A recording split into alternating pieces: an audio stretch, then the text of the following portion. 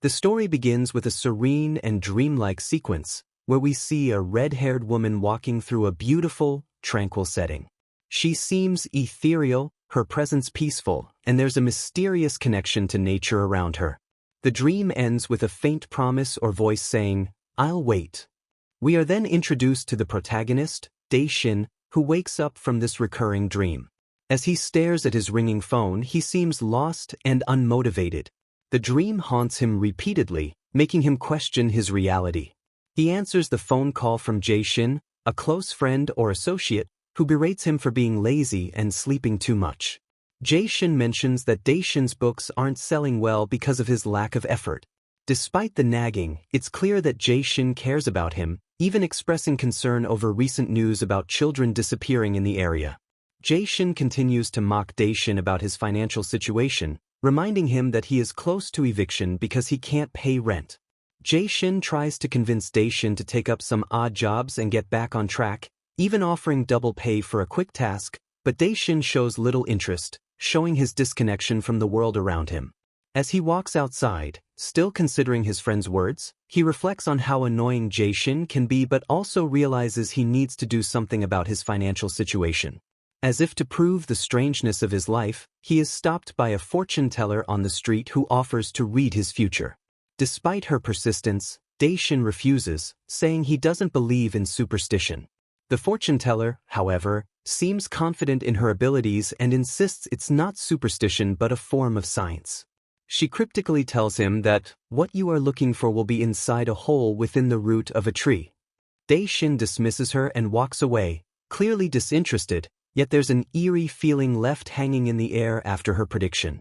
Dae-shin, tired after moving boxes, takes a short break, sitting down and sighing deeply.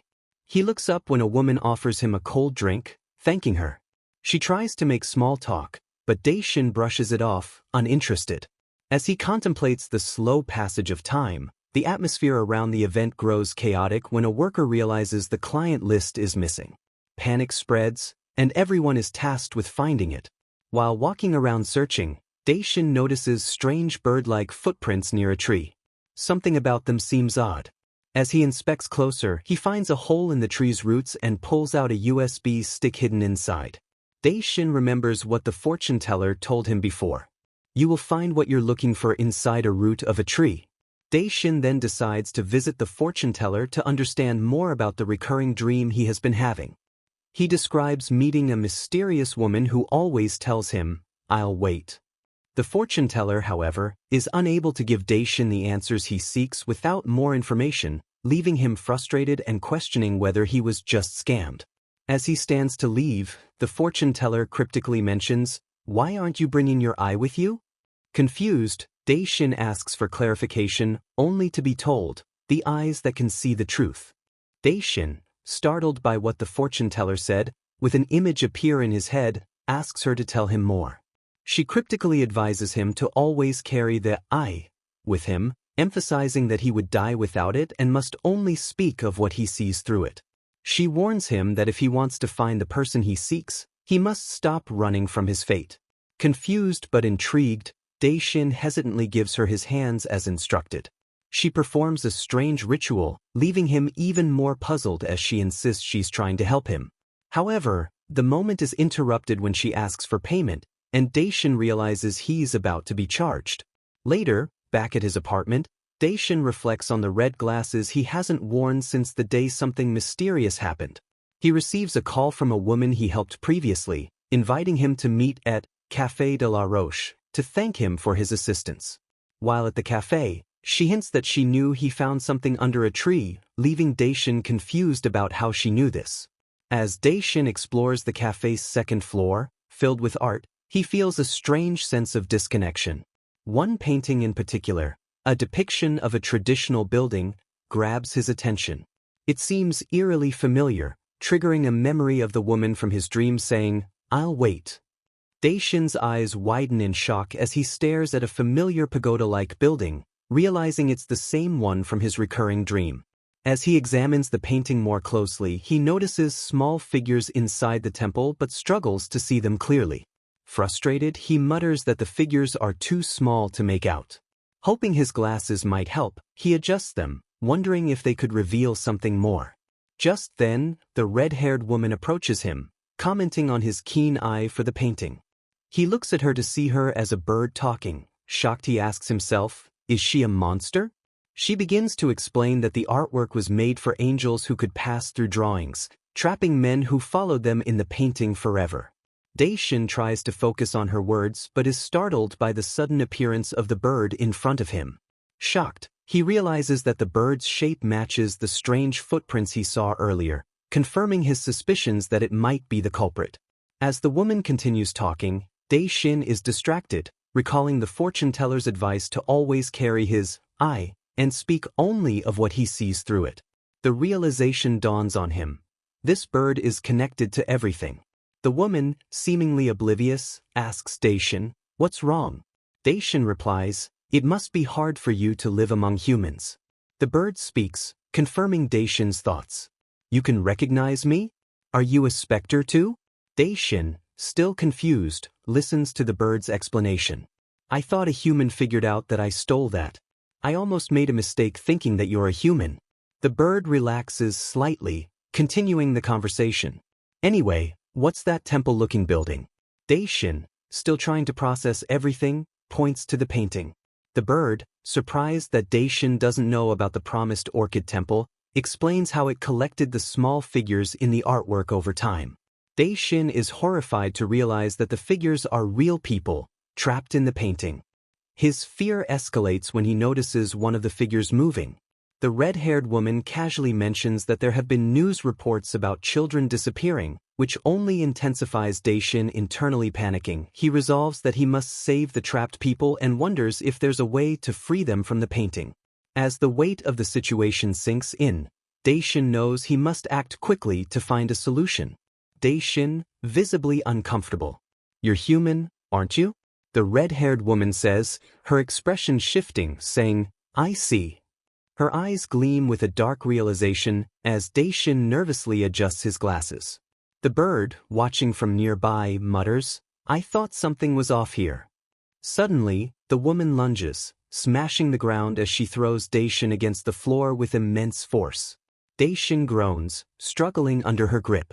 The woman, pinning him down, mocks, "I don't know how you recognized me, but you're bad at lying." Daishin, panicked, thinks to himself, "She's so strong." The bird then chimes in, "You asked how to take them out, right?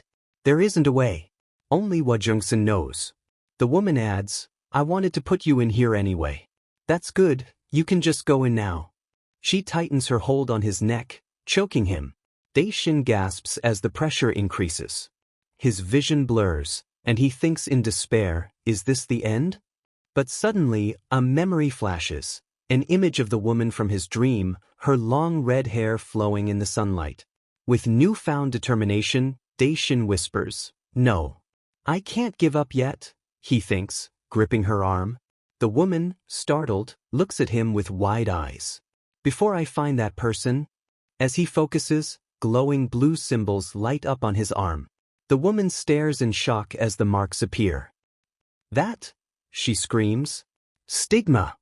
She jumps back in terror. "No! It's a stigma!" In a panic, she shrieks, "Curse! I'm gonna be cursed!" As she flees, her bird-like form takes flight. Daishin watches her disappear as he collapses to the ground, panting, and looks down at the glowing blue marks on his arm. "Stigma?" he mutters. "This is a curse?" Confused, he wonders, where did this come from? Suddenly, a voice echoes in his mind, "I hope this will help you." Daishin realizes it's the fortune teller. As he sits on the ground, exhausted, he reflects, "I'm alive thanks to it. But it's a curse." A voice in his memory whispers, "You always blamed yourself for bad things. But at least for this, never blame yourself." A haunting image flashes before his eyes, a small pink shoe, blood-stained, lying amidst a scene of carnage. Daishin clutches his head, overwhelmed, thinking, what should I do now? Then his thoughts snap to the present. Or at the kids. He remembers in alarm, rushing back to the painting. The missing children are depicted there, trapped inside. The missing kids are in there? He realizes in horror. The bird's voice echoes again. There isn't a way. Only Wajungsen knows. Daishin recalls the bloodied pink shoe once more, anger and determination welling up inside him. Daishin slams his fist into the wall, letting out a pained, "Darn it," as his frustration builds. His thoughts race. Again, if feeling utterly helpless. Can't do anything? He clenches his fist tighter. Nothing. The wall cracks from his punch, and he feels a strange sensation ripple through the air. Confused, he looks at his hand, trying to understand what he's feeling. The energy seems to be pulsing, and he steps back in surprise. I feel something. The vibrations intensify, and in a sudden burst, a boy materializes from the painting and falls to the ground with a thud. Daishin stares, stunned by what just happened, watching the unconscious boy. He checks the strange markings on his arm, trying to make sense of it all. What? I got him out? He wonders in disbelief. Meanwhile, the news flashes on a nearby screen. Next news. The reported missing children were found inside the local gallery cafe. There are troubles finding the suspect due to the children each giving conflicting testimonies, as well as the CCTV in that area malfunctioning. As he contemplates what happened, Daishin finds an online article titled, "Ghost Story Filled Promised Orchid Street." Looking at the pictures and the title, he mutters to himself, I probably should go. His mind drifts back to the fortune teller's words. If you want to find that person, then stop running. I have to go see her now. Got so much to ask. Determined, Daishin heads out. As he arrives at the fortune teller's usual spot, he finds the alley strangely empty. He wonders, why is there no one? A bystander approaches, annoyed. Is she taking a break today? Daishin asks. The man grumbles, you looking for someone? You're out of luck, kid. That spot's been empty for years. Confused, Daishin protests. But I saw her just a few days ago. The man insists, never seen a fortune teller here. I've been around for years. If there was anyone there, I would have known. Daishin stares at the wall, noticing a strange, fiery distortion consuming a picture of the fortune teller. As the image burns away, he demands, then tell me the truth. The man retorts, I already did. In the dead of night, a man stumbles through an old, decrepit building. His breathing is ragged, and blood seeps from a wound on his shoulder. Panic sets in as he moves down the dark hallway, desperately searching for a way out. Every step echoes in the empty space, adding to the tension. He's not alone, and something dangerous is close behind. From the shadows, a voice calls out, soft but unnerving, Mister, where are you? The man freezes, his wide eyes filled with fear. He glances around, trying to stay hidden, but the voice continues, growing nearer. His heart pounds as he cowers in silence, hoping to avoid the attention of the figure stalking him. Suddenly, glowing yellow eyes pierce the darkness. The pursuer, a young boy with an unsettling presence, steps into view. With a menacing smile, he whispers, Found you. The man tries to scream, but it's too late. The boy lunges forward with terrifying speed. The scene erupts into chaos as sharp fangs glint in the dim light, and the man's desperate cries are drowned out by the horrific sound of the attack. Morning breaks, and the once quiet street is now crowded with curious townspeople. An elderly woman speaks to the police, insisting she heard screams the night before. It sounded like someone dying, she says, her face lined with concern. But the police remain skeptical, brushing off her claims as just another disturbance from the old building. One officer reassures her that no one lives there, dismissing the idea that anything serious happened. As the crowd murmurs among themselves, it becomes clear that this isn't the first strange event on promised Orchid Street. The locals talk in hushed voices about the eerie reputation of the place. Some recall rumors of people disappearing after entering the old building, but others are more concerned about protecting the town's image. If word spreads, no one will want to live here, one man warns. Later that day, whispers of the strange happenings spread online. An internet forum buzzes with discussions about mysterious lights and ghost sightings around the street. Some residents share their unsettling experiences, while others laugh it off as superstition.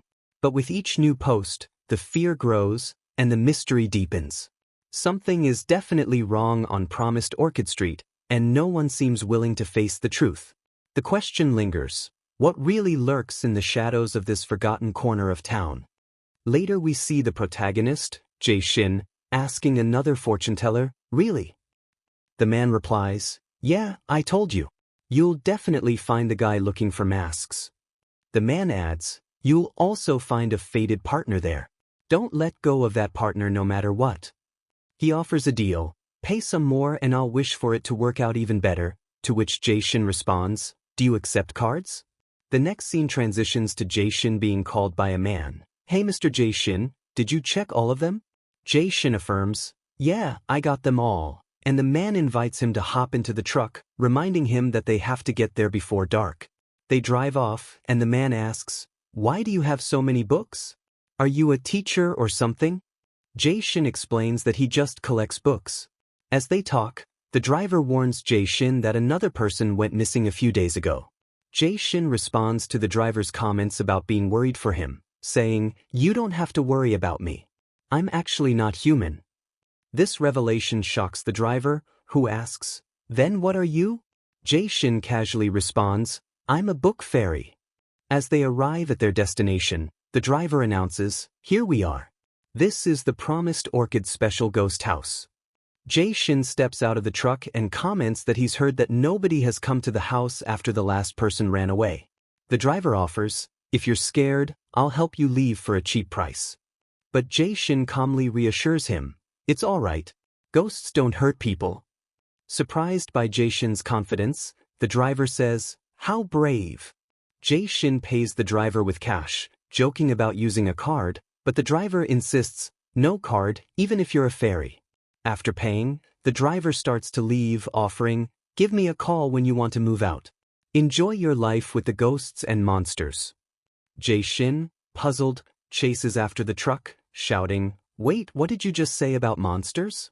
The driver casually replies, "There are monsters there, didn't you know?" This revelation causes Jaesin to panic momentarily as he processes the information. "Monsters?" he thinks, clearly startled. Arriving at the ghost house, Jaesin meets the landlord, Ma Bungpil, who greets him with a smile, saying, "You're here early." Asks Jaesin if everything is comfortable. Jaesin responds that he'll see after he starts living there. Jaesin then asks, "Are ghosts really the only things here?" Which causes the landlord to become flustered, stammering, "No, there are no ghosts." Jaesin shows him his phone, saying, "No need to hide it. Everyone already knows about the promised Orchid Street and that there are ghosts." The landlord tries to laugh it off, claiming, "That's all just fake rumors." "What about the spectres?" He looks a bit tense to the landlord as he continues, "How did you?" The landlord hiccups nervously and stutters, "But of course, only ghosts, really." Jaesin then thinks to himself, "Strong positive is negative. Something feels wrong here. I guess it's just a rumor about the real ghosts." Jaesin debates whether to go back, but he quickly dismisses the idea, realizing he already moved in and is low on money. As Jaesin walks through the area, he notices a group of locals staring at him. Puzzled, he wonders aloud, "What, is it because I'm moving into the ghost house?" Later inside the house, he takes a breath and says, "I think it's done." Now inside the house, he remarks on how big the house is and how cheap it was for its size. He tries to brush off any concerns about the ghosts, thinking, ghosts really don't matter, but is reminded of what the driver said earlier, there are monsters here. Jaesin starts second-guessing himself, wondering if there are monsters, and decides not to vocalize it to avoid making it real. Preparing for any potential danger, he decides, I should check just in case, and resolves to leave immediately if he finds anything suspicious. He explores the house further and notices stairs. Confused, he thinks, was there always a second floor? Jaesin proceeds upstairs to discover an attic. He looks around and realizes it doesn't seem used, wondering if the previous tenant never utilized the attic. As he continues exploring, he spots something odd, a pipe. Upon closer inspection, Jaesin suddenly feels a strange sensation in his wrist and thinks, why does my wrist ache? To his shock, he notices a mysterious mark on his wrist and starts to remember, it's a stigma. Panic sets in as he remembers what the bird lady said, curse. I'm gonna be cursed. He questions whether this mark is truly a curse but reminds himself that he already paid for the house and doesn't have enough money to move somewhere else. Jae-shin reflects, I didn't come here just because it's cheap. He notices how large the yard is and decides, I should check it out. But as he looks outside, he changes his mind, thinking, why don't I do that in the morning instead? Frustrated, he mutters, darn it. He sees a dark alley and something mysterious begins to form. A swirling black void appears. The sound of a bell starts to ring faintly from the void. Later, Jae-shin is lying down terrified, trying to sleep. He wakes up and thinks, I think I slept for about 4 hours. Shouldn't it be morning now? He realizes it's still dark outside and checks the time. It's 11:49 p.m., but only 15 minutes have passed since the last time he checked. Feeling frustrated, he contemplates whether to stay up through the night, but decides against it. 30 minutes later, he gets up to grab something from the fridge. He starts feeling uneasy, wishing something would happen, anything but specters. He hears the ringing sound again and wonders, what's that sound? A bell? Confused, he notes that the town should be far away, so why does he hear bells ringing? The ringing continues, getting louder, and Jae-shin becomes increasingly anxious. He peers outside and spots a group of people, dressed in traditional attire, walking and ringing bells. Shocked, he thinks, people? What? Is there an event at this time? However, he begins to suspect something strange, and as he puts on his glasses, he starts realizing the eerie nature of what he's witnessing. Of course, specters. His eyes widen in fear as the scene grows stranger as he sees a parade of specters moves through the street, their grotesque forms illuminated by glowing lanterns. Jae-shin then have a flashback of a monstrous figure looms, with countless eyes and a nightmarish grin. It addresses young Jae-shin, you look like a human, but to be able to see my real self. Are you a spectre or a human? Answer, I'm going to kill you if you're a human. Jae-shin, terrified, struggles to comprehend what is happening. The spectre presses, answer quickly. What are you? Because I hate humans. Revealing its disdain for humans. Overwhelmed, Jae-shin retreats, muttering, darn it, I'm about to throw up. The specters continue their march, ringing bells and preparing for some kind of ceremony. One of the specters says, one more day and the ceremony will be held. Don't even think about running. No matter where you go, you'll always be within our palm. You understand, Socheon? Jae-shin, horrified, reflects, so this street is used by specters. And realizes his situation is dire, darn it, I'm finished. Trying to calm himself, he reassures, well, I should be fine as long as I'm in here. But he continues to worry, still that's too many, do I really die here? Deciding to wait it out, he resolves, let's quietly wait for the morning. Suddenly, he sees a person coming up the stairs. Shocked, he questions, a person? But then doubts himself, thinking, there's no way. I locked the door. His thoughts race, then a ghost? But dismisses it, realizing, ghosts wouldn't make such sounds. As his eyes meet the mysterious figures, panic sets in. Their eyes lock, and Jae-shin, startled, tries to calm himself. No way. His hand trembles as he grasps his glasses tightly, trying to process the terrifying reality. Jae-shin's heart races as he hears a strange sound. He freezes, filled with anxiety, as the figure he thought was human starts to change. Suddenly, a voice calls out, Mister? His eyes widen in terror as the figure fully reveals itself. It's a gruesome sight, bloodied, with glowing, menacing eyes staring straight at him. The voice repeats in a chilling tone, Mister. Panic overtakes him. I'm done for, he thinks as he dashes for his life, running desperately down a wooden hallway. His feet pound against the floor, and his breath comes in frantic gasps. He stumbles, barely managing to escape, but his heart is still racing as he hides behind a wall. She wasn't a ghost. He realizes, trying to catch his breath. But there's no time to reflect as the eerie sound of footsteps approaches once more. The headless woman is after him again, her voice still hauntingly calling out, Mister, from her severed head. She's a spectre, he thinks, horrified by the realization. The gruesome figure moves closer, her body mangled and dripping with blood, but still in pursuit. Daishin tries to remain calm, mumbling to himself, "Just stay calm, like always." Yet the situation is anything but ordinary. His mind races as he faces this terrifying, otherworldly creature. "You seem familiar," he mutters nervously, trying to distract himself as he backs away from her. Suddenly, she lunges at him with terrifying speed, and Daishin is forced to defend himself. He strikes out, but his efforts are useless. The spectre is unaffected. It doesn't work, he thinks, panicking as his attack fails to stop her. She doesn't even flinch.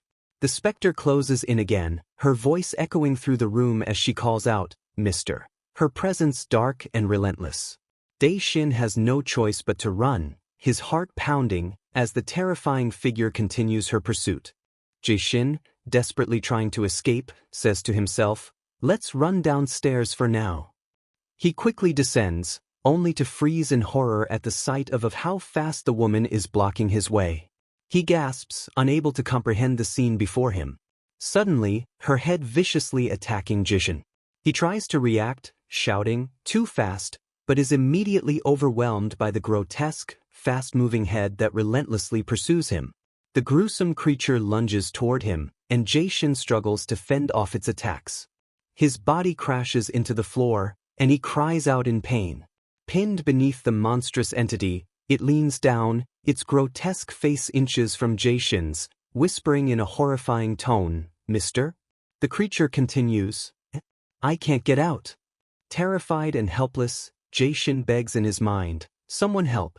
In the ceiling, the mysterious, glowing pipe begins to hum with power, as it falls down next to Jaesin. The creature lets out an ear-piercing scream as its body is further damaged.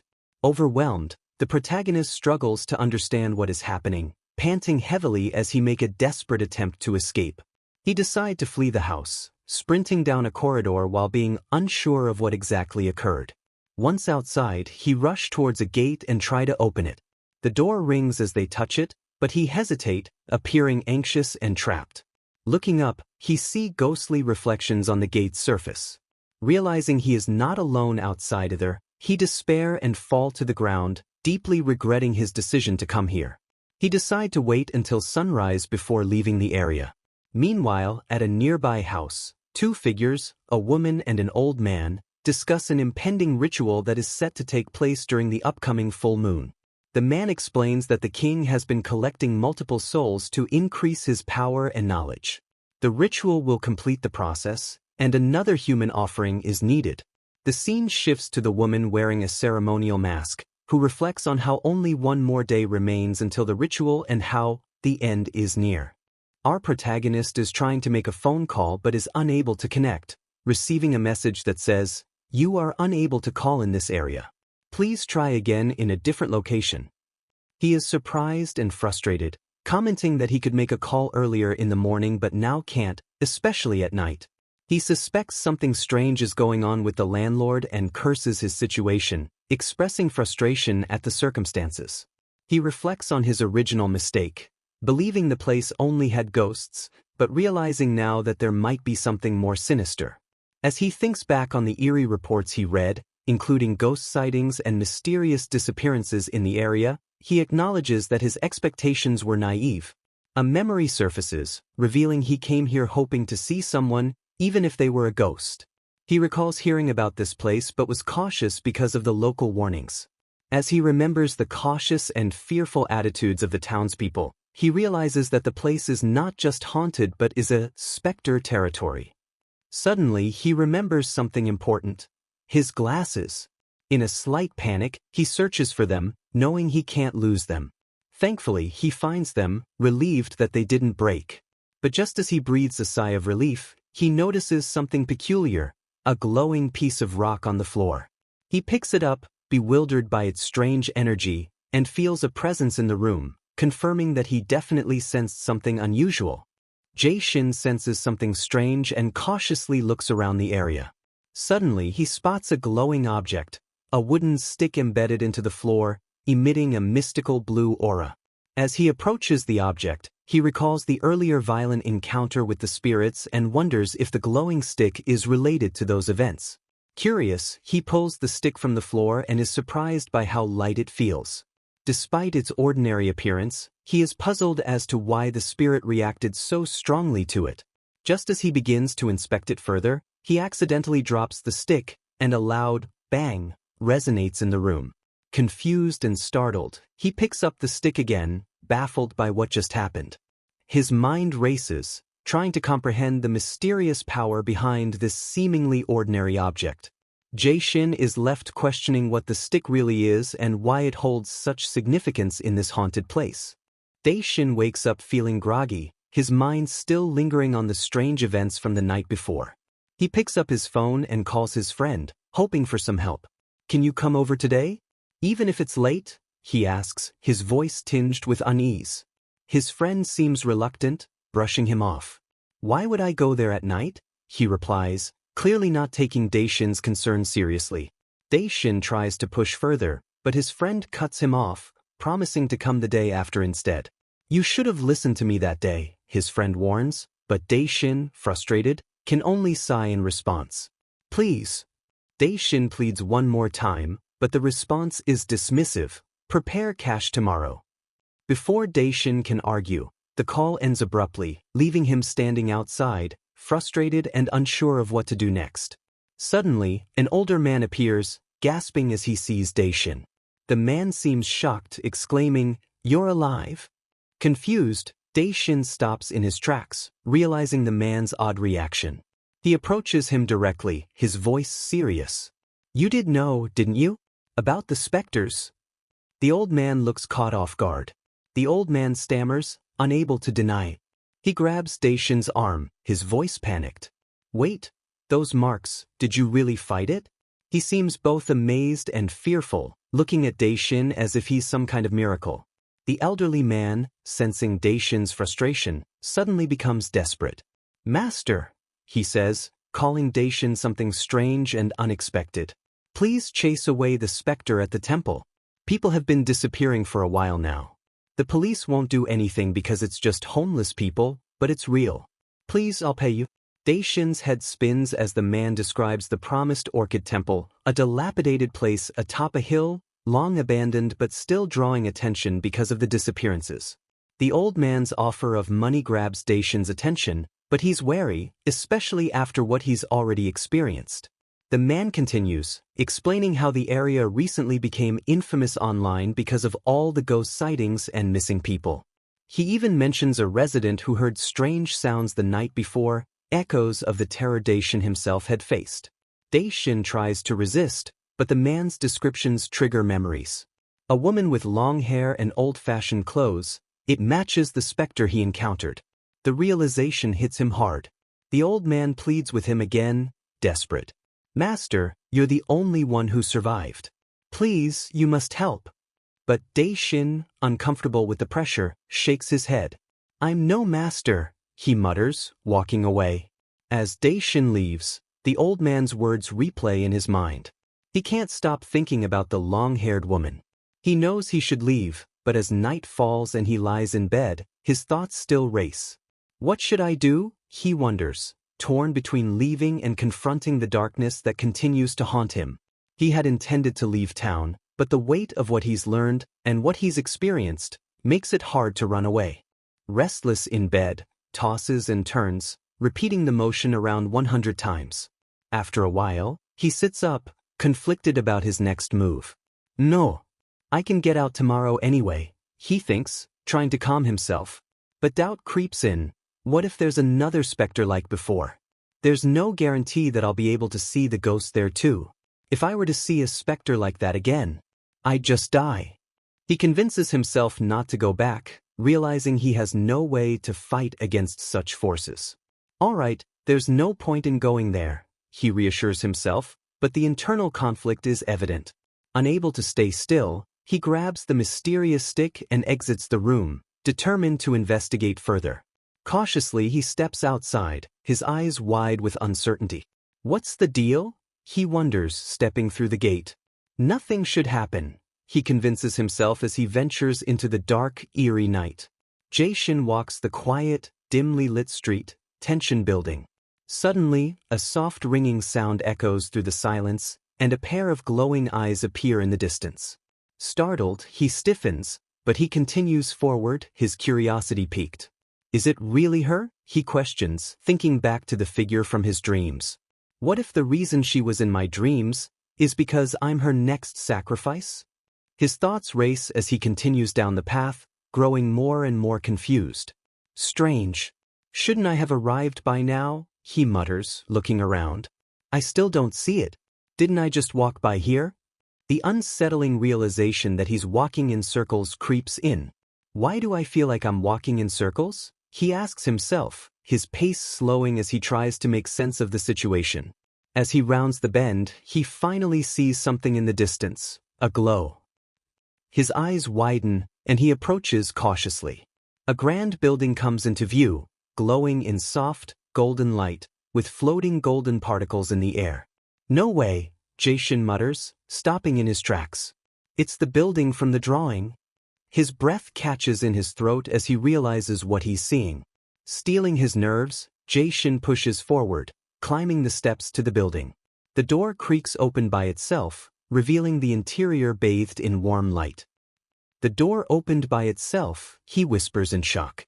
He takes a deep breath and steps inside, looking around warily. Who's in here? His voice echoes in the empty halls. He starts to climb the stairs, the light becoming even brighter. Ghost? Or perhaps, spectre? His mind races with possibilities, the earlier image of a woman flashing in his thoughts. As he reaches the top of the stairs, he pushes open the doors, the bright golden light blinding him momentarily. Inside, a figure sits calmly, bathed in the soft, golden glow. Jaesin freezes in place, his heart pounding in his chest. What is this? He whispers, unsure if what he's seeing is real. The anticipation builds as the doors swing fully open, and Jaesin's fate unfolds before him. Jaesin's eyes widen in shock as he stares at the figure sitting before him, bathed in golden light. The figure is a beautiful woman, dressed in intricate robes, her hair adorned with golden ornaments. Her gaze meets his, and her lips part slightly as if to speak. The woman slowly turns her head, revealing her sharp, glowing eyes. She stands gracefully, her movements flowing as though carried by the golden particles that swirl around her. Jaesin stands frozen in place, entranced yet confused by her presence. Different. He thinks to himself, staring at her face. Different face. She isn't the woman from his dreams. His heartbeat quickens as realization sets in. She's not that person, he tells himself. I have to leave right now, he panics inwardly, feeling an overwhelming urge to escape. But as she approaches him, her hand reaching out, he finds himself unable to move. But for some reason, I can't move, his thoughts scream, paralyzed by her presence. Her delicate hand brushes his cheek, her long, sharp nails lightly about to graze his skin. His heart races as fear takes hold of him. Suddenly, the mysterious stick he's holding begins to glow a brilliant blue, humming with power. The woman's eyes narrow in surprise as she notices the aura emanating from the stick. What is that? She mutters, visibly unsettled. Jaesin tightens his grip on the glowing stick, unsure of its significance but sensing its power. Who are you? She demands, stepping back, her once serene expression now clouded with suspicion. Why did you come here? Her voice is firm, piercing through the haze of his confusion. Jaesin, panicking, stammers out an apology. I'm sorry for coming here. But before he can finish, a sharp sound rings through the air. Jaesin's attention snaps to the source of the noise. His heart drops as he hears it again. That sound, he thinks, dread filling him. His worst fear materializes as a small, eerie figure emerges from the shadows. Mister, the voice echoes, haunting and familiar. The same creature from before. Jaesin's eyes widen in terror as he recognizes it. It's her. She really followed me. His hand tightens on the stick, bracing for what's to come. Sorry, he says, his voice calm but determined. It seems she followed me. I'll take care of her. The woman behind him, startled, whispers in confusion, What? Her golden eyes widen in disbelief as she watches him confront the spectre. "He's not after me," she stammers as she realizes Jaesin's true intentions. Later we see Jaesin stands in front of beautiful woman facing the spectre, a sword glowing with mysterious power in his hand. His resolve is firm, and he declares to the woman behind him, "I'll take care of her." Before the woman can respond, the spectre lunges at him, her headless form both terrifying and relentless. Jaesin stumbles backward, screaming in fear, "Get away from me!" He tries to maintain his footing, but the spectre closes in fast, leaving him with no choice but to flee. "Darn it! Whatever!" he mutters, realizing he's no match for the spectre in a direct fight. Swinging his sword wildly, Jaesin manages to create some distance, but the spectre keeps coming. His attacks are clumsy and panicked, and the woman watching him from afar notices, her eyes narrowing in disbelief. What's with those horrible skills? Is he not an exorcist? But how does a human like him have such a sword? Jaesin keeps running, barely managing to dodge the spectre's attack as her elongated head swings toward him like a whip. He yells in frustration, "Stay away!" But the spectre shows no signs of relenting. Just as Jaesin trips and falls, the woman intervenes, her graceful movements in stark contrast to his clumsy attempts to fight. "No!" Jaesin yells, watching in horror as the spectre closes in on the woman. But she remains calm, her eyes locked on the spectre as she prepares to strike. Jaesin quickly jumps back into action, swinging his sword again, but the spectre easily dodges his attacks. "She's not your opponent," Jaesin shouts to the spectre, desperately trying to keep the woman safe. Suddenly, with a flash of blue light, Jaesin manages to land a strike. The spectre lets out a chilling scream as her arm begins to dissolve. The arm, it disappeared? Jaesin gasps, staring in disbelief as the spectre's body starts to flicker, vanishing piece by piece. The battle pauses for a moment as Jaesin catches his breath, his mind racing. Does this count as self-defense? He wonders aloud, his thoughts scattered. The woman looks at him sternly. "I don't know what you're saying. Just pay attention," she commands. As Jaesin watches, the spectre's body continues to flicker, her form breaking apart into wisps of smoke and vanishing into the air. Jaesin stands facing the terrifying spectre, his mind racing as he processes the situation. "What?" he mutters in shock. "I definitely cut her." But the spectre, instead of fading, becomes even more monstrous, looming larger as it snarls and creeps towards him. Jaesin's thoughts spiral into panic. "I'm doomed. It got bigger." Beside him, the mysterious woman calmly assesses the situation. "Spectres don't get bigger," she states. "What you're seeing is just an illusion made by her." Jaesin turns to her in disbelief, still clutching the glowing stick. "There's a main body somewhere within," the woman continues. "You have to aim for that." "Main body?" Jaesin echoes, his confusion mounting. He then glances at the stick in his hand. This is a sword?" The woman looks at him incredulously. "Did you come here to die?" she asks, unimpressed. "No way. I didn't know it was gonna get dangerous here," Jaesin protests. "Then why did you even come here?" she questions further. "I have someone I want to find," he confesses, his determination breaking through the fear. The woman's eyes narrow. "Someone you want to find?" she repeats, as if trying to piece together the puzzle. But before she can say more, Jaesin is thrown backward by the spectre. She pushes him to the side. "What are you going to do even if you find that person?" she asks, pinning him down, her golden eyes burning with intensity. "You can't even fight. What else would you do but die together?" Jaesin remains silent for a moment, before he answers. "I don't care if I die, but I really do want to meet that person." His voice is steady, as he reflects on his past near-death experience. "Then it suddenly came to me. There is one thing I want to do before I die." He gazes up at the woman, a mix of resolve and vulnerability in his expression. "So I want to meet her, even if it means risking my life." The woman looks at him, her face softening. "If that's not fate, then what is?" she whispers, her thoughts wandering as she gazes at him. Suddenly, a dark figure looms over her, whispering her name. "Socheon!" Jaesin, feeling flustered, quickly apologizes. Sorry. Didn't mean to do this. The woman looks at him with a calm yet intense gaze. Well, we should try to live for now, he says, his tone filled with quiet resolve.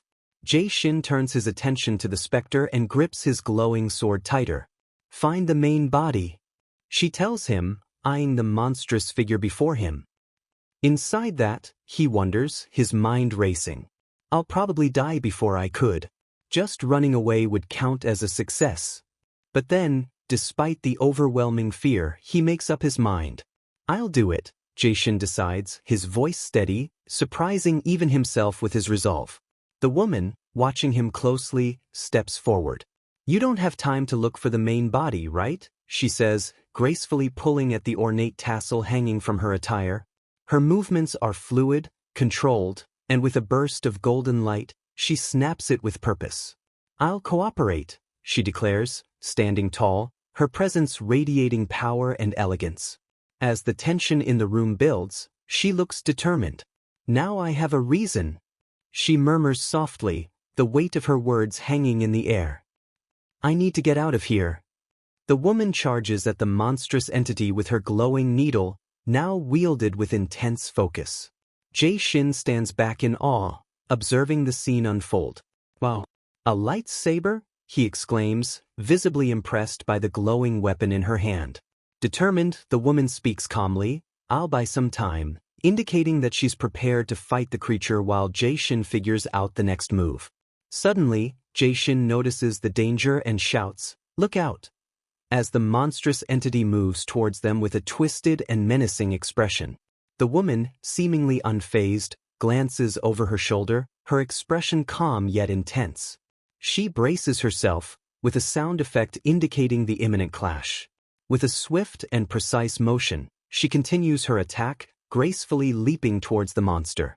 As her sword slices through the air, she moves like a force of nature, striking the creature directly. The battle rages on as the entity tries to recover, but the woman remains relentless in her assault, determined to end the fight once and for all. The scene shows her flipping and maneuvering midair, striking the entity with lethal precision, each slash glowing with radiant energy. The tension is high as the woman tries to expose the creature's vulnerable core, aiming for a decisive blow while the monstrous being writhes and attempts to defend itself. Jae-shin watches in amazement, unable to hide his awe. Amazing! He murmurs, clearly impressed by the woman's combat abilities. However, she snaps him out of his daze, shouting, "Focus! We have to quickly find its main body. If we don't attack it there, then we can't defeat it." Puzzled, thinks to himself, main body? What's that? As the creature begins to regenerate, causing him concern. His inner monologue continues, regeneration, indicating that the battle is far from over. Suddenly, Jae-shin notices something, a glowing, mysterious object in the background, illuminated. He wonders, maybe that? His focus sharpens, and he clutches his glasses tightly, an important realization dawning upon him. I've remembered. Jae-shin exclaims excitedly, holding up his broken glasses. I saw something under its leg with this. The woman, surprised, responds, glasses? Without wasting a moment, she commands him, all right. So hurry up and find it, urging him to act quickly. Jae-shin, now determined, adjusts his glasses, preparing for the next crucial step in their fight. The woman channels more power, her weapon glowing with golden light, signifying the magic and power she's about to unleash. Meanwhile, Jae-shin spots the enemy's vulnerability, a weak spot under the monster's leg. He rushes forward, determined, while the enemy lets out a growl as it senses his approach. Despite being under pressure, Jae-shin realizes, at that time, it seemed like something was underneath its leg. Confident, he inches closer to confirm his discovery. I'll be able to tell if I go a bit closer. As Jae-shin approaches the monster's leg, he finally finds what he's been looking for. His eyes widen in excitement. Found it. With his broken glasses, he has identified the weak point. He rushes to attack, using all his strength. However, just as he strikes, the glowing blue energy moves unexpectedly. Jae-shin is shocked, thinking, It moved. The monster shifts its body, and Jae-shin reacts with surprise as the enemy starts to turn toward him. In the midst of this, the woman unleashes a powerful attack and shouts, "It's dangerous," highlighting the tension and the potential danger he faces. The monster looks back over its shoulder. Its expression is intense as it begins to move. The woman with the sword charges forward, determined to strike, but before she can get close, the monster's hair lashes out. In an instant, the hair wraps tightly around the woman's body, ensnaring her and preventing her from attacking. She struggles against the thick strands, trying to break free, but the monster's hair continues to tighten its grip. From a distance, Jae-shin watches in horror as the woman is slowly overwhelmed by the monster's hair. Realizing that the monster intends to consume her, Jae-shin grips his staff with resolve. He knows he must act quickly to save her. Charging forward, he notices something glowing blue within the mass of hair, a weak point. With a determined swing, he strikes at the blue light. As his blow lands, the hair parts slightly, and through the opening he catches a glimpse of a woman's face.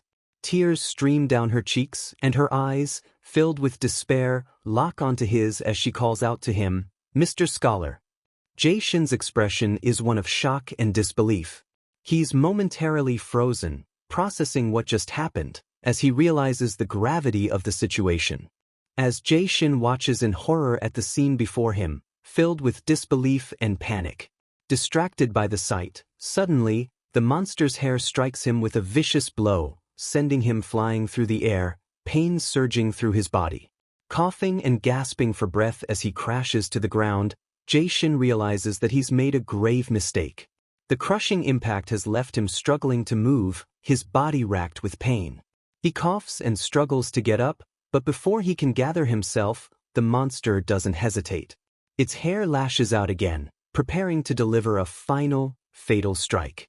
Jae-shin braces himself for the impending strike, but to his confusion, nothing happens. Opening his eyes, he sees the glowing stick hovering before him, its light dissipating the monster's hair as if it were protecting him. The hair retracts, unable to break through the mystical shield. Before Jae-shin can fully process what's happening, the stick begins to move on its own. It strikes the monster with a flurry of powerful blows, each hit dealing immense damage. The monster howls in agony, its body writhing from the relentless assault.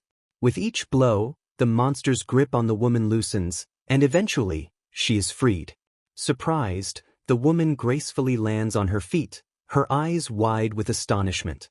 Meanwhile, the monster roars in pain, reeling from the devastation caused by the enchanted stick, which continues to batter it mercilessly. Jae-shin, still kneeling, watches the scene unfold with awe. The dark creature screams in agony, writhing from the relentless assault of the glowing stick. The woman, regaining her composure, looks at the staff in disbelief. "To think it's a sword with a conscience," she whispers, her golden eyes flickering with curiosity. She glances at Jae-shin, puzzled, wondering aloud, why is that trying to protect him? Meanwhile, Jae-shin stands, his eyes fixated on the creature being pummeled by the staff. "That time when it fell on the floor," he recalls, "I thought it was just luck, but I guess not." The memory of the staff's strange behavior resurfaces, but now he's witnessing its true power. "I don't know what it really is, but it's scary," he admits to himself, his voice tinged with unease. The staff continues its relentless assault, glowing and spinning with incredible force. Jae-shin, caught in the whirlwind of events, barely has time to react as it moves closer to him.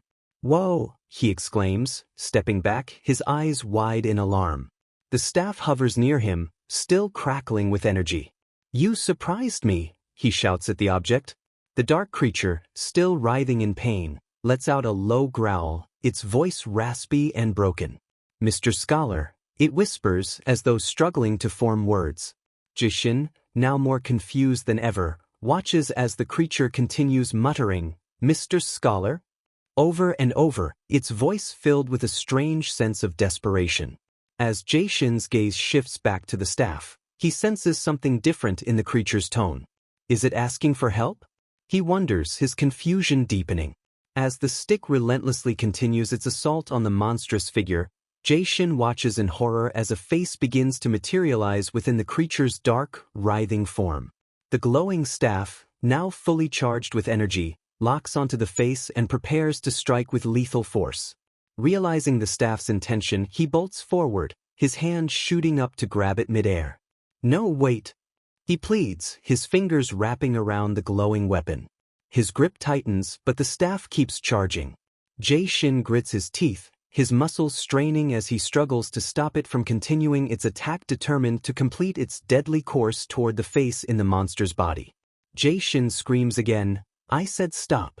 With all his strength, he pulls the staff back, using his other hand to change the direction of the attack. With a blast from his hand, he forces the glowing staff to veer off course, redirecting the deadly energy away from the face. Jaesin and the woman are shocked to what just happened. As Jaesin struggles with the monstrous entity before him, he once again notices the strange glow emanating from within the creature's body. Determined and acting on instinct, Jaesin lunges toward the source of the glow. With all his strength, he thrusts his hand into the creature's dark mass, gripping the glowing orb tightly. He pulls with everything he has, straining against the resistance of the monster's form. The creature's twisted face contorts, snarling in pain and rage as Jaesin yanks the glowing essence free. As he pulls, the force knocks him back, sending him spiraling through the air. The energy that once held the creature together explodes outward in a cloud of mist and light, scattering into nothingness. Jaesin falls to the ground, exhausted, his body slumping with the weight of the battle. The woman watches, her eyes wide with surprise as she gazes at the aftermath. She steps forward cautiously, her foot sinking into the ground as her expression softens. "A dog," she mutters in disbelief, her eyes falling upon the small, black creature now beside him. Jaesin slowly opens his eyes, disoriented from the intense battle. His body aches, and he groans as he pulls himself upright, muttering, "Ow." He rubs his head, still trying to piece together what happened, and mumbles, "It feels like I had a flashy dream." But the sight of the mysterious woman nearby brings him back to reality. With a start, he yells, "Or not," as the memory of the fight rushes back to him. Quickly, he is back to his feet, exclaiming, "The monster! It disappeared," the woman said. "How?" he replies. The woman calmly points it out, "Your sword." His attention then falls on the object beside him, his sword, or rather, the stick he had been using. Jaesin looks at it in surprise, trying to recall its significance. "The sword? Oh." He scratches his head in confusion, saying, "I don't know. It's just something I brought from home." The woman watches him quietly for a moment, before explaining, "That monster reverted to its original appearance because you extracted its true form."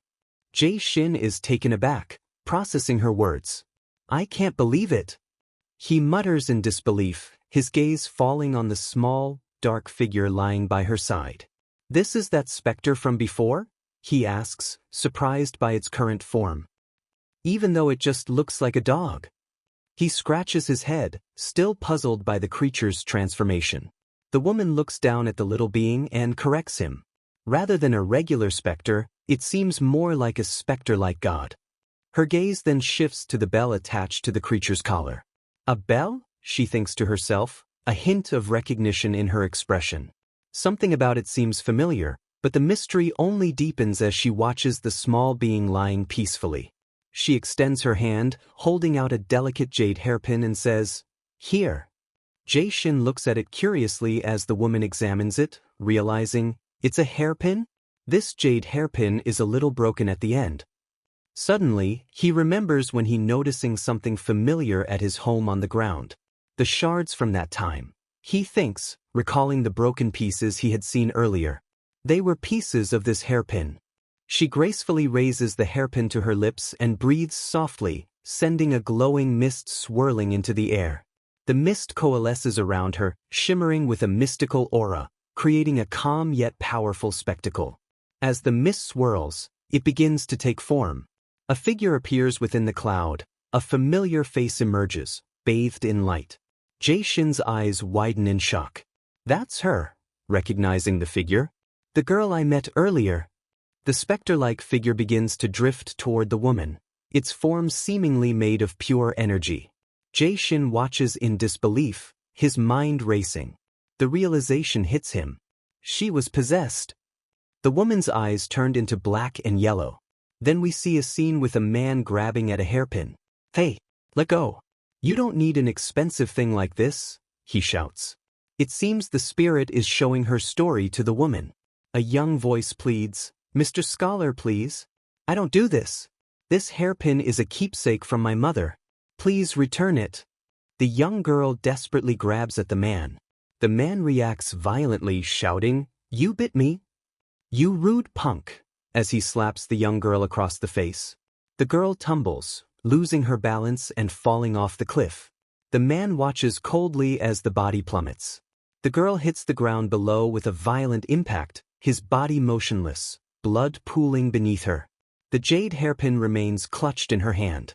As the tide crashes against the rocks, the girl's body is left lifeless. Later, the girl, now seemingly alive, stirs near the cliffside. She stands up slowly, appearing eerily calm as he walks through the rocks. Suddenly, a voice breaks the silence. "Hey girl," a bald man calls out from behind. "Why are you wandering around in this dangerous night? If you don't have anywhere to go, wanna come to my place?" The girl, now revealed to have a more sinister demeanor, smiles faintly. With blood still on her lips, she whispers, "Mr. Scholar, did you come to take my hairpin?" Then we see a radiant glow filled the room from the hairpin. Light particles, sparkling and ethereal, descended from above, surrounding her in an otherworldly aura. Behind her, Jae-shin stood, still processing what had just happened. His voice wavered with uncertainty as he asked, Was that a ghost just now?" The woman, her calm demeanor unshaken, replied without looking back, "Yes. Her soul was in the hairpin." Jae-shin's eyes widened, surprise overtaking his expression. He hadn't expected this revelation. The woman lowered her gaze, speaking softly yet clearly. While being chased by her assailant, she was driven off a cliff and killed. There was a pause as she reflected on the ghost's tragic end. It seems like it happened because she wanted to protect her mother's last keepsake, the hairpin. She gently clasped her hands around the hairpin, holding it delicately, as though it still carried the remnants of the spirit's sorrow. "How pitiful," she whispered under her breath, her golden eyes filled with quiet sympathy. The woman turned her attention back to the fallen black dog-like spectre lying on the floor, its form limp and exhausted. She explained, "It seems like this spectre was acting in accordance with the intent of the soul in the hairpin." Her voice remained composed as she added, "Someone probably used the hairpin as a weapon against it." Jae-shin, standing nearby, absorbed the information in silence. His eyes lingered on the woman, trying to grasp the full weight of her words. Breaking the silence, Jae-shin asked with suspicion, "How do you know that?" The woman said nothing at first, her expression unreadable, and turned her gaze away. But then she asked Jae-shin, "Why did you do that?" Confusion flickered briefly across his face. "Did what?" She said, "Why did you stop the sword's attack? Although the spectre lost consciousness, if it hadn't, you might have died." Jae-shin's eyes met hers, his expression softening. "That's true," he admitted. "But because there could have been a misunderstanding, I wanted to hear its story. If I don't consider all the possibilities, I might make a mistake." He tried to reason, but rather than a ghost, wasn't it just a person possessed by a ghost? The woman remained calm, while he replied firmly, "I can't lightly kill someone in a law-abiding country." He continued, his voice steady, "And even if it wasn't a person, everybody has a reason. Whether it's a dog or a spectre, or even a ghost." The woman blinked, unsure of how to respond to his words. She stood in silence, her mind racing. The woman's expression remained unchanged. The woman, standing in silence. Her lips part slightly as if to say something. Jae-shin, watching her with uncertainty as she asks hesitantly, "Even the ghost who killed your father?" Jae-shin's expression shifts to one of shock as he processes her words. A vivid memory flashes in his mind of a ghostly figure with glowing eyes, holding his father, impaled by a glowing sword. Like what you just said? The woman presses further. Jae-shin, struggling with the intensity of the situation as he listens to her, do you have to listen to something like a reason? She asks. His heartbeat quickens, and his hand begins to tremble noticeably. The woman watches him closely, her eyes wide with concern as she notices the change in him. Jae-shin clasps his hands tightly, trembling uncontrollably. The woman's eyes remain on him, startled and worried by the intensity of his reaction. The two standing in tense silence, as the glowing blue staff behind him starts humming loudly in the quiet room. The woman gets scared and takes a step back, noticing the sword as her hair sways in the wind, and she thinks to herself, that sword again. The sound of the sword moving. Jae-shin, alarmed and turns toward the sword, exclaiming. In a panic he shouts, "Hey, get down," and grabs the sword.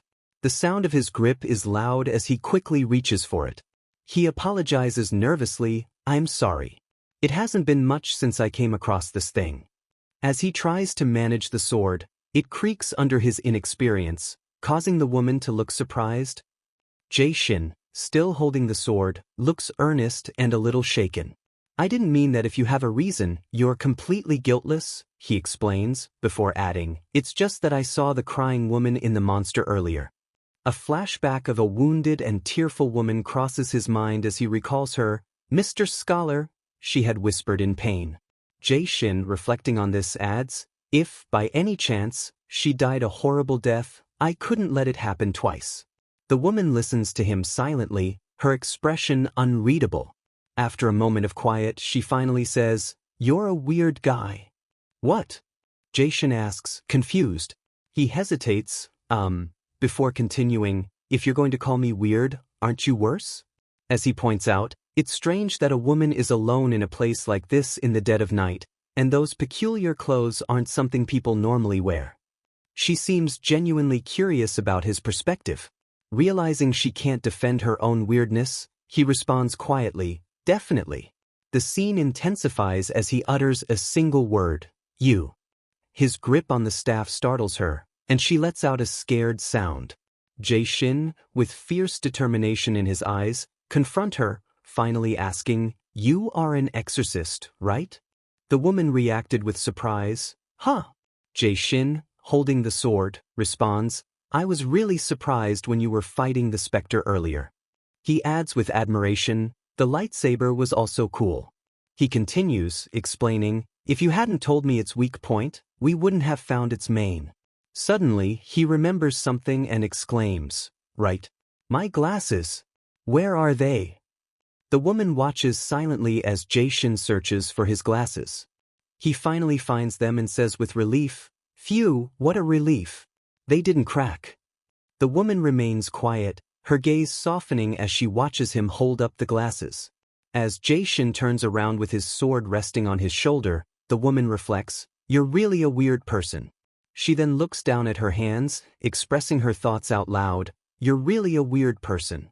The scene shifts to show the aftermath of the battle, with the room in disarray, broken furniture, vases, and scattered items.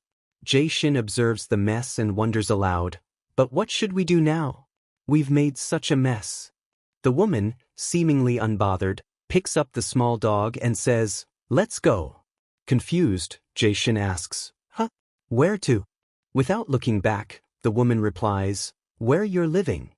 Next we see Jae-shin and the woman walking outside under the night sky and a telephone pole, as Jae-shin hesitantly asks, "Is it all right?" The woman, confused, responds, "What is?" Jae-shin explains, "Earlier, you said that the promised orchid was dangerous, so we should move." The woman confirms with a simple, "Yes." Jae-shin continues, "But where I live isn't that safe either. I met that friend from before at that place." The woman reflects internally, thinking, "Well, there's no way for there to be a safe place in this area." She then worries, "If it's this close of a range, then it won't be long until the oak tree spectres find me." Looking determined, she resolves, "We'll have to find a way to be safe. Right now, anywhere is better than that place." As they walk through a street, Jae-shin adds, "That's true. They say that a female ghost lives there, and that she even grabs and eats humans." The woman is visibly startled. Jae-shin then addresses her, Ms. Exorcist, you also came for the ghost, right? She stammers, that was my intent. Jae-shin, showing some disappointment, says, that's too bad. It seems like she ran away because of the spectre that followed me. He then continues, if we search for her next time, could we meet her? I have something to ask. Jae-shin looks pensive before apologizing, I'm sorry about before. He continues, while she's holding the black dog close to her, I said whatever I wanted while knowing nothing about your situation.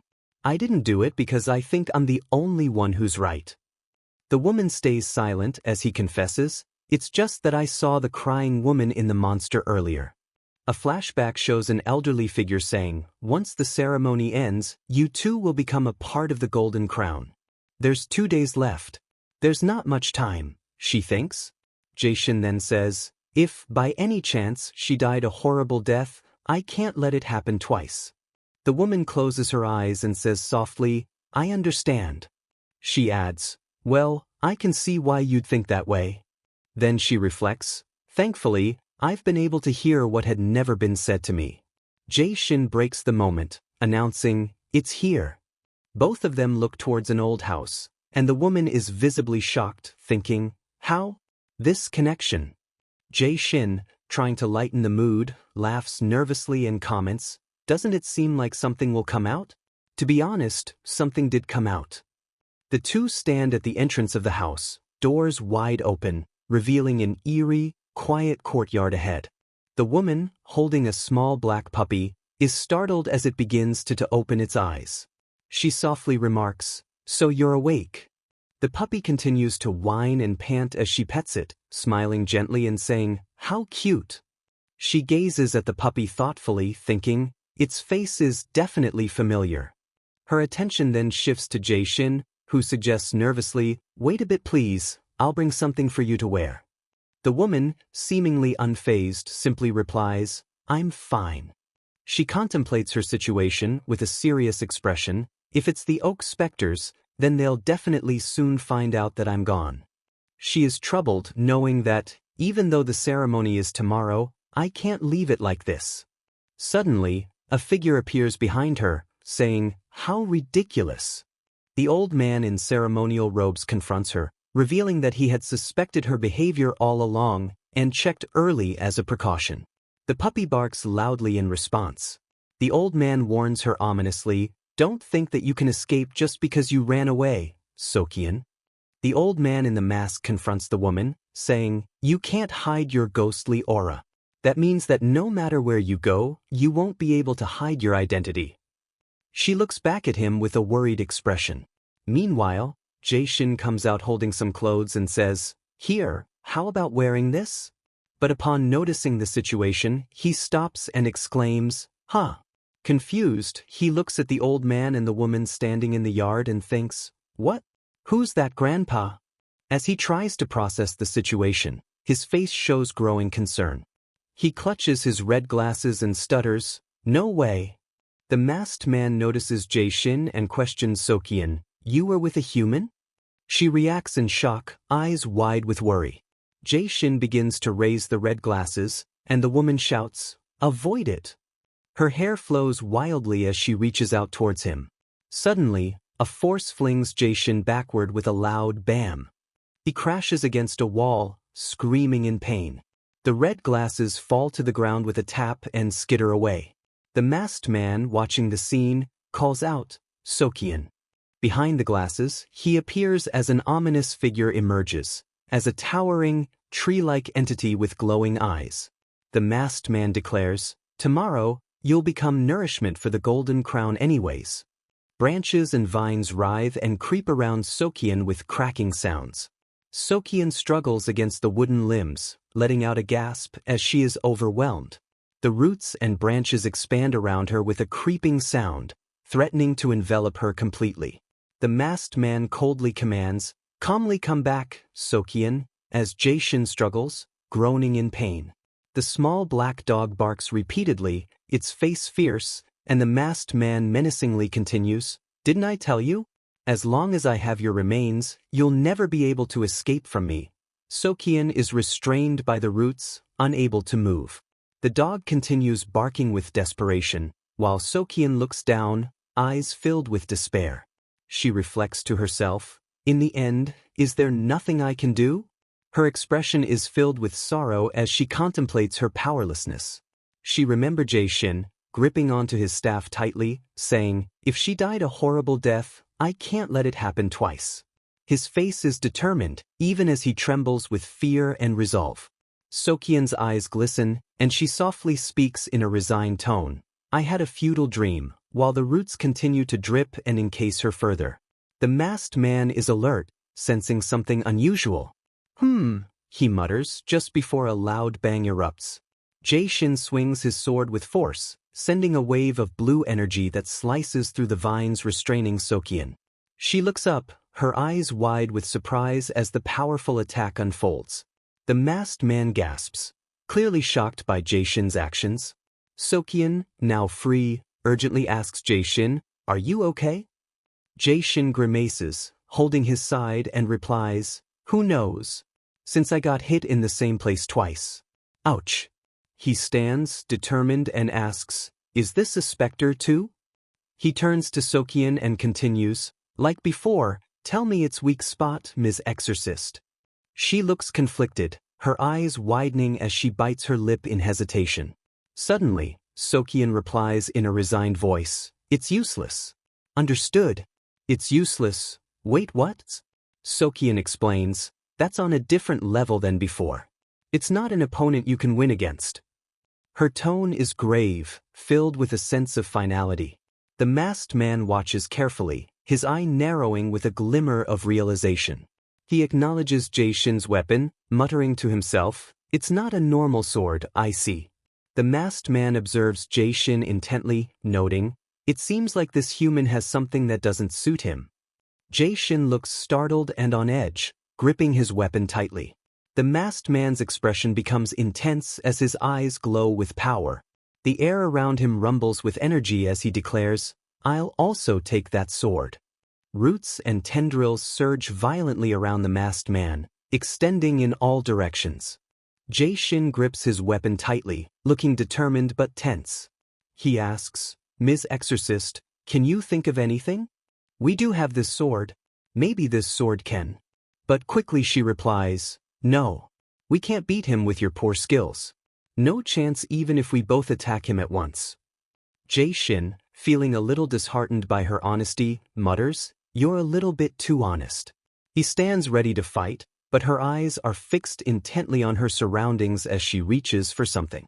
Suddenly, roots burst out of the ground, forcing Jaesin to brace himself. Ha! He exclaims. But the exorcist moves quickly, drawing a glowing item and cleaving through the roots, stopping the attack. The masked man gasps in surprise as the exorcist wields a red glowing golden needle. Energy surges around her, and a powerful magical circle appears around her, blazing with symbols. The masked man, clearly taken aback, shouts in anger, Socheon. Furious, he exclaims, how dare you, as the roots and debris explode around them. The exorcist turns to Jaesin, I'll buy you time. Just run away. He protests, me? Alone? What about you? She looks back at him with fierce determination, I can't anyway. Whether you live or not, I'm dying at their hands. The only thing we could do would be to delay that by a day or two. Jaesin stands resolute, but hesitation clouds his eyes. But, still, he protests. Socheon snaps back, just go. Her face is determined, but a bead of sweat betrays the urgency of the situation. I can't hold him for long, she shouts. Jaesin's eyes widen as he contemplates her words, thinking to himself, leave by myself? The fiery chaos rages around them, the magical circle glowing brightly, casting shadows on her figure. He looks at her, understanding the gravity of her sacrifice. Because she's going to die anyway? He says to himself. He reaches out and touches her shoulder. She turns back in surprise, her action interrupting his thoughts. He's preparing for what's to come, and he faces forward, determined. She questions him sharply, what are you doing?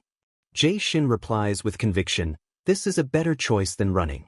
Even if I happen to make it out alive, I'll live in guilt forever. Her eyes widen at his words, surprised by his resolve. What? She asks, bewildered. Jaesin faces her directly, shouting, Haven't you been listening? I'll never forget that you said my skills are poor. Despite the dire situation, he adds sarcastically, I'm so thankful you reminded me that I'm gonna die anyway. She watches him, speechless, as he declares, Of course, I don't want to die. But I shouldn't use someone else as a shield. So let's fight together. Jaesin's face is full of determination. Let's get out of here alive, he says, meeting her gaze, his voice steady and resolute.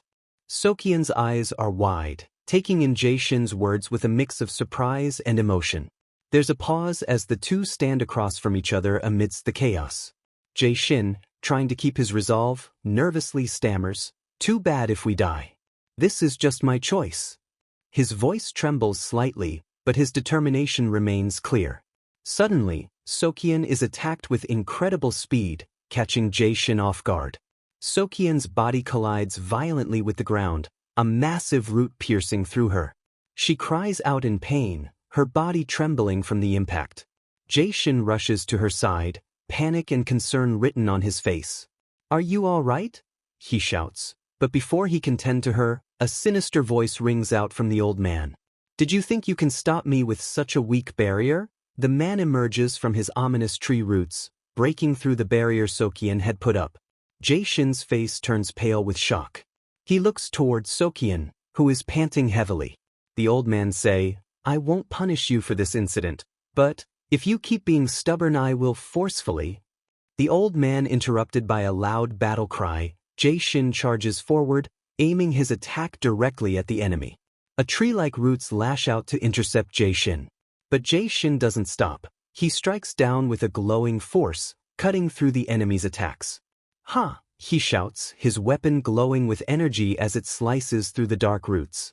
Socheon, trying to regain her strength, pushes herself up, her breath heavy, as she watches Jaesin struggle against the enemy. As Socheon grips her weapon, the puppy suddenly moves, grabbing it in its mouth. Her eyes widen in shock. She tries to stop it, exclaiming, Wait! But the small creature bolts away, carrying her weapon with it. Socheon cries out in desperation, Bring it back! She chases after the creature, which scampers deeper into the yard. Socheon notices something significant up ahead, a large, ancient stone guardian tied up and bound by ropes. Her eyes lock onto the puppy, and she mutters in shock, This? Socheon looks at the large stone statue, a look of surprise on her face as she mutters, This is you? Meanwhile, the small creature barking happily. Back in the intense battle, Jaesin struggles, groaning, as the enemy who manipulates tree roots bind him. The mysterious opponent taunts him, Did you really think you could fight me even though you're a human? Jaesin finds himself trapped, thinking in panic, I can't move. Realizing the situation's dire nature, he grips his sword tightly, addressing it, Hey, Mr. Sword. I leave it up to you. Jaesin's sword glows with energy as he tries to attack. However, his opponent easily catches the sword, causing Jaesin to curse, Darn it, he caught it? The masked enemy examines the sword, its energy pulsing in his hand. This must not be yours, looking at its level. His expression turns cold as he says, I would let you live if you didn't have such a thing. The sound of cracking wood follows as the opponent prepares to finish Jaesin. The masked enemy continues speaking coldly, Do you realize how big of a treasure you've stolen? Jaesin, his eyes wide with fear, sweats nervously as the masked man condemns him, Think about your sins in hell. Just as the masked man is about to deliver a final blow, Jaesin shouts desperately, Wait! Suddenly, an ethereal blue creature manifests beside the old man, biting the man's entire right shoulder. We see Jaesin's bewildered expression as the masked man stares in astonishment, regretting not wearing his adult diaper that day. The creature gave the old man the Hulk Loki treatment, launching the man into the air as he is flung around, spinning uncontrollably.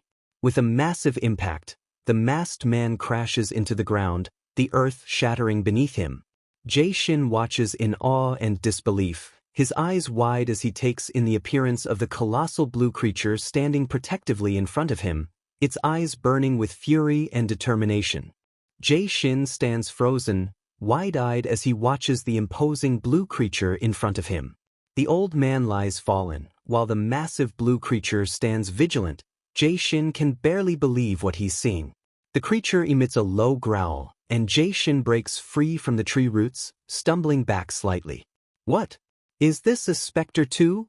He thinks to himself, struggling to make sense of the situation. Socheon's eyes are locked on the blue creature. As the enemy recovers from the previous blow, he groans in anger.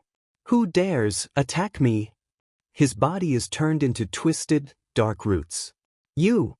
The enemy stutters, eyes focused on the blue creature. He senses the creature's energy, its power recognizable to him.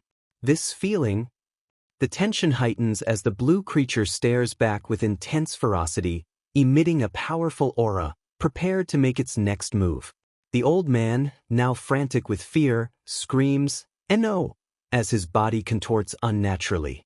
His form struggles to keep its shape while the blue beast, glowing with a bright blue light, raises its massive paw, radiating intense power and energy that illuminates the surroundings.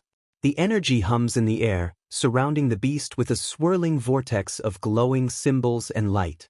As the old man, bound by the roots, realizes the imminent danger, he desperately thinks, "I have to get out of," but his words are cut short as the blue energy swells, and his body is pierced and shattered. With a look of terror etched on his face, the old man is violently forced into his transformation. Twist and morphed, his tree body like hardening and cracking, turning into a still tree. In agony, he lets out a blood-curdling scream. As the transformation completes, the old man's form has fully turned into that of a lifeless, gnarled tree. The blue beast is standing still and watching closely, making sure that his job is over and the man is gone completely. The beast then turns back and faces Jae-shin, giving him a very long look before turning back and walk towards the statue to finally disappear. Jae-shin, looking surprised, asks, "What was that just now?" as he looks at Socheon with confusion. Socheon, lost in thought, recalls a memory from her past. In her memory, Socheon's father points towards the mountains. "Look there, Socheon," he says. "There are spectres living beyond that barrier. Spectres often come over and hurt people because our town is so close. That's why we have to protect the town by fighting spectres. We have to train hard so we can protect the people." Young Socheon clenches her fists with determination, exclaiming, "I'll try my best." Her father smiles and responds, "Of course." Socheon's father continues, "Because we protect the humans, spectres always try to kill us. But don't worry. They can't hurt us as long as we're here. We have a guardian to guard this place. Now then, let's go back to training." Socheon's child self eagerly agrees, saying, "Yes, father, I mean teacher." The memory fades, leaving Socheon back in the present, lost in thought as she reflects on her father's words and the heavy responsibility they carried. Socheon noticing the bells tied to the statue. She reflects, "The bells I tied when I was young. I thought I was alone in this world." She looks at the bells thoughtfully, clutching her hand in determination. "I won't disappear. I'll get back my life and continue my father's job. To go back to my body, I need my ashes." She realizes, only the old man knows the location. Since he became like that, I can't find my ashes. Socheon then considers, "Yeah, we have that sword. Maybe that human can help me." Meanwhile, Jae-shin is struggling with a stick, feeling uneasy. Socheon faces Jae-shin, reminding him that when you hear an unfortunate person's story, you have to do something. Jae-shin looks puzzled, responding, "Huh." He hesitantly agrees, "Yes." She presses further, getting in his face, "Shouldn't you help the innocent people not experience unfair things again?" Tin, still startled and sweating, stammers, "Yeah." Socheon seizes the opportunity, "Then help me." Socheon earnestly explains, "I'm in a very unfair situation here." The scene shifts to the promised orchid house, where a broken vase and an overturned table lie on the floor. A figure dressed in red apologizes. "I'm sorry, sir." He continues nervously, It was already like this when I came. I didn't think that Socheon would run away. She couldn't have gone far. The man he addresses, dressed in modern clothing, stands silently. He finally says, I can't feel it. The man in red, taken aback, asks, Pardon? The modern man clarifies, I can't feel Socheon's presence. The man in red panics, speculating either she's really far away or went to somewhere she can erase her presence. He quickly offers, I apologize. I'll immediately gather all the spectres to start looking. But the man calmly stops him, raising a hand, No, it's all right. That might be more beneficial to us. Inside Jae-shin's house, Socheon nervously fidgets as Jae-shin hands her a bottle of water. She studies it like it's some ancient artifact, trying to make sense of this transparent and soft bottle. Meanwhile, Jae-shin is just trying to be a good host, thinking to himself that maybe after this drink, he can just send her on her way. As he hands her a paper cup, Socheon looks at it, confused. The cup is made of paper? It's like a crash course in modern living for her, while Jae-shin's just trying not to look like he has no clue what's going on. Cue awkward silence as they sip water, and Jae-shin finally pops the question, So, what did you want to tell me? Socheon gulps, not from thirst but from nerves. How do you casually bring up the fact you're a ghost-turned-spectre? Socheon remembers when Jae-shin casually mentions the rumors about a female ghost haunting the town, making her sweat nervously. If I tell him the ghost is me, would he still help? She wonders. The pressure mounts as Jae-shin prods her for an answer, pulling her back into the conversation. She chickens out, again deflecting with, I know someone who needs help, while inwardly struggling with whether to reveal her true nature. Socheon tries to explain, stumbling her way through a tale about spectres, this town's proximity to the nether realm, and a mysterious guardian spirit who's stuck as a ghost. Jae-shin listens, slowly sipping his water, but his mind is spinning. Why me? He wonders, as Socheon urges him to help. Then comes the bombshell. To help, they need to find the ghost's ashes. Jean nearly chokes on his drink, sputtering, Wait, ashes? As in of that person? Socheon nods seriously, while Jae-shin's eyes widen in disbelief. This day just got a whole lot weirder. He nervously grips his cup, trying to make sense of the request. Shouldn't we talk with that person about such an important issue? He suggests, realizing mid-sentence, right? That person wouldn't be alive. Socheon tries to reassure him. Don't worry, I've already talked with that person, she says. Jae-shin presses further, How can I trust you on that? And what kind of relationship do you guys have for you to be asking me to help in that person's place? Socheon's face flushes as she hesitantly responds, I can't tell you that. Jae-shin, feeling distrustful, pushes back. Then I can't trust you even more, he says, making Socheon tense up. She clenches her fists as she explains, that person became a spectre because spectres took her ashes. They desperately want help. Socheon emphasizes the urgency, saying, we need to reincarnate that person as soon as possible so they can protect this town. Jae-shin then sighs, damn? So you're saying we need to fight spectres for the ashes? Socheon nods, adding confidently, if it's you, it's possible. You have that sword. But Jae-shin remains doubtful. I don't know about that. You saw that the strong spectres are way too powerful for me. He looks out at the twilight sky and adds, and according to what you said, that person is a spectre now too. Even if reincarnated, that person might side with the spectres.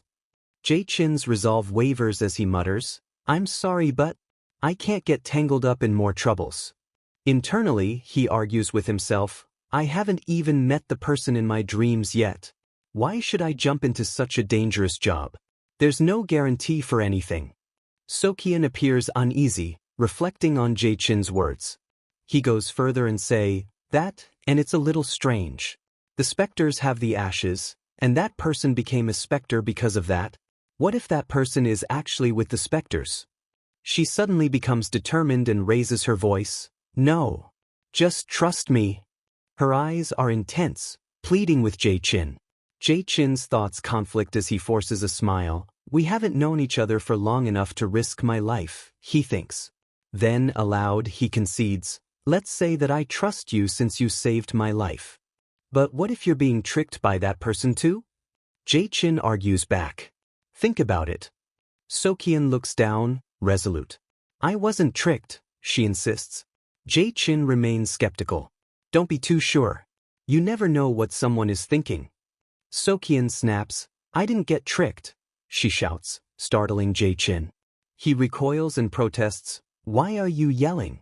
Did I say anything wrong? You keep taking me for a fool.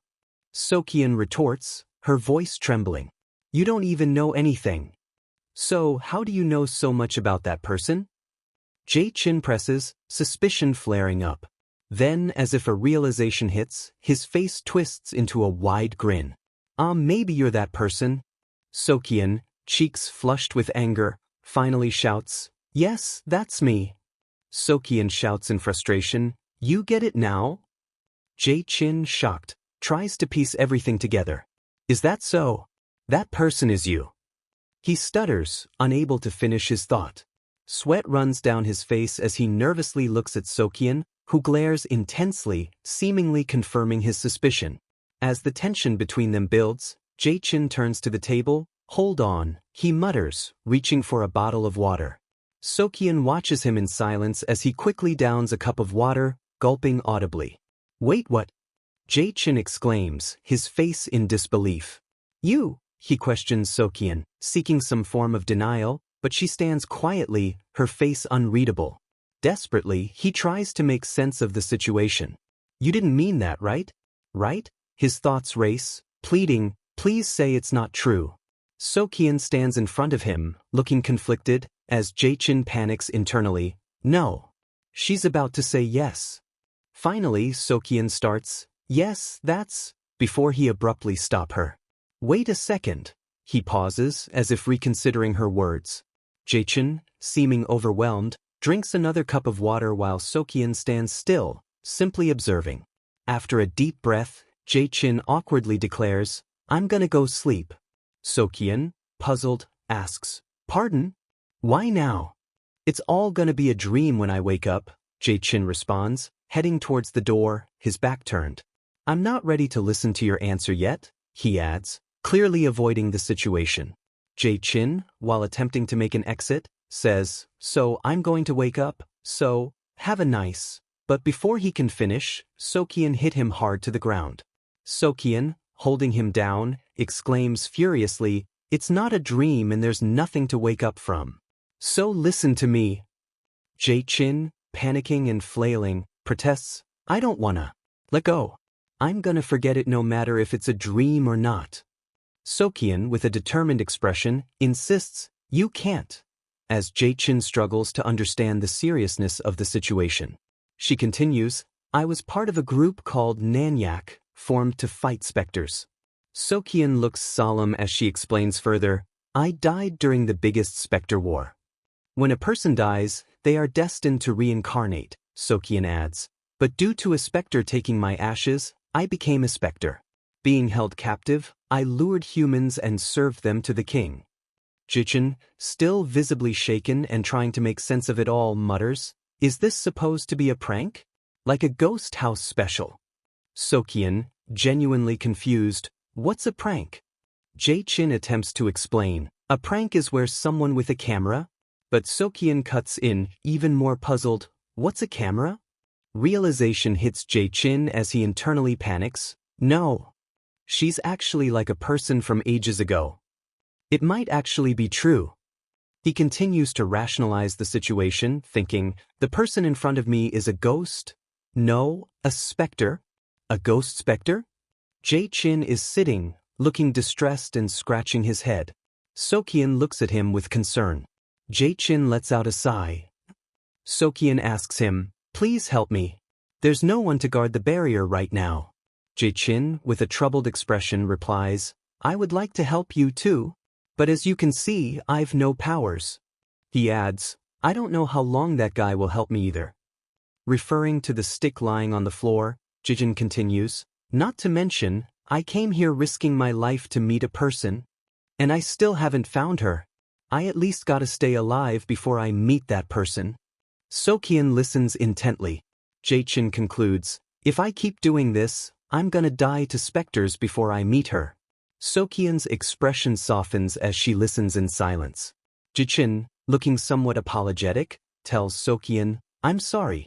I'm gonna go work. He stands up, preparing to leave. You can stay for a while if you're tired, Jaesin says, looking back at her as he walks away. Bye. Jaesin pauses and looks back, seeing Socheon seated on the floor, watching him leave. Jaesin is visibly worried, thinking to himself, there's no one to guard the barrier right now. He appears tense, realizing the gravity of the situation. Socheon sits quietly, her expression shifting to concern. He softly interrupts her thoughts, saying, Tell me the rest of the story. Surprised, Socheon's eyes widen at his words. He then explains, I need to know what I'm supposed to do. In the next morning, the driver, who came to pick up Jaesin, realizes Jaesin is not leaving. The driver questions why Jaesin hasn't left, stating that Jaesin was the one who called him to come. Jaesin apologizes repeatedly, feeling awkward and unsure, while the driver remains in his car and looks a bit confused, and say that he came because he was worried anyway. Socheon then suddenly appears from behind the gate, peeking out as the driver and Jaesin speak. The driver notices her and makes a remark, teasing Jaesin by calling him Mr. Book Fairy and asking if he has a fairy friend, with a playful grin. Jaesin's face drops as he turns to see Socheon watching the interaction. This causes Jaesin to fluster, and he awkwardly tries to clarify that the situation isn't as it seems. The driver then comments that he just heard something crazy and encourages Jaesin to report it, if needed. He then drives off, cheerfully wishing Jaesin well and telling him to have a wonderful life with that fairy friend, leaving Jaesin pondering whether the driver's statement was a compliment or a curse. Feeling overwhelmed, Jaesin apologizes one last time as the driver leaves. Jaesin then notices that Socheon is outside without shoes. Realizing that she needs proper clothing and footwear, he decides to take her inside and shop online for some essentials. As they sit at the computer, Socheon is amazed by the moving images on the screen. Jaesin explains, it's called a monitor, and then continues to show her how online shopping works. So if you press on something you want, it will be delivered by tomorrow morning. Socheon is surprised. That's possible?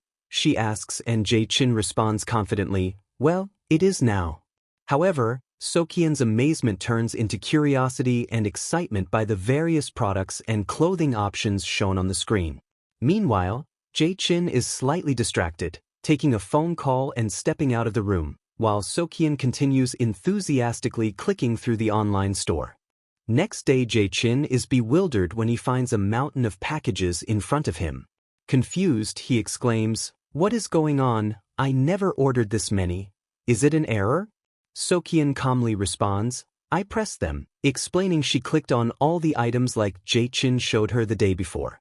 As he processes the situation, Jaesin nervously checks his phone to see the financial damage. His eyes widen in shock as he sees his bank balance is nearly zero, only 1,281 left.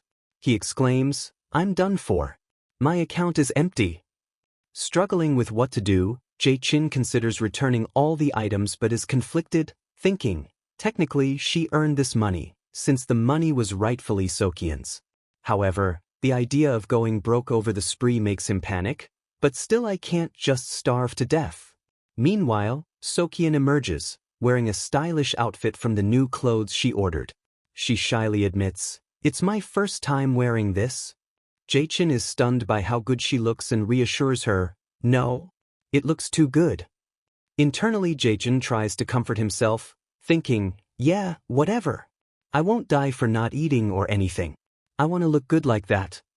Jaesin, puzzled by the weight of one of the packages, comments, this is a little heavy for clothes? Socheon casually suggests, that. Try opening it. When he does, Jaesin's expression shifts to one of horror as she reveals, it's an urn. Socheon's reaction is unexpectedly enthusiastic, exclaiming, I felt it when I saw the image. There's something in this. Don't you feel it too? Jaesin, visibly distressed, thinks, you can't just feel something over a monitor. He admonishes Socheon, hey, stop shopping weird things online. We should return it. An awkward scuffle ensues as Jae-chin tries to wrest the urn from Socheon. She resists, holding the urn tightly. In the midst of the chaos, Jae-chin's frantic movements knock the urn from Socheon's hands, causing it to fall on the floor. He then shouts, "Oh no!" as the urn roll on the ground, leaving both of them staring in shock. As Socheon and Jae-chin look on in shock, as something ha emerged from a mysterious figure tumbles out of the urn and unconscious. Jae-chin looks shocked as he's seeing something unexpected. He thinks to himself, "What is this? A doll?" He cautiously reaches out and touches the small figure. Jae-chin's face turns pale as he panics, exclaiming, "It's alive!" That means, he realizes, I can tell even without my glasses. This is that, an undisguised that. Scared to call it a spectre. He struggles to comprehend how this being could come from such a small pot. How did it from this kind of pot? Socheon, observing the situation calmly, states, "Oh, it's a spectre." Jae-chin, distressed, thinks, "Don't say it," as he struggles to avoid acknowledging what it is. Socheon notes that the being doesn't seem dead and might just be unconscious. Jae-chin quietly stares at the small figure, unsure of what to do. Jae-chin then asks, "By any chance, could this spectre have come to capture you?" Jae-chin ponders, "Then do I, with my hands, have to kill it?" Looking at the spectre, he wonders, "This small and puny spectre?" Socheon reassures, "Most likely, that is not it." Socheon points to the small puppy and tells Jae-chin, since that child is not on guard. Jae-chin is confused, thinking, "Huh?" He then asks, "Is this puppy?" And Socheon confirms, "Yes. It's the guardian deity we met yesterday." Jae-chin questions, "Didn't it return to the stone monument?" Socheon replies, "That's what I thought too, but it seems that it can exit the stone statue because of its spectre body. This child is a land god that was protecting promised Orchid." The explanation continues, "It stopped corruption from intruding and stopped the strength of those inside from leaking out." Socheon observes that, also, this child isn't barking. This spectre holds no animosity towards us. Jae-chin acknowledges, "Although that's a relief," Socheon reflects with a thoughtful look, "the reason why Golden Crown hasn't found me yet is probably thanks to him." Jae-chin looks at Socheon, resting his chin on his hand, and asks, "Why does Golden Crown want to catch you, Ms. Exorcist?" Socheon is momentarily taken aback by the question but begins to explain. She reveals, "The spectres of Golden Crown capture humans or spectres and absorb their abilities and memories." She continues, "That's why I have the job of seducing and capturing humans, and then offering them to Golden Crown." Suddenly, Socheon's expression changes, and she thinks to herself, something seems off. While petting the small black puppy, she ponders internally, if they want to capture more humans, it'd be better if they just used me. So why does the Golden Crown spectre want to consume me? Jae-chin notices her silence and asks, "Ms. Exorcist." Socheon snaps out of her thoughts. I'm sorry. I got lost in my thoughts." Jae-chin suggests with a serious tone, "It'd be best if we quickly found your ashes. Then you'll be able to reincarnate and be free."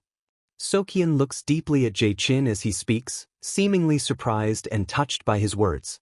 A moment of quiet reflection passes before Socheon changes the topic and teases, "Until when will you call me Ms. Exorcist?" Jae-chin is caught off guard. "Huh?" And Socheon smiles. He responds, "Oh right. That was my misunderstanding." Jae-shin tries to think of an appropriate way to address Socheon. Then what should I call you?" "Ms. Ghost," he asks jokingly. Socheon firmly corrects him, stating, "Socheon." Surprised by her straightforwardness, Jae-shin repeats, "Huh?" Socheon clarifies, "My name is Socheon. Call me Socheon." He then responds, "Then, I'm Yang Jae-shin." The atmosphere becomes awkwardly tense as both sit across from each other on the floor, and Jae-shin reflects, "This is weird." He internally admits, "I feel a little conscious," as his face blushes slightly. Suddenly, Jae-shin notices a movement from the corner. "Huh," he mutters as he sees the pink-haired person from earlier start to wake up. "Looks like it woke up," he comments aloud, turning his attention to the figure. Jae-shin moves closer, asking, "Hello, are you awake?" The pink-haired person slowly opens their eyes and looks at Jae-shin with an expression of realization and surprise. Their thoughts are immediately filled with panic as they recognize Jae-shin, a human. In a sudden burst of energy, the pink-haired figure jumped back. The force of their movements surprises Jae-shin, who watches in shock. The pink-haired figure suddenly transforms into a doll-like version of themselves, leaving Jae-shin shocked. "It changed into a doll?" he exclaims internally. The situation becomes even more absurd as Jae-shin questions, "Excuse me, but isn't it too late to disguise yourself now?" Sweat drips down the doll's face, clearly showing its panic. The doll mumbles nervously. Suddenly, with a burst of energy, the doll reverts to its original form, charging forward. "Then I only have one method left. Take this." The figure aims a powerful attack directly at Jae-shin. The resulting explosion is enormous, accompanied by a blinding flash and a loud sound. Jae-shin is flung backward from the force of the attack. He struggles to maintain his balance and expresses his pain. It hurts. Outside, in a different location, a woman with glasses is seen opening a door, seemingly disturbed by the noise. "Who is it? Leave!" she yells out in irritation. Confused, she wonders aloud, why did they bang the door but not touch the bell, as she peers out from the entrance. Her expression shifting from confusion to shock as she says, "Dad?" she asks in disbelief. She steps outside, the panic in her voice clear as she asks, "Dad, where did you go?" The man stands silently, his expression blank and eyes distant. The girl continues, "I thought you disappeared and left me alone." Tears of concern appear as she confronts him. Nearby we see a figure wearing a white coat with an intricate accessory dangling from their side. The figure's expression remains calm and unreadable as they look on, holding a small glowing orb. The figure then crushes the orb and it shatters into sparkling fragments, releasing a cloud of white smoke that rises ominously. Looking down at the man and the girl below. The girl gasps in shock as her father's mouth opens, his expression changing dramatically as he seems to lose control. "Dad?" she calls out again in fear, trying to snap him back to his senses. "Dad, what's wrong?" Then we see the figure with the white coat turns and leave in the opposite way. A long time ago, there was a young scholar who was living a normal life in a mountain village. And one day he was bewitched by a foxfire on his way home and disappeared. The villagers searched through every nook and cranny of the mountain in order to find the scholar, but it was to no avail. And several days later, the scholar returned to his home by himself. His family was happy that he returned, but not long after did they notice something strange. The scholar did not laugh nor speak like he used to. He was like an empty shell. His worried family members sought out a Taoist. And after the Taoist saw the scholar, he said this, "By any chance, has he ever been bewitched by a foxfire and followed a fox? Because this man's soul has been eaten by a fox, thus it is not here. So there is no difference between this man being alive and being dead." We see the concerned daughter standing in front of her father. She asks hesitantly, "Dad, won't you go to the store?" Her father remains silent, staring blankly. The daughter looks worried as she watches his lack of response. Attempting to reach out again, she suggests, "Then do you want to eat? What do you want to eat?" The father still doesn't answer, as if her words don't register. Once again, all she gets is silence. She looks at her father intently, searching for a sign of what's troubling him. She finally asks, her voice filled with concern, "Dad, what's wrong?" We are back with Jae-shin still engaged in a fierce struggle against the small pink-haired girl. The girl rushes at him determinedly, brandishing her weapon. Jae-shin stands ready, but the intensity of the moment suggests he's a little out of his depth. Meanwhile, standing in the background is Socheon, watching the entire spectacle unfold with an expression of mixed curiosity and concern. Jae-shin, looking slightly flustered, holding his head and mutters to himself, "Hey kid, although you might be embarrassed." He tries to de-escalate the situation, saying, "For now, let's not get too excited and have a talk, okay? Although you were surprised, too, I have no idea what type of situation this is." The pink-haired spectre immediately interrupts, shouting, "Don't come close." As she swings her weapon wildly, Jaesin flinches and exclaims, "That stings." He tries to reason with her, raising his voice, "Stop it." While Jaesin, frustrated by the chaotic attacks, she says, "You're pretty tough because of your big body." Jaesin then notices her holding a large weapon and stares in disbelief. "A cannon? Where did that come from?" The spectre shouts confidently, "Take this," as she fire. Jaesin suddenly yells in alarm, "You can't hit the computer," trying to prevent the damage to his computer. Round bullet hurtles through the air, heading straight for Jaesin's face. Just as it's about to connect, Socheon acts with lightning speed, jumping between the bullet and Jaesin. She raises her arm to deflect the shot to the ceiling with her hairpin, saving him from a direct hit. Immediately after, Socheon whirls around to Jaesin, furious. "Are you stupid?" she yells. "It's dangerous, so why'd you dive in?" She's clearly shaken by his recklessness. She emphasizes, "If you get hit in a vital point with that, then you could die." Her eyes are sharp, reflecting both concern and anger at his seeming lack of self-preservation. But Jaesin, unfazed and thinking only of his priorities, blurts out, "But the computer could have gotten hit." His genuine concern for the safety of his equipment overrides any fear for his own life, leaving Socheon stunned by his misplaced priorities. Meanwhile, the pink-haired spectre, who had fired the bullet, is staring at the pair with narrowed eyes, her thoughts racing. "That dark aura is," he thinks, eyeing Socheon suspiciously.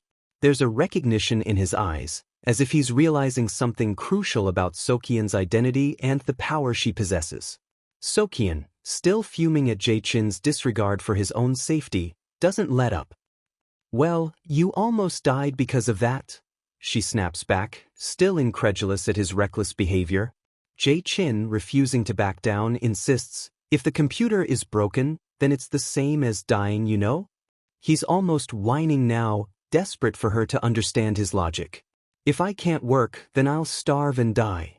His face is a mix of sincerity and anxiety, genuinely more worried about his livelihood than his well-being.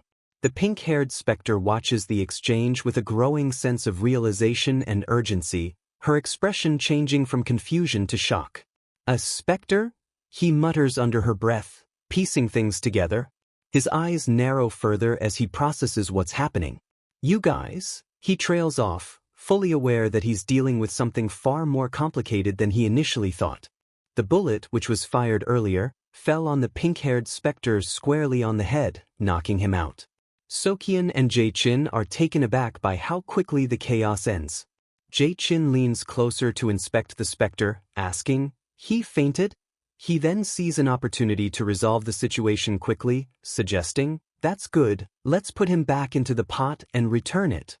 Socheon, holding the pot in confusion, questions the logic. "Return? How?" It's clear she doesn't understand the process. Jaesin, staring down at the ground. A sense of anxiety and uncertainty clouds his expression as he reflects on recent events. "Somehow, I've been getting more and more involved with specters," he thinks, feeling overwhelmed by the strange encounters he's faced. "If this continues, then I'll have to eventually fight a spectre." The weight of this responsibility hits Jaesin hard, and his eyes reflect his apprehension. This is tough. I still haven't met her. He remembers the girl from his dreams, then he recalls images of piles of bodies on the ground. He fears, there's no guarantee that I'll be able to live after fighting them. Suddenly, a noise interrupts his thoughts, and Jaesin's head snaps up, hearing a knocking sound at the front gate. "Who is?" he starts to ask, peering cautiously through the slightly open door to see who or what is approaching. The landlord excitedly calling out to Jaesin, "Oh my, Mr. Taoist, so you were inside." He looks slightly relieved as if he's finally caught up with Jaesin. Jaesin stands in his doorway, looking confused and a bit wary. He responds, "Huh? What's wrong?" His tone is blunt, showing he's unsure why the landlord is so worked up.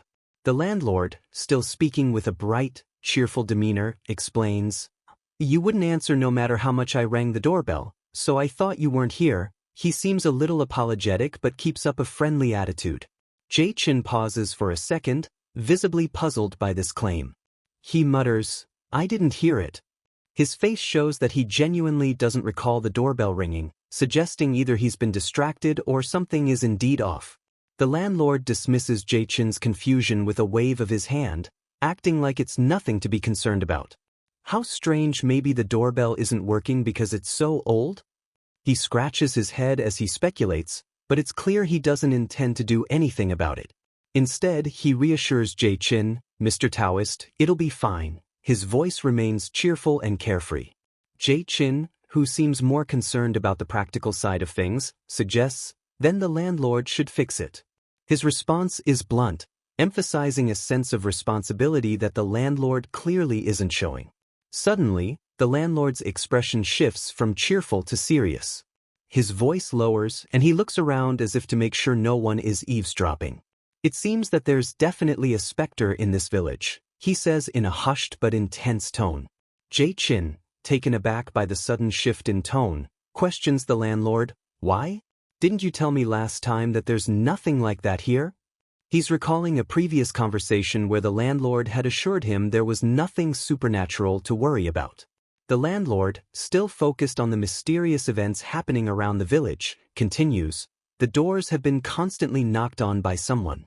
His expression is grave, as if he believes this is a key sign of something sinister. Jae-chin tries to brush it off, suggesting a logical explanation. "Isn't it that someone just knocked on the wrong door?" He tries to keep things grounded, not wanting to jump to supernatural conclusions right away. However, the landlord quickly shakes his head, rejecting the simple explanation. He insists, "But someone knocked on Yujung's door, and when she answered?" The landlord trails off, leaving an ominous pause as if he's holding back important details. Jae-chin is slightly annoyed at the dramatic pause and presses for more. "So?" The landlord leans in slightly, as if about to reveal a critical piece of information, and asks, "Do you happen to know what a foxfire is?" He pauses, and seeing that Jae-chin doesn't immediately respond, he begins to elaborate. "There's this ghost story in the neighborhood. You see, there was once a person who was bewitched by a foxfire. And apparently his soul was eaten by the fox, and he became an empty shell." As the landlord continues, Jae-chin's expression changes from annoyance to concern. The landlord continues, connecting the eerie story to a real situation. "Yujung's dad, who came back, is in that state. Yujung's dad, who disappeared several days earlier, was right there just like a soulless person." The landlord's voice lowers, his eyes wide, conveying the sense of horror and mystery surrounding the story. The landlord goes on to add, "The thing is, this started a few days ago, but when you answer, there's no one outside." He recounts how the strange knocking occurs, yet whenever someone checks, there's no one to be found. He wraps up the story with a nod, as if he's confirming his own suspicions. "That's what I initially thought, too." He implies that at first, he too thought it was just a coincidence or harmless mistake, but now he's convinced something supernatural is afoot. Throughout the exchange, it becomes clear that the landlord believes something strange and paranormal is happening, and he wants Jae-chin to investigate what's going on with Yujung's father and the eerie occurrences in the village. Jae-chin, though skeptical, is left pondering the truth behind the landlord's claims and the supposed foxfire haunting the village. Jae-shin addressing the old man. His voice is laced with both amusement and frustration as he says, "I have no idea since when you began devoutly believing in such old-fashioned stories." The old man seems taken aback by this. He replies, "No, that's not it. It's just because this resembles an old story too much." Jae-shin scratching his head, clearly distressed. He sighs, addressing the old man again. "Hey, mister, I didn't even receive the money you promised me." The tiredness in his voice is evident as he continues, "Why do you think I'll help you out with this?" Jae-shin's inner thoughts surface as he looks downward, feeling overwhelmed. "I'm gonna go crazy," he mutters under his breath. His thoughts spill out, revealing his internal struggle. "I was planning to leave this village after researching the urn, but why am I getting more and more tangled up with issues?" The old man, clasping his hands together in a pleading gesture, speaks earnestly to Jae-shin. "The thing is, there's no one else to rely on except you." His eyes are wide with desperation and sincerity, hoping to sway Jae-shin to help him. He leans in closer, practically begging. "So I'll have to ask you for a favor." Jae-shin stands, looking trapped and uncomfortable as the old man explains further. Yujung's only family is her dad, so it's worrisome for him to be like that. Jae-shin's eyes narrow in contemplation as the gravity of the request weighs on him. Jae-shin lets out a sigh, almost laughing in disbelief at his situation. He's cornered with little choice left but to help. The old man continues to look at Jae-shin with wide, hopeful eyes, waiting for his reluctant agreement. "You're going to help, right, Mr. Taoist? I believe in you," the man said. Jae-shin is startled as the old man suddenly hands him a piece of paper. "Here, this is Yujung's address." Jae-shin looks at the paper, eyes wide in surprise. Jae-shin can react, "Hey, wait, I didn't say I'd help." But his words are drowned out as the old man quickly pushes the paper into his hands with an enthusiastic, "Do your best," then runs away. Jae-shin stands still, staring at the paper in silence, feeling trapped in the old man's plans. Socheon walks to Jae-shin to see what is he going to do. Socheon looks at him earnestly asking, "Will you go?" Jae-shin, caught off guard by her question, responds dismissively, "Me? Why would I?" He turns away, clearly trying to detach himself from the matter. Socheon watches him with a worried expression, trying to appeal to his sense of compassion.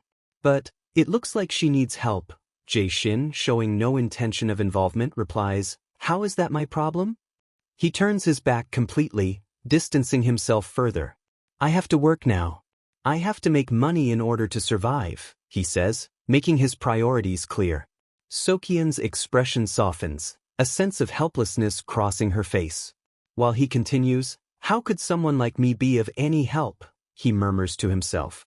His thoughts are heavy with self-doubt. "The one who really needs help is me," he whispers, the words holding a weight only he understands. After few moments of silence, "But I think it'd be fine if I just went for a glance and immediately come back," he reasons aloud, trying to convince himself that his involvement wouldn't be a mistake. A small smile crosses Socheon's lips as he says, "I'm just going out for a walk. And I should take the sword just in case," he mutters to himself, looking around wondering where he last left it. "Where did I put it?" he wonders, scanning his surroundings. Suddenly the sword appears in front of him like a speeding bullet, landing right next to him. Jae-shin grabs it with shock. He stands with it in hand, looking like he's dodged a bullet. With a slightly wavering voice, Jae-shin declares, "I'll be back." But under his breath, he worries, "This sword might end up stabbing me one day." As he begins to walk away, Socheon's voice calls out, "Wait, I'll help too." Socheon steps forward, her bare feet lightly touching the ground outside the house. At first, everything seems normal as she takes her first step. But as she moves further outside, something strange happens. A faint glow begins to surround her, swirling like a gentle yet powerful blue light. A whirlwind of bright blue energy spirals around Socheon. The bright blue aura swirling around Socheon draws Jae-shin and Socheon's full attention. They look startled, their eyes wide as the light surrounds Socheon, and showing a hint of fear and confusion. As Jae-shin focuses on Socheon, they are not the only ones to notice what is happening. The mysterious figure with the white coat standing alone, he turns back. He gazes out at the direction where he sensed the mysterious aura. Back at Jae-shin and Socheon's location, the mysterious energy has enveloped the entire area, swirling violently, and Jae-shin looks in bewilderment at the force circling Socheon. Jae-shin looks at her, caught between concern and disbelief. "What's this?" he mutters, his voice full of shock as he watches the inexplicable sight unfold before him. In the midst of this, the small black dog, adorned with a bell around its neck, looks up with wide eyes, pulling Socheon's cloths, trying to prevent her from leaving. As Socheon steps back, the swirling blue light that had wrapped around her abruptly vanishes, leaving the surroundings calm once more. Both Socheon and Jae-shin stand frozen, trying to make sense of the scene that just played out before them. Socheon's eyes are wide with confusion and worry, and her thoughts race. Why is it like this? Her voice trails off as her heart pounds in her chest. The memory of the old man's words rushes back to her, the warning he gave about her ghostly aura being undeniable. "You can't hide your ghostly aura," she recalls, as those words echo hauntingly in her mind.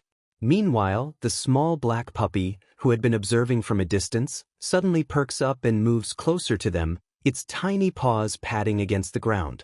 No way! Socheon's eyes dart to the puppy, and the realization hits her. She recognizes the purpose of the barrier, her expression shifting from confusion to astonishment. Did he do that barrier in order to protect this place? Socheon's thoughts solidify. The puppy, with its seemingly innocent demeanor, was the one responsible for the magical barrier that manifested to keep things in place. Standing a bit aside, Jaesin watches Socheon's realization unfold with worry. He remains silent but alert, his gaze alternating between the girl and the puppy. "Please stay here, since you don't look well," Jaesin finally says, while Socheon gives a serious expression. Her eyes hold a mixture of concern and understanding. "But," she begins, but he interrupts her with a gentle yet firm smile. "Please don't worry. I won't take very long, okay?" He reassures her, holding his wooden sword confidently. "Moreover, this scary guy is with me." He gestures to the sword, adding with a small chuckle, "Although he's a bit naughty." Socheon's eyes are still filled with concern, but she nods quietly.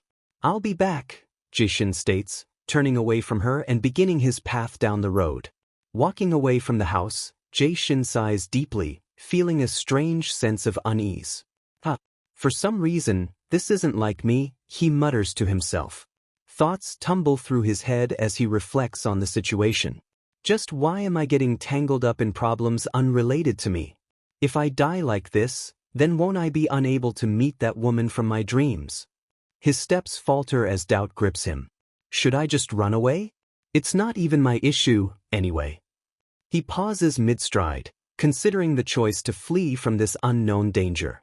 But then in his mind's eye, Jaesin envisions a vivid, desperate plea, a young girl, covered in bruises, lying on the ground, and him as a young boy begging for help. "Help me, please save her." His words ring with desperation and fear. "Our principal, please save her," he cries out in his memory. "Please, somebody, help me, please." The memory shakes Jaesin to his core, and he recalls the helplessness in her eyes, the pain in her voice. Jaesin's grip on his wooden sword tightens. What do I expect to achieve by running away now? He thinks to himself. He glances back down the path he's already walked, realizing that the decision to run would only haunt him. He knows that if he doesn't take action, then someone like me will end up alone. He says. Jaesin clenches his fists, a fierce determination lighting up his eyes. So what if this isn't like me, he thinks? Will I continue to just run away? With newfound resolve, he straightens his back and grips his sword firmly, and puts his glasses on.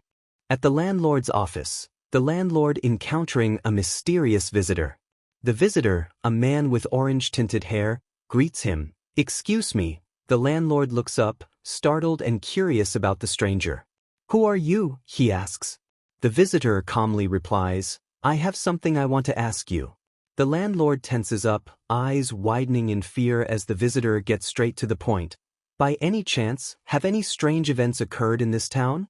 The landlord's eyes dart around nervously, thinking to himself, why are his eyes different colors? How ominous. The visitor continues, "For example, a flame floating in the air in the middle of the night." The landlord tries to act clueless, his mind racing with questions.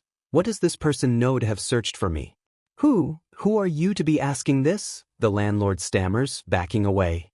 The visitor pulls out a card, smirking, and introduces himself. "Me? I'm this kind of person." The card reveals that he is a reporter named Onmugi. The landlord's face turns pale as he realizes what this might mean, a reporter.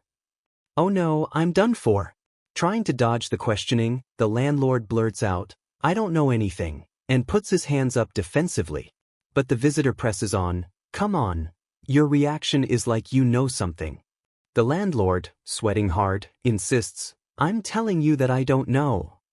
The visitor doesn't let up. "Did you hear about it, or did you see it?" Panicking, the landlord yells, "Hurry and leave. If you won't, then I'll call the police." The visitor sighs in exasperation, "Hey, mister, please don't be like that." But the landlord is adamant, slamming the door on the visitor. The visitor stands outside, silently staring at the closed door. Back to Jae-chin, who arrives at Yoo-jung's house to check on her father as requested by the landlord. Young, peeking out from behind her door, asks nervously, "Who are you?" Jae-chin introduces himself. "The real estate mister told me about you, so I came." He respectfully asks, "Could I see your father for a bit?" Yoo-jung pauses before letting him in. "Please come in." Jae-chin looks around the house as they walk through, thinking to himself, it seems like there's nothing strange in the surroundings. Yoo-jung then announces to her bedridden father, "Dad, we have a guest."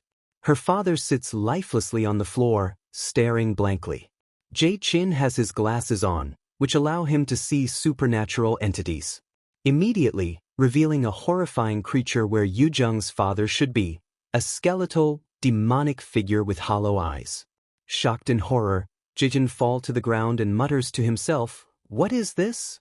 Yoo-jung, startled by Jae-chin's reaction, "What's wrong?" Jae-chin quickly composes himself, smiling nervously, It's nothing." Trying to confirm what he sees, Jae-chin wonders, for a spectre, something is a bit off. It looks like a monster. Yoo-jung looks at Jae-chin with worry. Mister, is there something weird about my dad?" Jae-chin struggles to find the right words. "No, not really." He thinks to himself, I can't tell her that this looks like a monster. Jae-chin considers his options. What do I do about this? Should I go back and ask Miss Socheon? He asks Young, "Can you explain to me what happened to your father's condition?" Young reveals, "I don't know. He doesn't talk at all, he just sits there like that." She looks down, hopeless and scared. Jae-chin observes, so he doesn't move from that spot at all. Suddenly, the creature that Jae-chin sees through his glasses begins to panic, its eyes widening and mouth opening in terror. It looks at Jae-chin's sword, trembling as if sensing danger. Then, without warning, it opens its mouth in a silent scream. Jae-chin watches in confusion as the creature's panic reaches a fever pitch. The creature's form bursts into motion, fleeing from the room. Jae-chin shouts in confusion, "Hey!" leaving Yoo-jung bewildered, "Dad, where are you going?" Jae-chin darts out, panting, "Damn it. It's absurd no matter how I think about it. I don't even understand the situation. So who is supposed to help whom?" Outside, Jae-chin finally spots the creature climbing onto rooftops, still in full flight. "There," he yells, calling out to it, "Mister, please wait." He races after the creature, trying to talk it down. "I don't know what misunderstanding there is, but let's talk it out." But the creature doesn't stop, continuing to leap further away. Jae-chin shouts desperately, "Ah, really? Your daughter waiting at home did nothing wrong." Still, the creature, now resembling a ghastly spectre, keeps moving, ignoring Jae-chin's pleas. "Mystere!" Jae-chin calls out, sprinting to catch up to the creature as the chase continues. Jae-chin thinking to himself, he's running on the roofs, so how can I catch him? Frustrated, he grips his sword tightly. The sword begins to glow with a mystical blue light, and suddenly, it flies into the air, to chase after the creature. Jae-chin yells in surprise at the sword, which almost seems to act on its own, aiming for the fleeing creature. The sword slices through the air like a bolt of light, catching up to the creature. Jae-chin panics as he realizes that the sword is about to do. "No!" he shouts, worried that the sword will harm Yoo-jung's father. He thinks back to Young and her concern for her father, pleading to the sword, "Stop.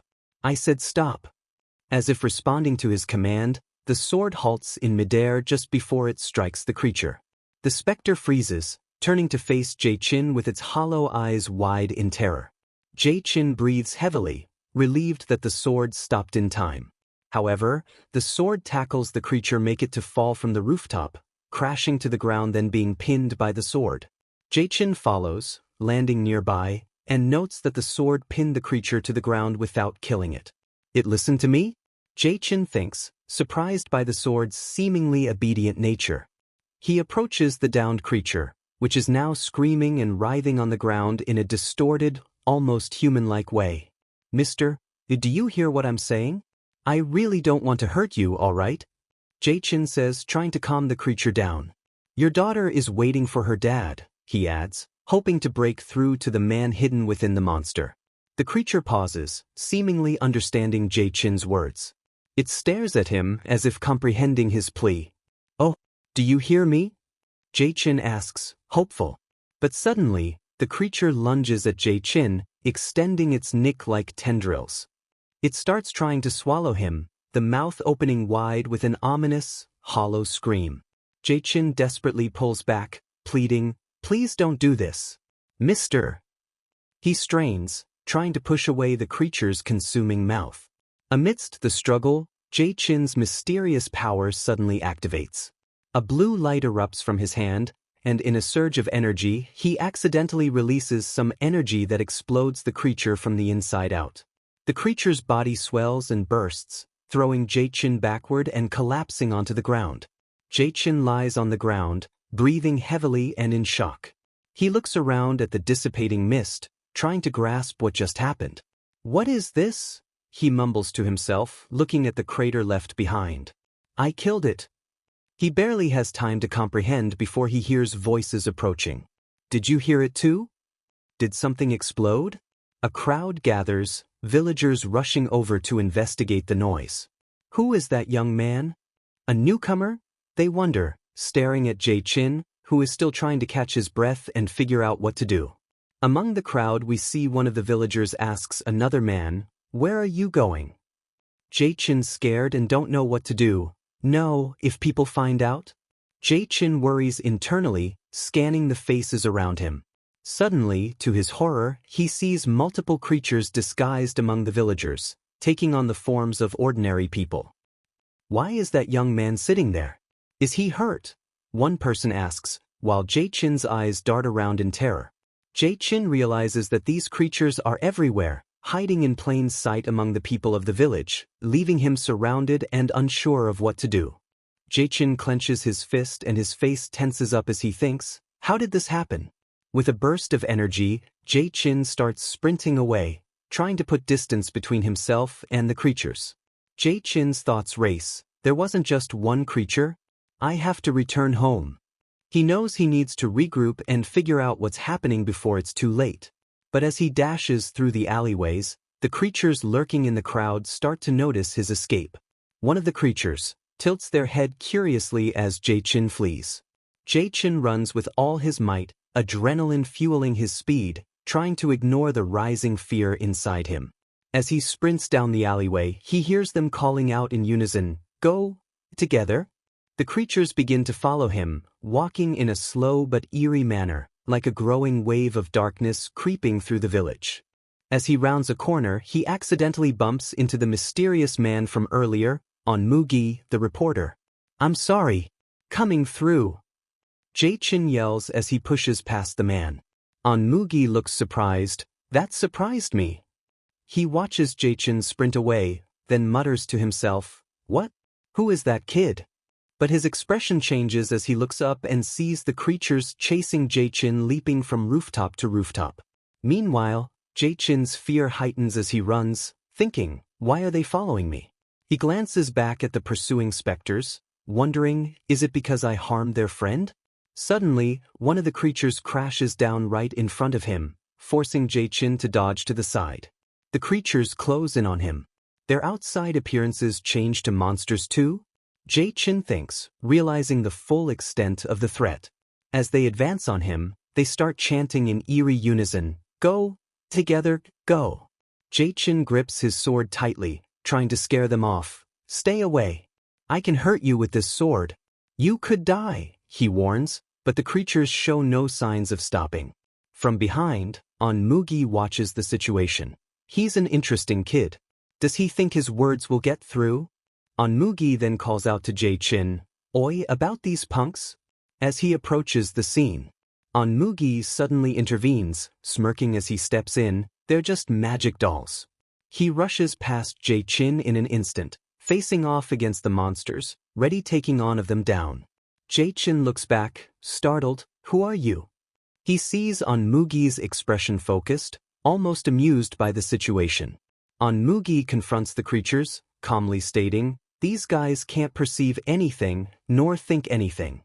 The creatures leap towards him, but with a single powerful movement, Onmugi brandishes a beaded weapon. a long string of prayer beads, and swipes through the creatures effortlessly, destroying them in an instant. "I'll ask you about that a little later," he tells Jae-chin as he dismantles the dolls with precision. Mugi moves swiftly, splitting the dolls into pieces as he chants, "Om Mani Padme Hum." A flurry of strikes follows, decimating the remaining creatures while Jae-chin watches in awe and confusion. The battle ends quickly, leaving the alley littered with pieces of the destroyed creatures. Mugi sighs, brushing off his hands. As expected, it won't come back. This weapon materializes well, and the sword forms well. He holds up his prayer beads, admiring them. "But it's not very good at returning to me," he notes as he finishes. He then turns to Jae-chin, who is still in shock. Since that's done with, Mugi asks, "Why were Periants chasing you?" Jae-chin, still trying to process everything that just happened, stammers, "Periants? Are you talking about those people?" He points at the remains of the creatures, confused by the term. "People? What are you talking about?" Mugi responds, shaking his head. "Periants aren't people," he explains.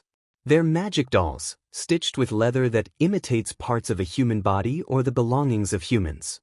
Jae-chin is visibly confused, trying to understand. "Dolls?" He repeats, still not fully grasping the reality of what he's encountered. Mugi looks at him seriously, and the two stand in the aftermath of the battle, surrounded by the scattered remains of the defeated Periants. Mugi, the mysterious man, examines Jae-chin as he tries to figure out who he is, thinking to himself, "Who's this kid? He's not an exorcist?" His eyes narrow as he observes the ghostly aura emanating from Jae-chin's sword. There's no way that a normal human would have something that's emitting so much ghostly aura. Maybe he's an apprentice. Meanwhile, Jae-chin breathes a sigh of relief, thinking, what a relief, that man. The others, these really weren't them. If this person knows what these are, then maybe he knows how to find that girl's father. Building up his courage, Jihin calls out, "I have a question for you." Mugi responds as he pulls out his business card. "My name is Yun Juka, affiliated with Manhua Xian," he says, showing Jae-chin his identity card. Jae-chin is taken aback. "Identity? Affiliated? What do you mean by affiliated?" He hesitates before introducing himself. "My name is Yang Jae-shin." But Mugi is not convinced. "Then by identity, you mean my job?" Jae-chin continues nervously, I'm a novelist." "Don't lie. You're not an exorcist." "Then where did you get that?" Yun Juka shouts, pointing to the ghostly sword in Jae-chin's hand. The sudden accusation puts Jae-chin on the spot, and he tries to explain. I picked it up?" Yun Juka is surprised. "Picked it up? Where?" He presses Jae-chin for more details, and Jae-chin, still flustered, says, It was in the house I moved into. I picked it up." Yun Juka is stunned by Jae-chin's seemingly casual answer. "Wait, then what you're saying right now?" He confronts Jae-chin more directly. "Are you going around holding a club you picked up at the house you moved into, and you got chased around by Periants coincidentally?" Jae-chin stammers. "Who knows? That's not everything. When I hear it like that for some reason." Yun Juka, shaking his head in disbelief, finally relents. "All right, let's say you picked it up. I'll believe everything you said." But then Yun Juka's demeanor shifts, turning cold and serious. "But I'll be taking that club." He reaches out his hand to take the sword from Jae-chin. "What? No." Jae-chin protests, gripping the sword tighter. He's clearly panicking as he explains, "I'm sorry, but if I don't have this, I'll be totally unable to protect myself. It's a bit difficult to give it." Yun Juka doesn't take kindly to the protest, his eyes narrowing as his expression becomes menacing. "This isn't a request," he says sharply. "That dangerous item. Give it now." His aura turns fierce as he tries to take the sword forcefully from Jae-chin, who stands frozen, unsure of what to do next. Jae-chin is taken aback, unable to respond. Mugi's expression grows serious. "Then," he continues, leaning in to grab the club, "I'll forcefully take it." Jae-chin's eyes widen in shock. "What the?" he exclaims as Mugi swiftly disappear and reappear right behind him and grabs the club from his hand. With a swift motion, Mugi forcefully yanks the club away, leaving Jae-chin stunned. However, the sword acting on its own increased its weight, making it fall from Mugi's hand. Mugi looks down at the club, then back at Jae-chin, clearly confused. "Mister, you were holding such a heavy club all this time?" Jae-chin says while holding the sword in his hand. "But it's not that heavy." Mugi stares at him in disbelief. "Mister, you're stronger than you look." Jae-chin thinks to himself, if he think I'm strong, maybe he won't take it away? Let's just go with that. Trying to sound casual, he replies, "Well, it seems so." Mugi then asks, "Then, you were able to beat that spectre with the club? And without a license?" "License?" Jae-chin stammers, "I need a license." "But it was self-defense." Mugi scoffs, "Dummy, it was just a joke." As the situation calms down, Mugi thinks, he doesn't seem like an exorcist. It doesn't seem like he's lying, but I don't know his identity. Just who is that kid? Jae-chin then asks him about earlier events. He asks directly, "Can you identify the people whom the perianth took the appearance of?" Mugi hesitates, unsure of how to respond. "And what will you do with that information?" Mugi presses on. Jae-chin struggles for an answer. For some reason, it feels like I'll never tell him, he thinks, unsure of what to say. Just then, a voice interrupts them. "Mister." Jae-chin turns around to see Yuyong approaching. "Yuyong," he says in surprise. Yuyong looks worried. "Mister, is there any news about my dad?" She asks, "Earlier, the next-door auntie said there was a commotion outside, and that you suddenly went somewhere. Mister, what about my dad?" Jae-chin struggles to answer. "Oh, He clenches his fist in frustration. "He was too fast, so I lost him." Thinks. Trying to reassure Young, he says, "It's all right. I'll find him soon. I'll bring your dad back soon. So go home and wait, okay?" Yoo-jung's face is filled with worry. "But," she hesitates before continuing, what if dad is hurt really badly and..." She recalls the last time she saw her dad. "I fought with dad the previous night. So when he left the next morning, I deliberately pretended to be asleep." She remembers her father gently saying, "Young, dad will be going now, okay? Don't be late." I couldn't tell him to have a safe trip. Yoo-jung's eyes well up with tears. "That's why dad..." Jae-chin thinks to himself, why do children think that all unhappy events occur because of them? He looks to Young and says, "Young, I think it's not right for someone your age to be out like this." He hands her a piece of paper. "Here, this is my phone number. Don't leave your house and contact me if needed. Now, stay at home and wait until I come back, okay?" "Okay," Yoo-young responds softly. Mugi mocks Jae-chin, "You show off." He says, "How would a person who doesn't know what a perianth is say he'd find another person?" "I know," Jae-chin responds seriously. "I'm not reliable, but there's no helping it," Jae-chin says. "I'm going to do what I'm able to." Mugi decides to share more. "A perianth is a magic doll created by a fox," he explains. "For it to resemble someone, you need a part of their body." Jae-chin's eyes widen in realization. So if a perianth resembles a family member that much, it means, then that person is... The kidnapper probably hid him, Mugi concludes. Finding the foxfire right now is one method. Foxfire? Jae-chin asks curiously. "Yeah. It's a small flame that floats in the air and bewitches people," Mugi explains. "And foxes usually use those to bewitch people. The reason I came here is because I heard rumors about a foxfire," he adds. Jae-chin recalls something. Perianths and foxfires, there has to be a connection between the two. He was following a blue flame, like he was entranced. Jae-chin thinks aloud, remembering something important the landlord said. "I think I know where it is." Mugi looks at him, hopeful. "Oh really? I'll go first." "Thank you for the information," Jae-chin says as he prepares to leave. Mugi suddenly stops him. "No, wait. You're saying that you'll go? What's wrong with you?" Mugi snaps, frustrated. "Did you hear everything I said earlier? Just because you've somehow caught a few spectres, do you think all spectres are weak? Do you think you can beat up any spectre? If that spectre is what I'm thinking it is, a club like this won't be of any use." Mugi glares at Jae-chin. Then you'll die right there. The newbie should stay out. Jae-chin's eyes lock onto Mugi as he gathers his resolve. I have to go, he states firmly. Mugi watches him with narrowed eyes, annoyed by Jae-chin's determination. What is this stubborn brat? He mutters, unable to believe what he's hearing. You saw it yourself, Jae-chin says, his gaze unwavering. I made a promise with that child. Mugi's expression shifts as he processes Jae-chin's words. Meanwhile, at Jae-chin's house location, Hong-gaeun suddenly wakes up, her eyes wide in alarm. She finds herself in an unfamiliar room and hurriedly scans her surroundings. Socheon appears before her with a calm expression. Ah, you woke up? She says casually. Is your head okay?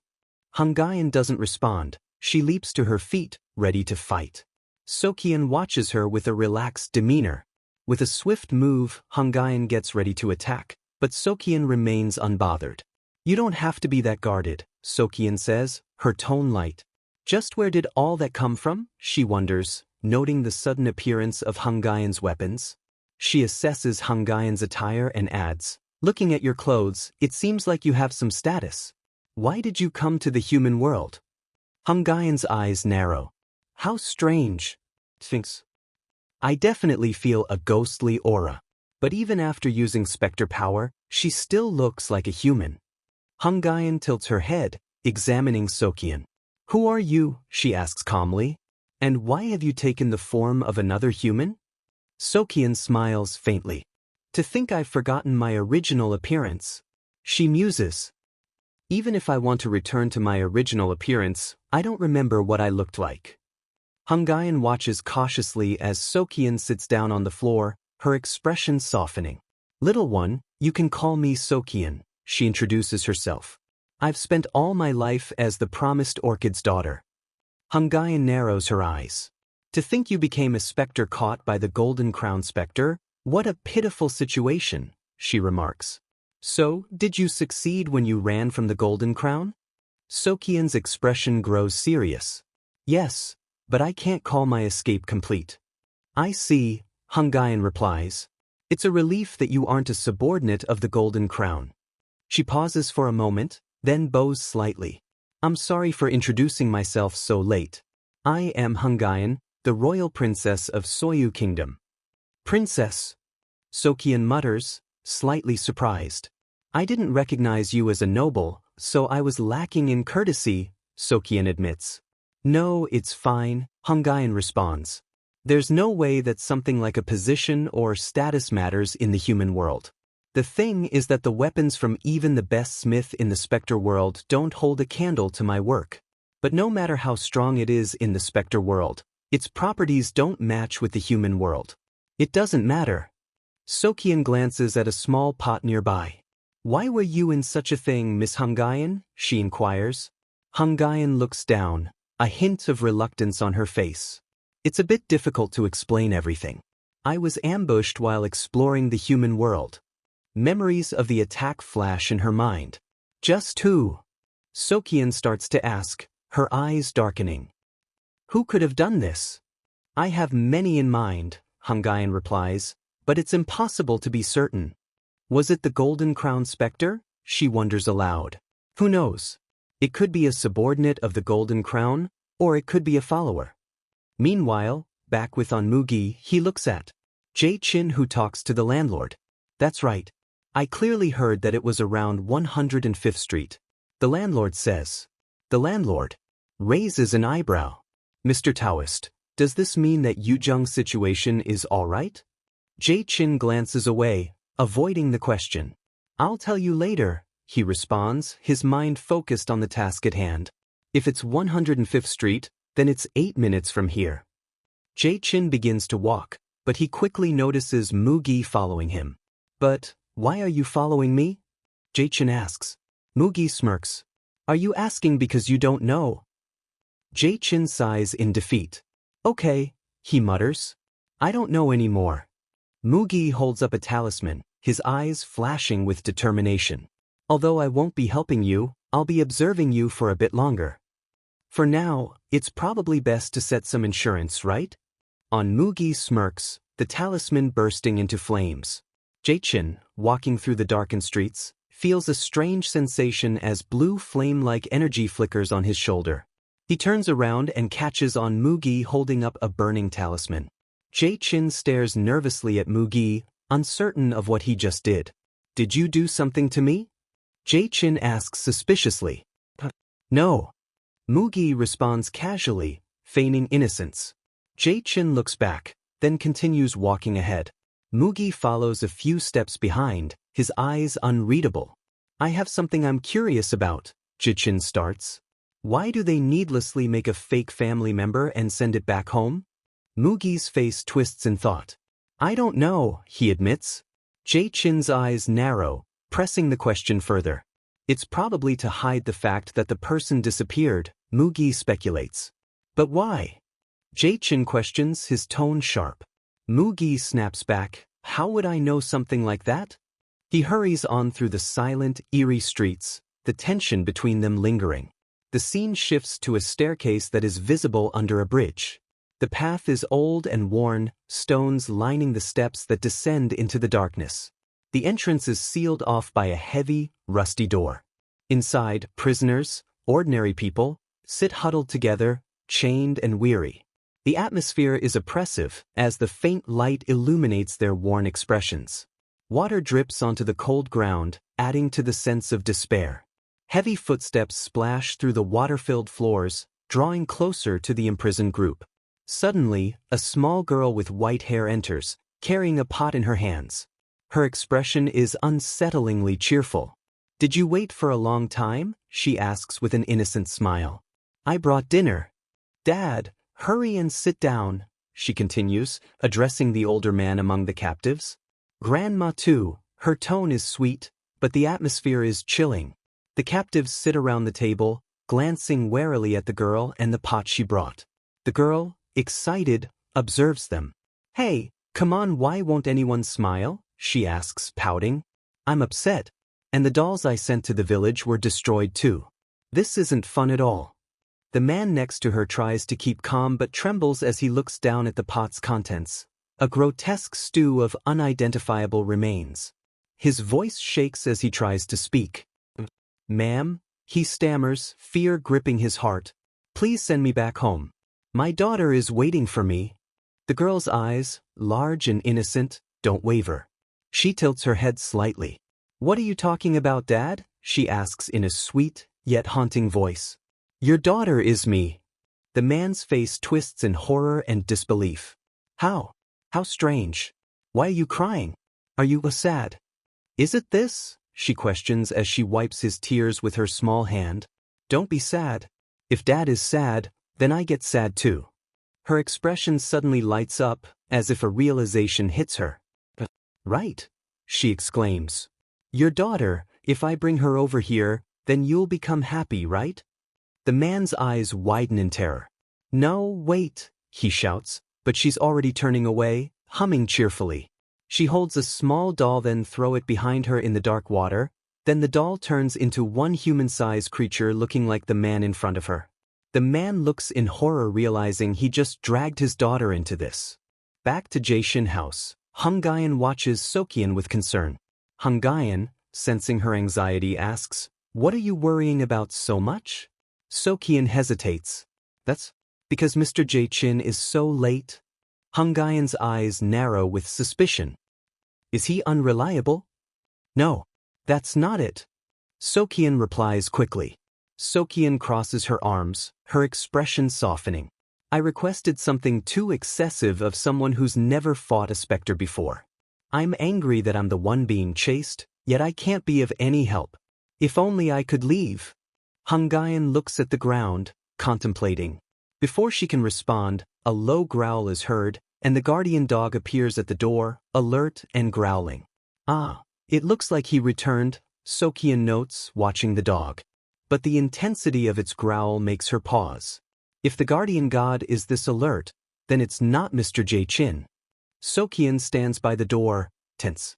"Please go inside for a bit," she tells Hungyeon. "What?" Hungyeon is puzzled. "Just for a bit." As Socheon cautiously peeks through the door, a figure comes into view, the man dressed in white, standing confidently with an unsettling smile. It's not a perianth? It's not a person either. That's unexpected, he remarks with an eerie calmness, holding up a stone. Socheon's heart pounds as she tries to remain composed. Who are you? I was curious because a ghostly aura I never saw before briefly appeared, he replies casually.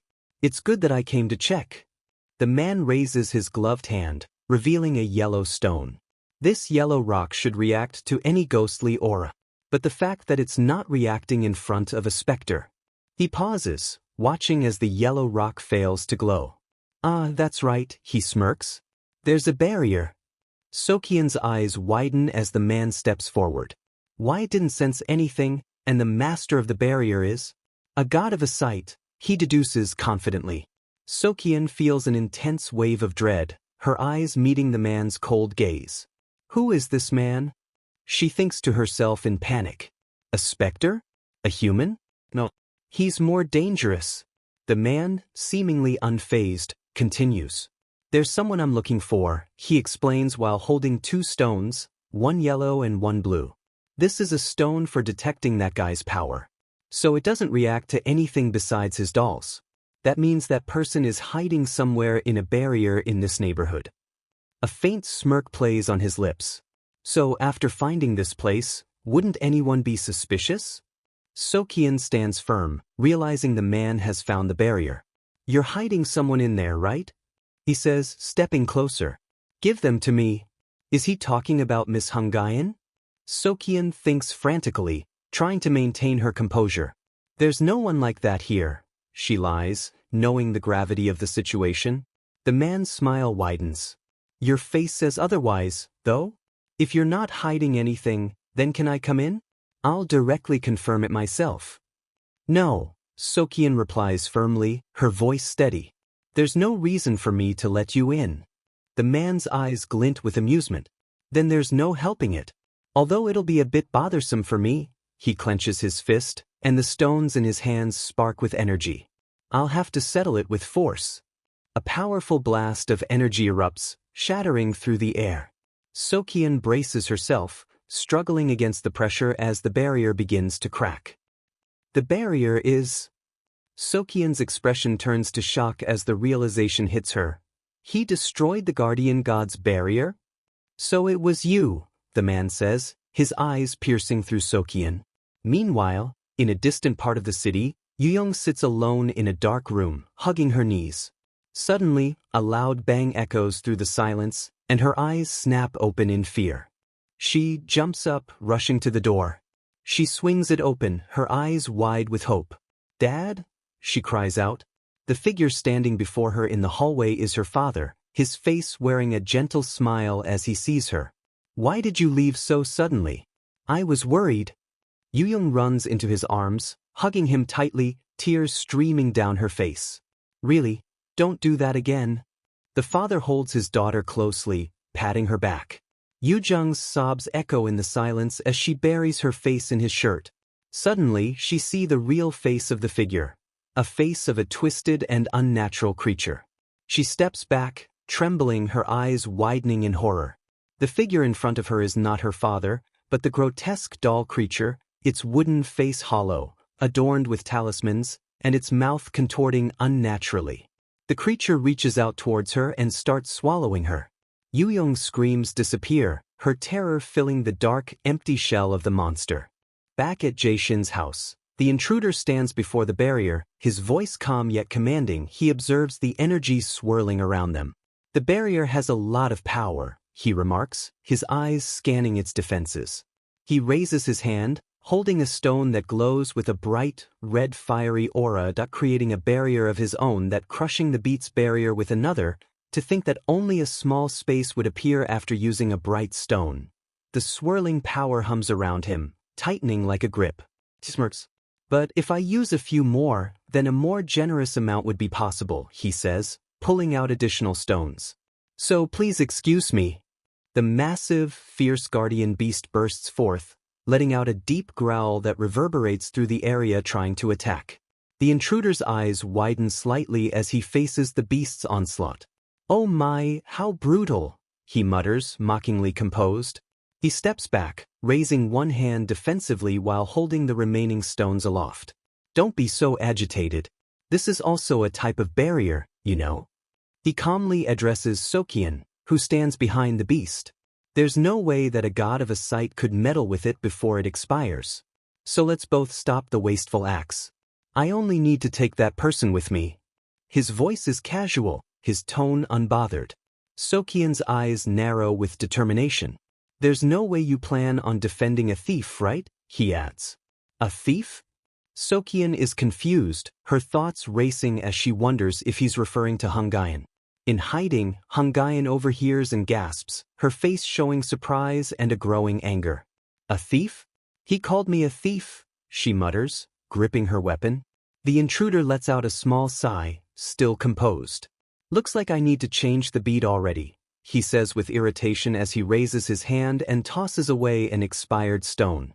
With it his barrier is gone. The guardian beast, now further provoked, lunges toward him while the man's barrier is down. Its roar shakes the air, but the man swiftly uses another stone, creating a new barrier. Socheon stands her ground, poised to act, but the intruder's speed is blinding. He makes a quick advance, breaking through the space between them in the blink of an eye. Socheon's eyes go wide, but she quickly draws her sword to block his approach. You can't go any further than this, she declares, her voice steady. If we really have to fight, then I won't stop it, the intruder replies, his voice sharp as he draws a purple stone, turning it into a weapon. Although I don't know the worth of what you're hiding, what I have is enough for you to offer your life. His weapon glows with an eerie purple energy, and he swings it with precision and force, aiming directly at Socheon. Meanwhile, Hongyan watches from the shadows, her expression conflicted. What is going on, she wonders. Her eyes dart to the barrier and back to Socheon. Is that child in danger because of me? She thinks, guilt clouding her mind. I can't let that happen. If I come out then it'll be settled, but... Socheon tightens her fists and steels herself. I'm not hiding anything, she says to the man in defiance. The master of the house is currently absent. I can't just let people in as I like. I don't have any other reason. Her eyes flicker. The intruder's calm, mocking smile doesn't waver. I'm too much in a hurry to believe what you just said. His voice drips with disdain as he steps closer, the blade at his side glowing brighter. It's impossible to know what trouble might happen because of what that person stole, he says, voice low but clear. The intruder simply shrugs. No, something has already happened. He pauses, glancing at the sky. Trouble, she repeats, trying to understand. No. Why do I bother saying this? The intruder looks directly at Socheon, his eyes cold. You wouldn't be hiding that person without knowing. You guys don't care whether victims pop up or not. Socheon's eyes widen.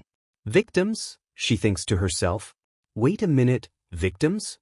But before she can act, the intruder moves with lightning speed, closing the distance between them, his weapon glowing with a dark energy. Let's end this quickly, he says, and the next moment his blade pierces through the barrier. The attack hits Socheon directly, sending a surge of pain through her body. How? She gasps, feeling the barrier's energy dissipate around her. She flies backward from the force, landing on the ground with a painful crash. The force of the blow sends her skidding back, as she struggles to maintain her stance. How is he this powerful, she thinks to herself. The man wastes no time and charges towards Socheon, while the guardian beast charges with ferocity, its eyes locked on the intruder. Socheon thinks to herself, if I can't receive the guardian god's help, then an idea came to her, while her eye locked on the stone in the man's hand. Instead of directly attacking the man, she targets the stone, pretending to throw a blow to the man. He dodges, thinking this is just too easy, but quickly realizing he just lost his barrier stone, putting him in a direct confrontation with the beast without any protection. He momentarily loses his cool demeanor. Oh my, he stammers. He quickly reassesses the situation, but before the beast strikes, he swiftly shows another stone. I saw wrong, he mutters through clenched teeth, regaining his composure. His eyes narrow, focusing on Socheon, who stands before him, exuding confidence and determination. You're quite skilled, he admits, acknowledging her strength. Meanwhile, Jaesin muses, lost in thought about the unfolding situation. He is perplexed, asks Mugi, what's the merit of preventing being bewitched by a foxfire? Mugi flatly responds, none. He pauses before explaining, we're not even spirits, so of course we would be bewitched. They continue walking, both knowing they are deeply outmatched in a situation that doesn't favor them. As long as we don't have the eyes of a spectre, that is. What should we do? Jaesin asks, a hint of nervousness in his voice as he contemplates their lack of options. It's not like there's any. Jean suddenly stopped talking, his eyes narrowing as he spots something ahead. It's a perianth. What? Mugi follows Jaesin's gaze, his expression turning to disbelief as he sees the figure of a perianth approaching. But there's something off about this one. Its movements are different. It's not wandering like the others. They're erratic, almost human-like. That's a person, Jaesin mutters, his voice wavering with uncertainty. How did you know? Mugi presses, his eyes still locked on the figure. Jaesin hesitates, seemingly unsure of how to explain. It'll take a long time for me to explain, he admits. Fine. Mugi snaps, urgency overtaking any need for a full explanation. If we don't settle this now, you're dead. Both men take off running, their footsteps loud as they give chase through the shadowy streets. The chase continues, their breath heavy from running and from the tension in the air. It definitely was in this area, Jaesin says, panting as he looks around to find the perianth. He pauses, then adds, the perianth earlier was strange. It was like some thing was inside its stomach.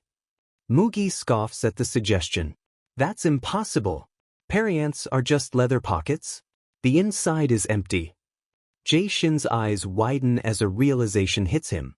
Did it eat a person by any chance? He asks, his voice tinged with suspicion.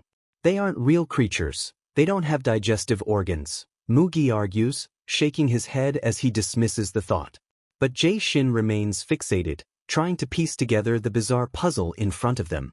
It's probably going to move a human, he says quietly, more to himself than to Mugi. Then whom is that perianth returning to? Mugi questions, clearly frustrated. Damn it, where should I look first? He mutters, scanning the area for any clues. As they move forward, Jaesin suddenly halts, feeling something off. He narrows his eyes and looks around. It felt like the area beneath the street shifted for a moment. He places his hand on a nearby wall, feeling for any sign of a hidden entrance or mechanism. Move, Mugi instructs, taking the lead. With a powerful push, he uncovers a hidden door that had been concealed all along. I found it! Mugi exclaims triumphantly, a grin forming on his face as the concealed door swings open. Where's the door? Jaesin asks, baffled by how seamlessly it had been hidden. Right here, Mugi replies, holding up a glowing talisman. He smirks and teases, are you pretending you don't know? They place the talisman on the entrance, and the door shimmers, revealing a hidden passage into the depths below. An entrance appeared? Jaesin exclaims, his disbelief apparent. Mugi holds up the talisman, which is now glowing brightly. This is a talisman that tells me where the door is, he explains confidently. The shimmering doorway glows, the light rippling like water and illuminating the path ahead. When you go through a door made by spectres, Mugi continues, you need to come out through the exact spot to return to your original position. The passageway looms ahead of them, dark and foreboding, stretching into an abyss. Will you follow me? Mugi asks with a smirk, turning to Jaesin. I'll give you one last chance. They step through the hidden entrance. The sound of their footsteps echoes through the cavernous space, amplifying the tension. In the underground tunnels, tension is at its peak. Yujung's father and other people, trapped in the dimly lit room, anxiously waits for a sign of hope or escape. The eerie girl with a doll-like appearance and unnervingly large eyes appears, smiling with unsettling glee. It's here, she announces, her tone filled with twisted delight. The perianth, a grotesque creature with hollow eyes and adorned with talismans, bursts through the doorway. Then it starts to vomit, dragging her closer as the little girl urges, hurry, hurry. Yujung's father clutches her lifeless form, his expression a mix of fear and desperation. Yujung's father cries out, "Young, get yourself together." His voice cracks with fear, but Yuyong remains unconscious. "Is she breathing?" a desperate voice asks from the side. The little girl's expression remains joyful as she declares, "Now our family has been completely gathered." Her smile is disturbingly wide as the scene unfolds around her. Yujung's father, filled with rage, shouts, "You monster! What did you do to Young?" His voice shakes, but Hain seems unfazed. Tilting her head, she looks almost childlike as she responds, "You hate me? Why?" Her innocent tone contradicts the terror she's spreading. "If you don't like me, then I won't like." She trails off after she sees Mugi's weapon wrap around the Perianth head, which snaps her attention.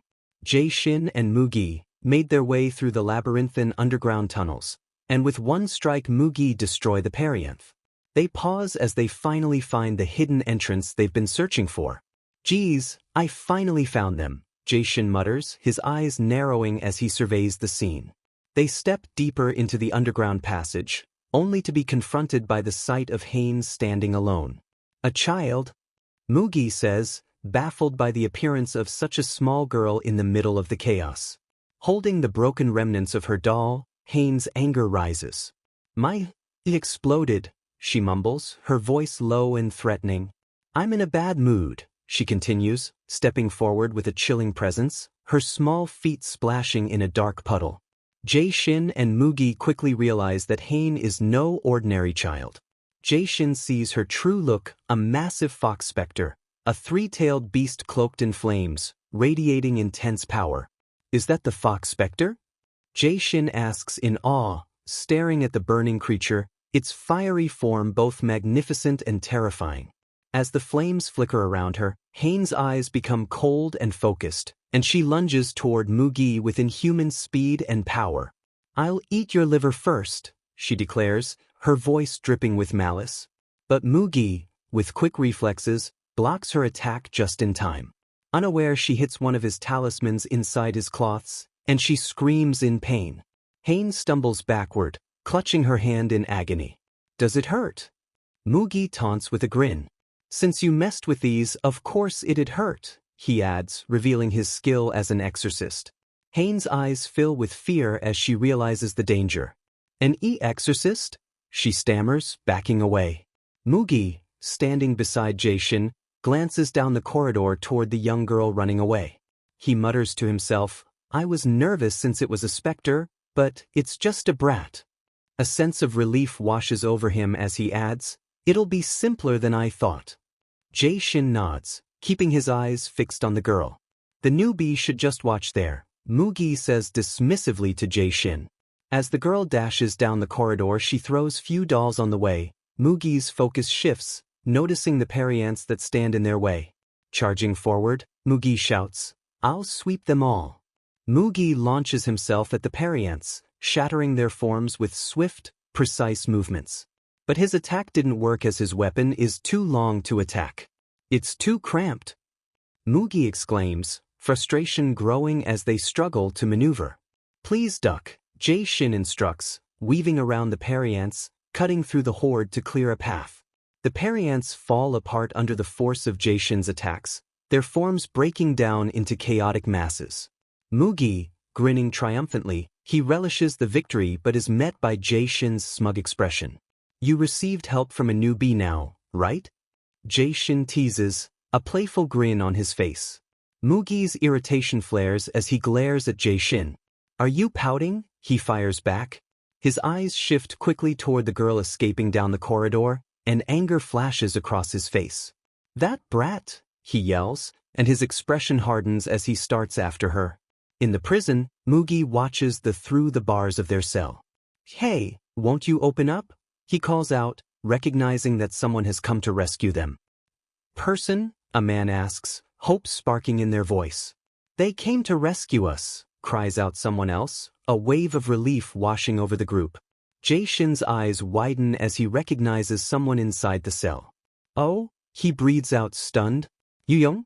he calls out, realizing that someone he knows is among the captives. Mugi, hearing the name, is just as stunned.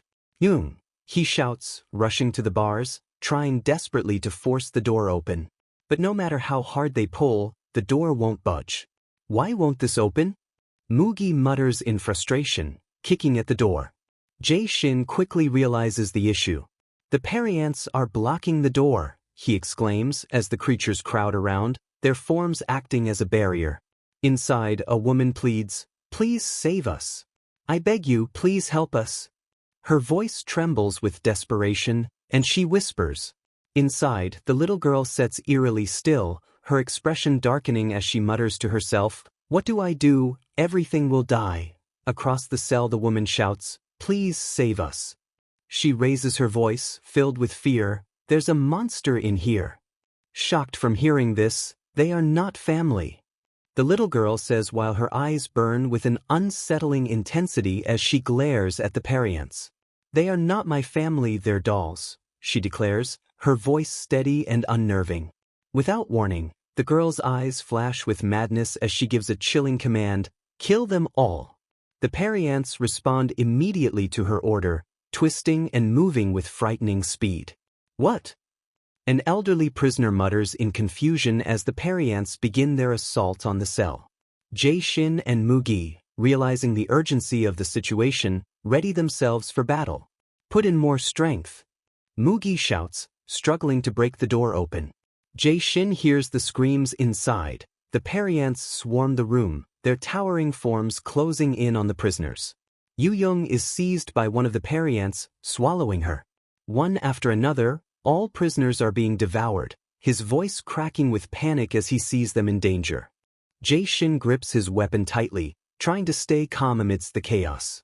"What can I?" he mutters, desperately trying to find a solution. Then, with a resolute look, he turns to Mugi and says, "Please move away from the door for a moment." "Why?" Mugi demands, unsure of Jae-shin's plan. "Hey, what's wrong? Can't you see that this is urgent?" Mugi shouts in frustration, but Jae-shin remains calm and focused. He tightens his grip on his weapon, eyes fixed on the door. If it's this sword's strength, even that door, he thinks. The door is suddenly open from inside. "Uch!" Mugi exclaims in shock, stunned that the door is now opened. The periants pour through the newly opened door, their stomachs are full, their grotesque forms filling the space. The battle is far from over. As the periants closed in, their ominous forms shifting with every step, Jae-shin's heart raced. The looming creatures, twisted and filled with human captives, stood between him and a safe path forward. Fear crept in, and he glanced nervously at the advancing threats. "What do we do?" Jae-shin asked, his voice trembling with uncertainty. Beside him, Mugi narrowed his eyes, his expression hard. "Look at this," he muttered, his frustration barely contained. "The brat used her head, huh?" he said, realizing the cruel strategy of using humans as shields. Without warning, one of the periants lunged forward. "Avoid it," Mugi commanded, reacting quickly as he yanked Jae-shin out of the way just in time. The creature crashed into the ground with a deafening thud, shaking the corridor. Jae-shin struggled to keep his balance, barely managing to stay on his feet as they dodged the attack. "You punks!" Mugi growled, anger flashing in his eyes. He drew his chain-linked sword, its blade shimmering as it caught the dim light. "These skins are fooling around," he snapped, frustrated by the periants' manipulative tactics. But before Mugi could strike, Jae-shin's voice rose in alarm. "Wait, there are people inside. If you swing your sword, they'll die." "I know," Mugi shot back, his voice laced with irritation. "I can just cut their heads off and pull them out."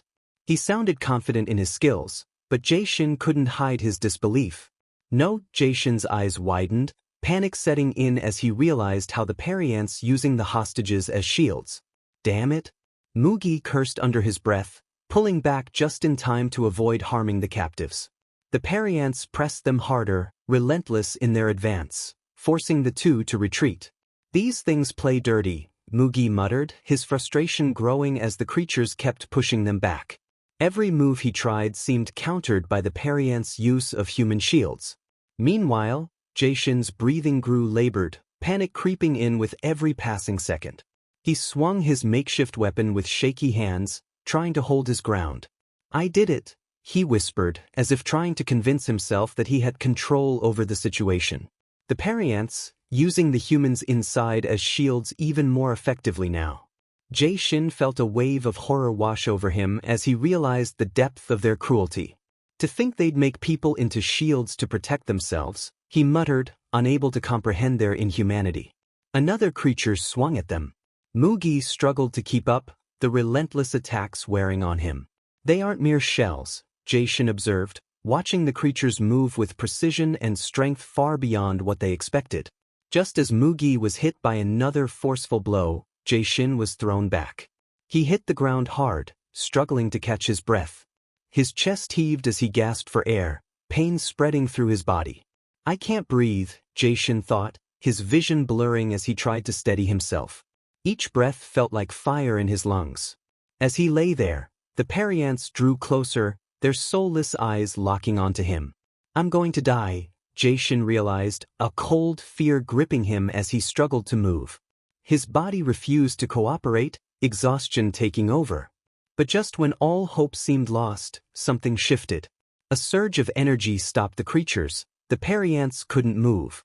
Jae-shin, still struggling to stand, watched in disbelief.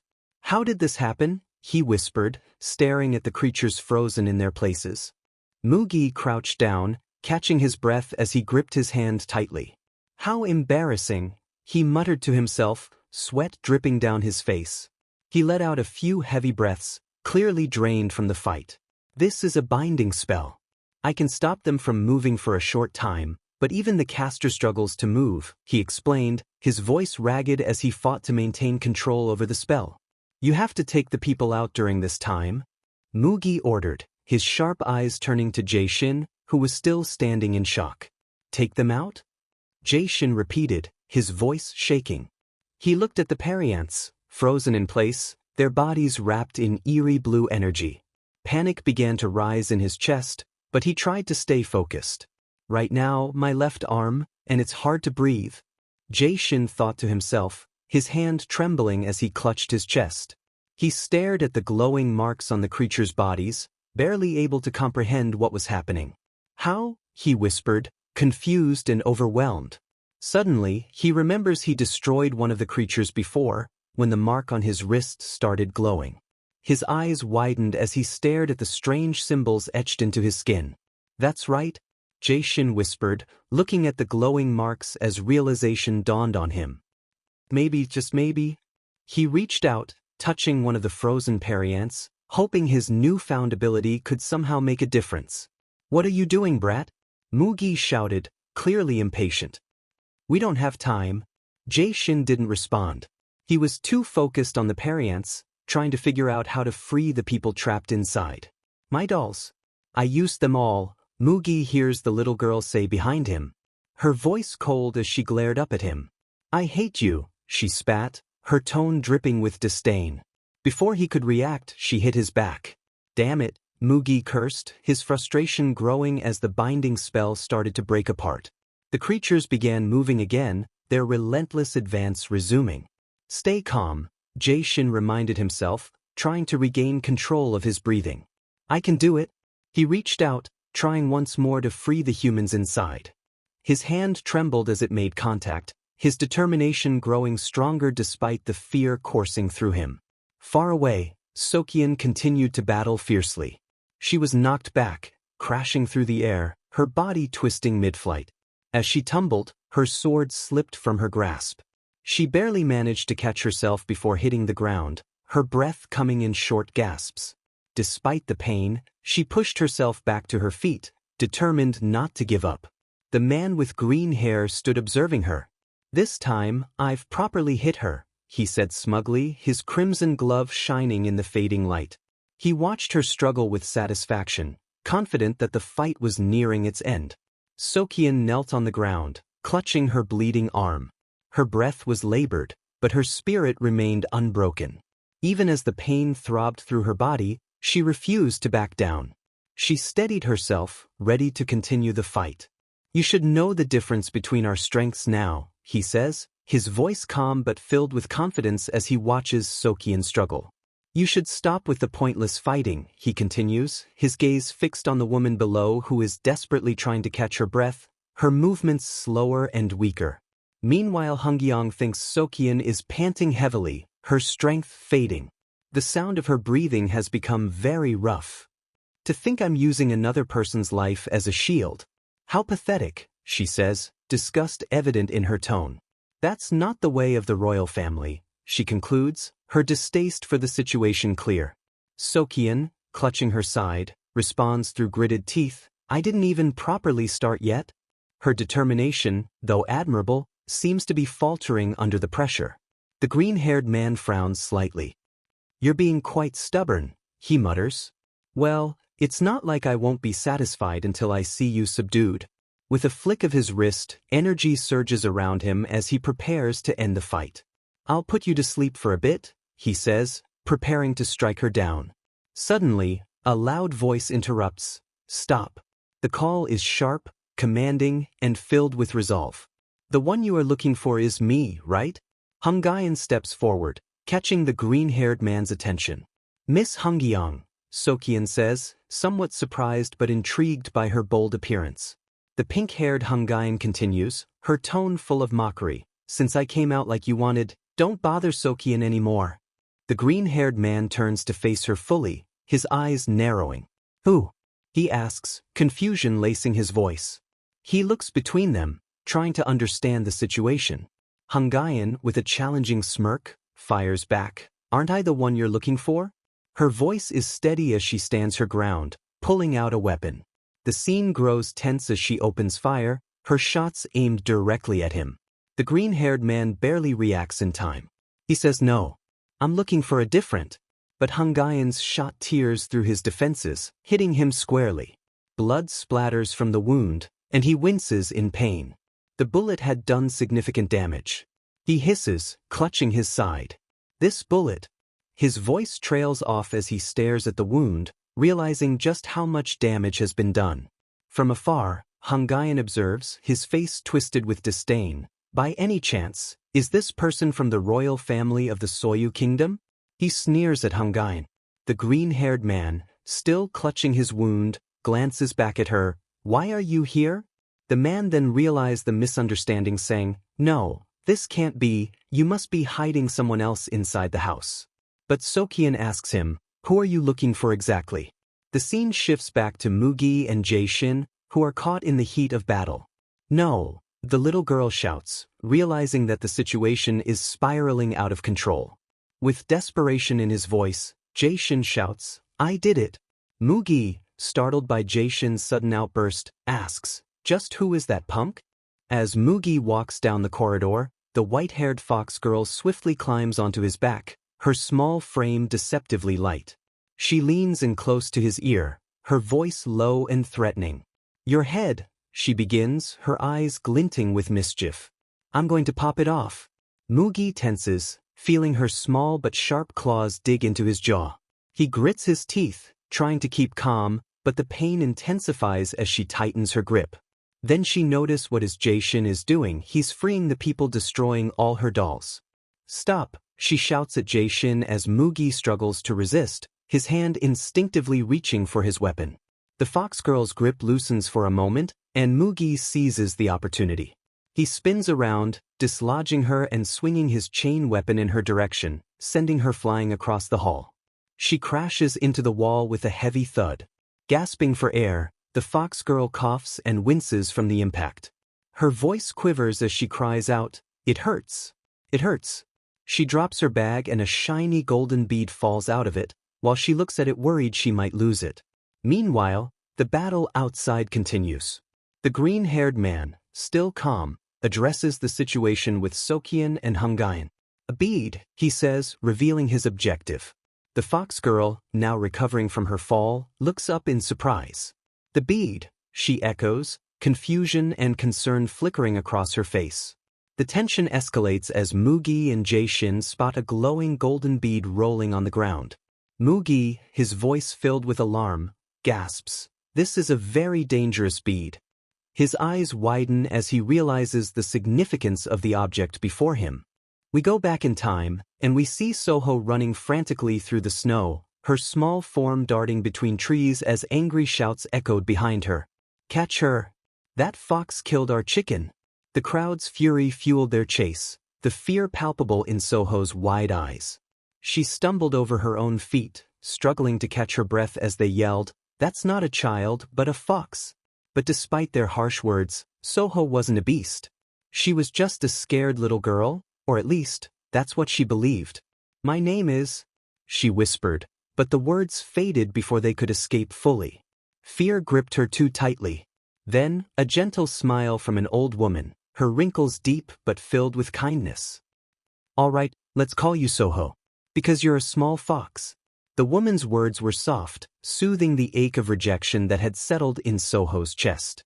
Soho followed the old woman, unsure at first but slowly beginning to trust. The woman treated her with care, as if she were a real child and not some wild creature. She would tell her stories, feed her, and together, they would laugh by the riverside. Soho had found something she'd never had before: family.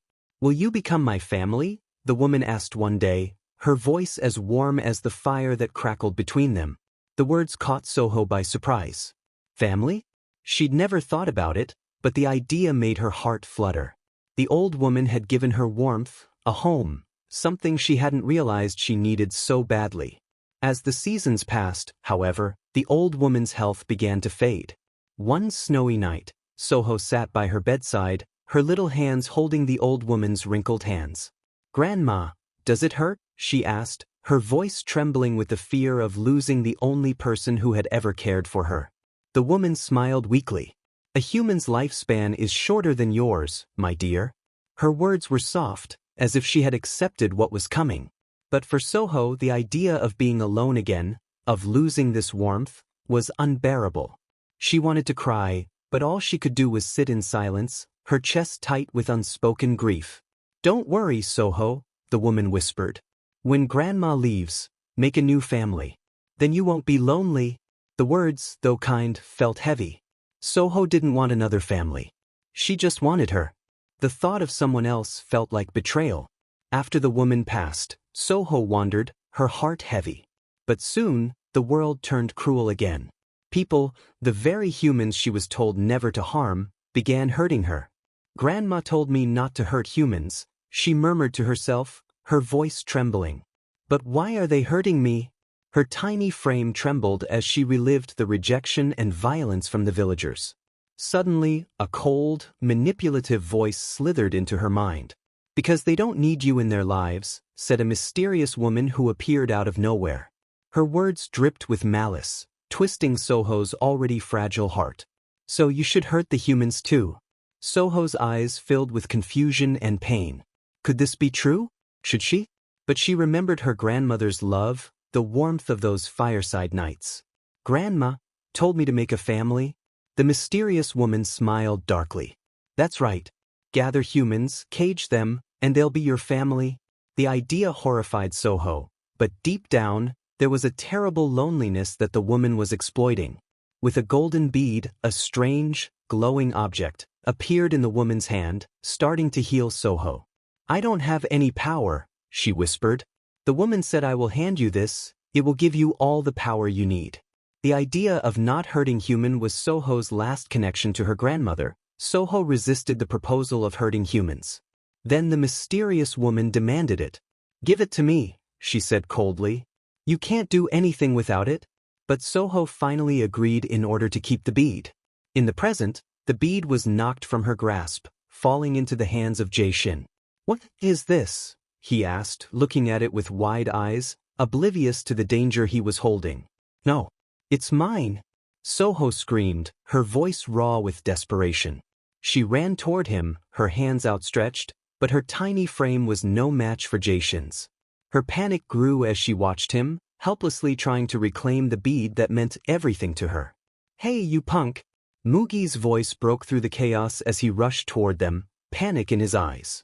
"It's dangerous." Suddenly, an explosion of light erupted from the bead, throwing everyone backward. The golden glow filled the room, casting long shadows as Mugi and Jaesin fought to regain control. Soho screamed, flailing as the force knocked her across the floor. In the chaos, Jae-shin's mind swirled. With images of the woman from his dreams, images he never seen before. Jae-shin passing out while looking down at the bead in his hands, a strange realization dawning in his eyes. He had no idea what power he held, but it was clear that the weight of it was more than he ever can handle. With one final, desperate breath, Jae-shin collapsed, the golden bead falling from his hand as he hit the cold floor. Soho's eyes widened in panic. Without hesitation, she scrambled toward the fallen bead, her tiny hands trembling as she reached for it. "It's mine," she cried, clutching the orb close to her chest. Her voice grew more determined, her expression darkening. "I won't give it to anyone," she declared, her small frame suddenly radiating an ominous aura. She shoved the bead into her mouth, clutching it desperately as if it were her only lifeline. Mugi, horrified, lunged toward her. "You," he shouted, but something was off. His fists passed through her like smoke, confusion gripping him. Why won't this hit? His eyes darted around wildly, panic setting in. "Damn it!" Mugi cursed, his frustration boiling over as he watched helplessly. Soho's form flickered, her body somehow untouchable, and the energy around her began to distort reality itself. "What?" he yelled, disbelief washing over him. "Why is this happening?" His mind raced. Could it be because of that punk? He glanced at the Soho. "I messed up." Mugi groaned, shaking his head. "I don't have much time left either." Desperation seeped into his voice as he realized how dire the situation had become. He needed to get everyone out of there, fast. "Hey, mister. Get yourself together," he shouted at Jae-shin, kicking his limp body in frustration. "We have to leave. If we stay here, we'll all die." His urgency grew as he turned his gaze to the unconscious people strewn around the room. "We have to take those people out too." But it was too late. The energy surrounding Soho erupted once more, creating a wave of force that sent Mugi reeling. "Damn it," he spat, tumbling backward, his fists clenched. His body ached from the impact, but he had no time to recover. "Damn it," Mugi repeated, teeth gritted in frustration. He was out of options, and as he glanced back at Jae-shin, "What am I supposed to do?" he shouted, his voice cracking with fear and anger, unsure of what the next moment would bring. Back at Jae-shin's house, Socheon is still trying to reason with the man. "There's nothing like a bead in this house. So, please go back," Socheon insisted, her voice steady but firm. But the man didn't budge. His gaze sharpened and he replied, "I can't go back until I check myself." He wasn't the kind of person to trust words alone. Socheon sighed, her patience thinning. "I told you, the master's not here. You are not the master. How can you be so sure?" he retorted, dismissing her frustration. "I only believe what I see with my own eyes," he added coldly, pushing past her, determined to find what he was looking for.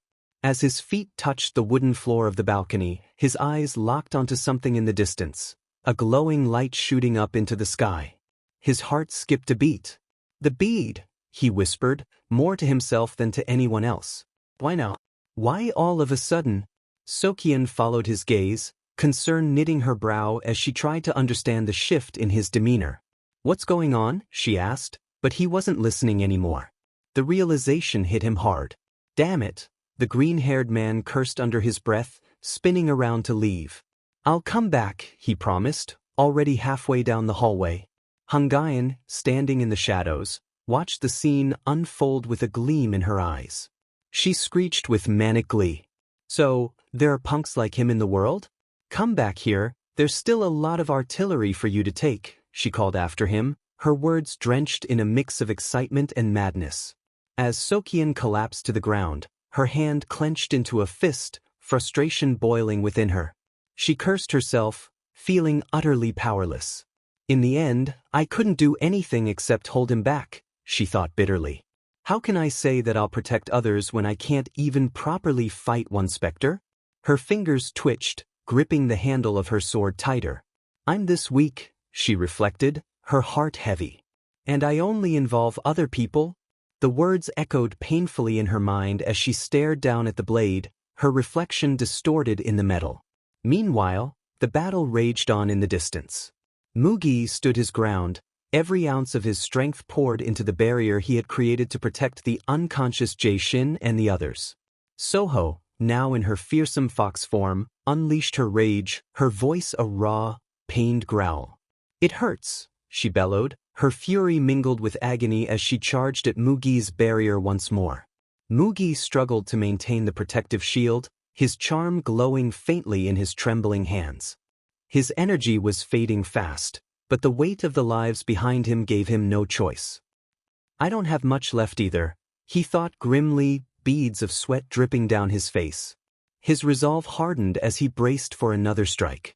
Soho's claws slashed against the barrier, each blow sending shockwaves through Mugi's weakening defenses.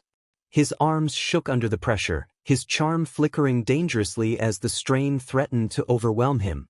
"If I fall now, we're all finished," he thought desperately, gritting his teeth. "Why won't you just give up?" Mugi say, while her monstrous form towering over him. Mugi could feel the barrier weakening further, his strength rapidly fading. His mind raced, searching for any way to hold out just a little longer. "I need to protect them. Just a little more," he thought, willing his body to stay upright, even as his vision blurred from the strain. "The tails are annoying," Mugi muttered through gritted teeth.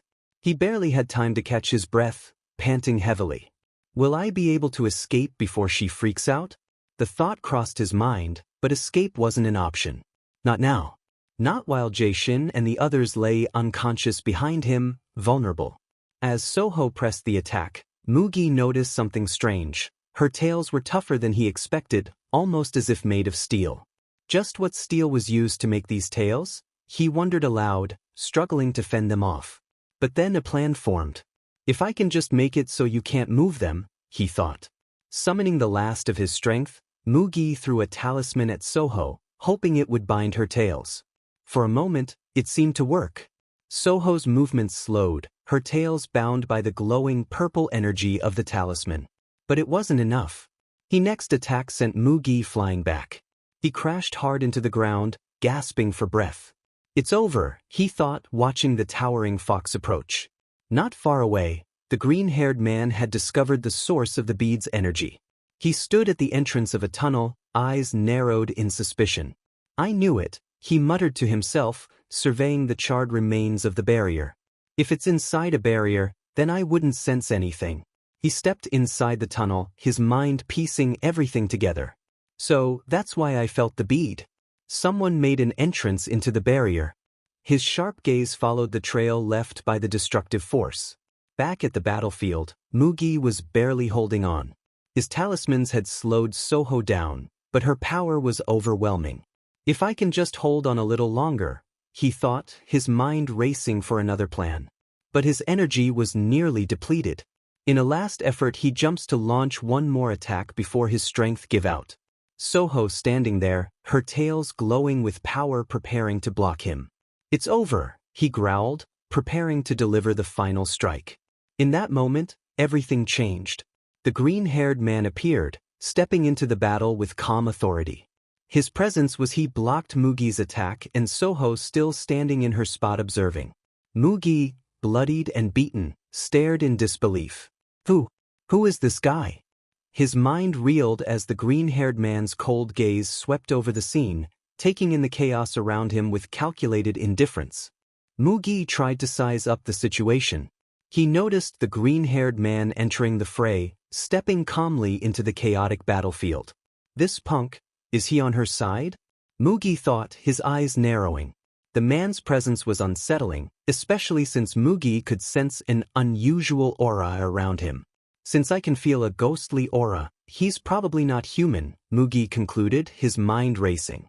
If this newcomer was another enemy, things were about to get worse. But then Soho attacked the green-haired man before he blocked her attack. This left Mugi shocked as he didn't expect this turn of events. The green-haired man looked at him, finally spoke. "Are you an exorcist?" he asked, his voice even and unbothered by the intensity of the fight. Mugi's exhaustion was visible, but his grip tightened around his weapon as he replied in confusion, "What?" The green-haired man gave him a sharp look. "A sword like that won't do anything to this guy," he said, referring to Soho, who growled in the distance, her tails glowing with power. If you mess up and hit the tails, you'll just amplify the beast's powers. Who are you? Mugi demanded, frustration clear in his voice. Where did you suddenly come from? Are you a spectre? The green-haired man ignored the questions, his patience clearly wearing thin. How annoying, he muttered before glancing at Soho. He flicked his hand, and a red bead showed up. He threw it at Mugi, creating a barrier around him. The force pinned him to the wall. Hearing the green-haired man saying, "The human should stay out of this." "You over there," the green-haired man said to Soho, his tone sharp. "Stop with the foolish peeps. The bead isn't something you can handle." His words cut through the tension as if it were an obvious fact that Mugi wasn't ready to hear. What does this guy think I am? Some weakling? Mugi thought, his anger rising. But before he could respond, Soho lunged again. The fox spirit wasn't about to let them strategize. The green-haired man blocked her effortlessly, his hand glowing with crimson energy. "So give it up," he said coldly, throwing Soho back with a flick of his wrist. Mugi, watching in awe and frustration, clenched his fists. "Are they joking with me?" he thought, trying to suppress the humiliation of being sidelined in his own fight. The man's powers were undeniable, but the way he dismissed Mugi stung. "These damned spectres? I'll cut them all," Mugi growled to himself, tightening his grip on his weapon. He teared through the barrier using his blood as a spell to break free. Meanwhile, the fox's tails are breaking free, now in full strength, she ready to attack at the man in front of her. With only one blow from her tails, she shatters the man's barrier, leaving him in shock as he didn't expect such power. "I can't just keep blocking like this," the green-haired man thought, his expression tense. He knew that simply holding back Soho wasn't enough. "Mugi," his voice cold and final. "Sate, I will say this only once. If you don't avoid this, you'll die. Eat this," Mugi shouted as he swung his weapon toward Soho. The green-haired tried to intervene, calling Mugi to stop, shouting, "Wait, your opponent is..." But before he could finish, Mugi's focus shifted fully onto Soho, blind to the warning. Mugi manages to seemingly hurt Soho with several blows, leaving her in shock and pain. The man was surprised to see such attack and power coming from a human. The green-haired man looking at Mugi's face. "A spectre's eye?" he muttered, noticing the intense, supernatural energy at play. His gaze then shifted back to the fox spirit as he realized the dire situation they were in, seeing Soho react to the attacks. Soho writhed in pain, her voice filled with rage. "It hurts," she screamed, her fury growing. Despite the damage, she wasn't finished yet. Mugi, panting heavily, forced himself to stay upright, his body battered and bruised. "You punk, you didn't die?" he growled, eyes wide in disbelief at Soho's resilience. The fox spirit was bleeding heavily, but the ferocity in her eyes hadn't waned. To Mugi's horror, Soho's wounds began to close. "The wound is healing?" he questioned in disbelief. The green-haired man stepped closer, his voice cold. "It's the power of the bead," he explained, eyes narrowing. "It's not a normal bead, that's a bead that ate 1,000 souls." Mugi, taken aback, quickly asked, "Bead? Are you talking about what that beast swallowed earlier?" He had suspected something was amiss, but he hadn't imagined it was this severe. The green-haired man nodded, his tone unwavering. "Yes. Those are the souls of people stored within. It's not something you can fight." Even though Mugi wanted to retort, the truth hung heavy in the air. "Even if you defeat her," he continued, "the souls within will unleash powers even worse than what you've faced before." The gravity of the situation settled in.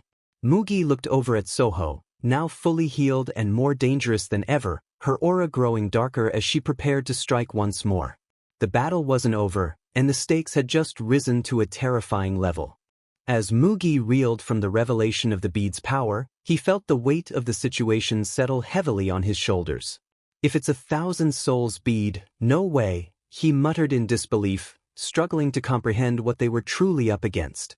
His eyes darted toward the green-haired man, who maintained his unnerving composure. "Then what should we do about that?" Mugi demanded, frustration lacing his voice. This battle was far beyond anything he had prepared for. Meanwhile, Soho continued to scream in agony. "It hurts." Her feral cries echoed through the chamber, but the destructive energy of her tails lashed out violently, forcing Mugi and the others to dodge. As Mugi staggered back, a surge of power drained from him. "My strength," he whispered, realizing the toll the fight was taking on his body. The exhaustion was overwhelming.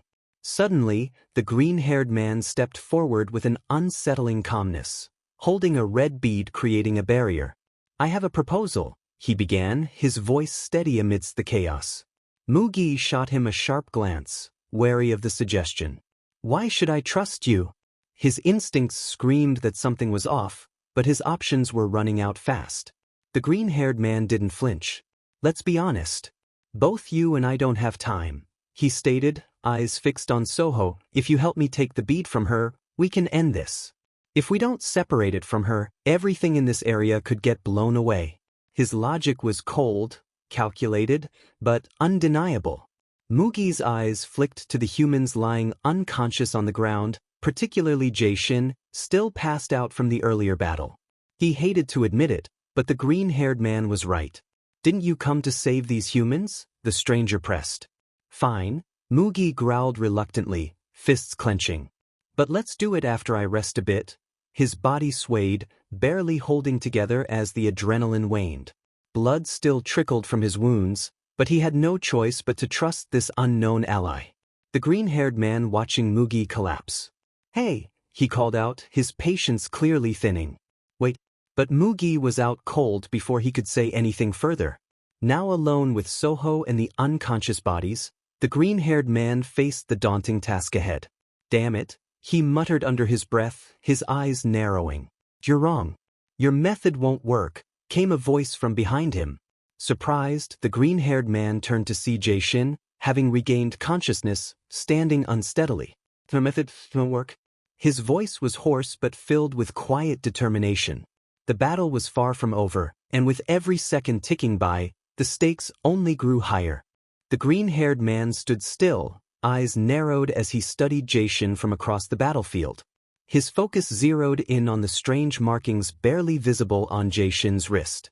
"He looks like a normal human," the man thought, suspicion creeping into his voice. "But what is that suspicious marking?" Jaesin, trying to reach through the chaos around him. His gaze landed on Soho. "You aren't making a family," Jaesin's voice echoed through the tension, unwavering but heavy with the truth he had realized. "You're just kidnapping people."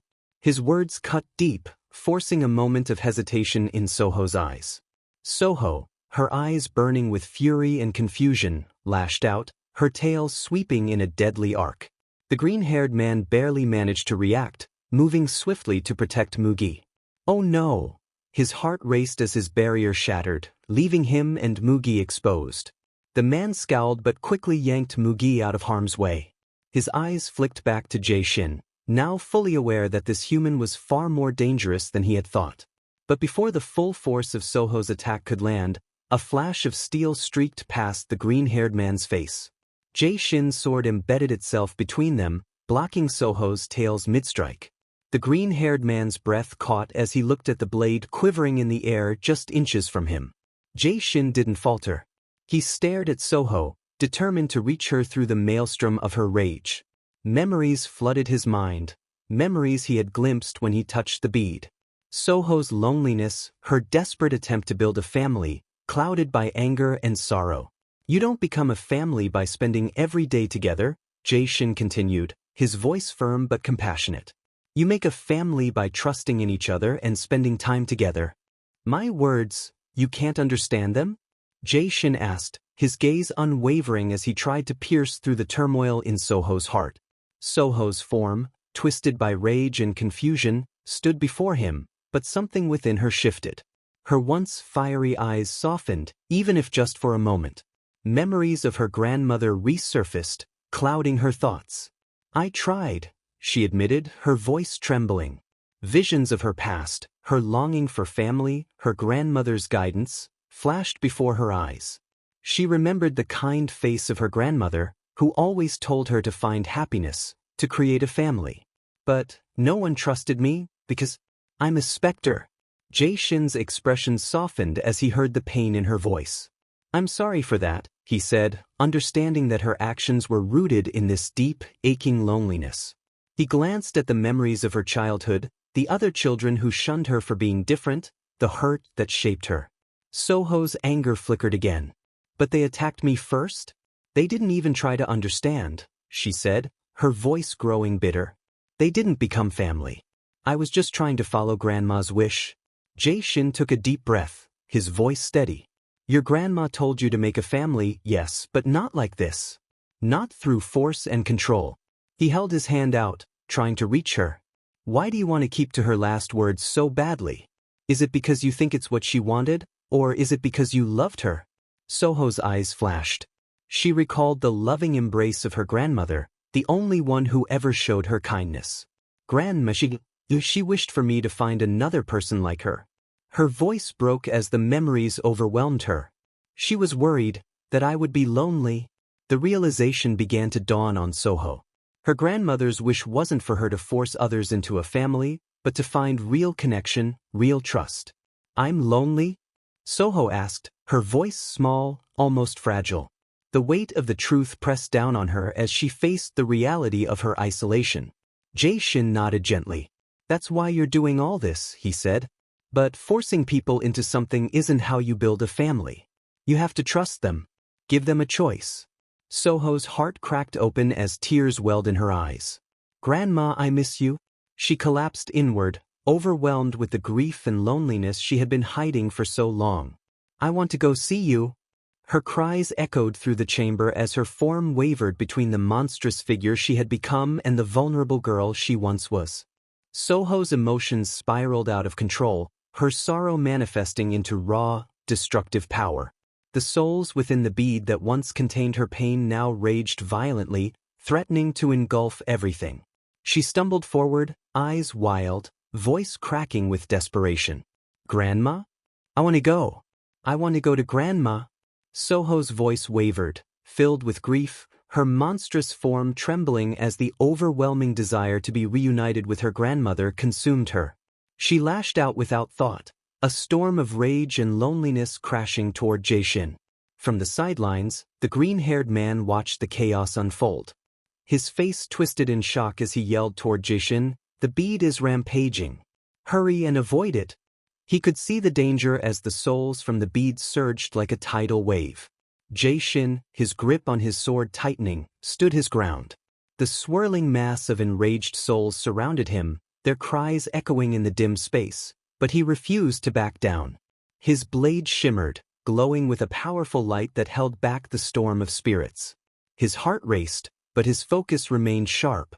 "Get yourself together," Jae-shin shouted toward Soho, his voice cutting through the chaos. His words were firm, filled with determination. He knew she was lost in her own torment, but he had to reach her, had to pull her back from the brink. Soho, however, was too far gone. Her sorrow twisted into fury, and with a deafening cry. Mugi, who had been unconscious from the earlier chaos, stirred awake. Dazed and confused, he looked around at the wreckage and the swirling spirits, his mind racing. "Just how did this happen?" he called out, trying to piece together the scene before him. Meanwhile, Jae-shin found himself trapped within the storm of souls. They clawed at him, pulling him deeper into the mass, their wails filling his ears. Desperation gnawed at his resolve, but he gritted his teeth, refusing to be consumed. "What should I do?" he whispered to himself, his mind racing as the spirits surrounded him. He could hear the souls' voices, their sorrow mingling with Soho's, creating a cacophony of suffering. From the edge of the chaos, Mugi turned to the green-haired man, panic in his voice. "Can't you do something? Can you save him?" he pleaded, watching as Jae-shin struggled to stay afloat amidst the sea of souls. The green-haired man, however, shook his head grimly. "It's too late. If I go in there, I'll become prey too," he said, frustration evident in his tone. He knew the limits of his power and the risks involved. He couldn't afford to make a reckless move. A storm of souls raged around Jae-shin, he was drowning in their despair. But even in the chaos, he never lost sight of Soho, the being trapped in her own torment. Her monstrous form loomed before him, rage and confusion swirling in her eyes, but Jae-shin didn't back down. Instead, he reached out, both physically and emotionally, refusing to let her be consumed by the darkness. "You have to become happy," he whispered, his voice steady despite the overwhelming force around him. Memories of her grandmother surfaced, her warmth, her love. He knew this wasn't just about him anymore. It was about Soho finding peace too. "Since Grandma wanted you to become happy," he added, a flicker of hope lighting his gaze. Soho's monstrous form paused, momentarily frozen by his words. Deep within, something stirred. Jaesin saw it, the humanity buried beneath the anger. "Don't run away like that," he urged her, his hand glowing as his determination fueled his every move. The little innocent girl in her asked him, "Can I start over?" Her voice was fragile, filled with regret and the weight of her past. Jaesin smiled softly. "Of course. But first, apologize to those you've hurt." His gaze briefly flicked to the spirits around them. "And if it's too late to apologize, try to stop things like this from happening again." Soho nodded slowly. "Then, after that, you'll truly gain a family," Jaesin continued, his voice filled with quiet assurance. "Grandma will definitely be happy." Tears welled up in Soho's eyes, her body shaking as the weight of her emotions finally surfaced. With a deep breath, he reached out, his glowing hand cutting through the storm. He moved closer, placing his hand inside Soho's chest. She flinched, but Jaesin was resolute. "You should rebuild your family from scratch," he said, his voice soft but firm. As his hand found its target, a small, trembling white fox, he gently pulled it from within Soho's being. The bead, the source of the chaos, was left behind as the fox emerged. From a distance, the green-haired man watched, his expression shifting from disbelief to something akin to respect. "That punk," Mugi muttered, stunned by what he had just witnessed. But before anyone could react, Jaesin reached down and picked up the bead. The once glowing object now lay still, a silent reminder of the chaos it had caused. "Is that the bead from before?" Jaesin muttered, his voice filled with curiosity. Mugi, his eyes widening in horror, saw Jaesin's hand close around the bead. "Newbie! Let go of that bead right now," he screamed, panic rising in his chest. Jaesin, however, stood frozen, his mind racing as memories not his own flashed before his eyes. "What were those memories?" he whispered, confusion clouding his gaze. "Maybe, because I touched this bead?" He speculated, the weight of the artifact heavy in his hand. He was drawn to it, the connection between them undeniable. Mugi's voice boomed with anger. "Did you not understand me? Put it down now." His frustration was palpable, blood dripping from his wounds. Jaesin, holding the glowing bead, looked at him, hesitant but still not letting go. Suddenly, the power of the bead surged, pain coursing through his hand. Jaesin gritted his teeth as the bead seemed to burn him from within. Before things escalated further, the green-haired man swiftly intervened, striking Jaesin's hand and sending the bead flying. With quick reflexes, he caught it mid-air, eyes calm but sharp. Jaesin staggered back, gasping for breath, barely holding himself together. The green-haired man turned to him with a long look, while Mugi yelled, "Hey, you put it down too. You just saw what it can do. You saw what happened, didn't you? This thing is dangerous. I'm taking it." The green-haired man simply smirked, ignoring Mugi's outburst. "Don't make me laugh. You think I'd just hand it over?" With a flick of his fingers, golden threads appeared, binding Mugi tightly. "Damn it," Mugi growled, struggling against the restraints. "I really shouldn't have trusted a spectre." Jaesin, still recovering, tried to make sense of the situation, his breath still ragged. But the green-haired man's calm voice cut through the tension. "I'll keep my promise, so don't worry." He lifted Soho, now in her small fox form, and turned to leave. "I'll take this child too." Mugi's eyes widened. "You think I'd just let you walk away with all of this?"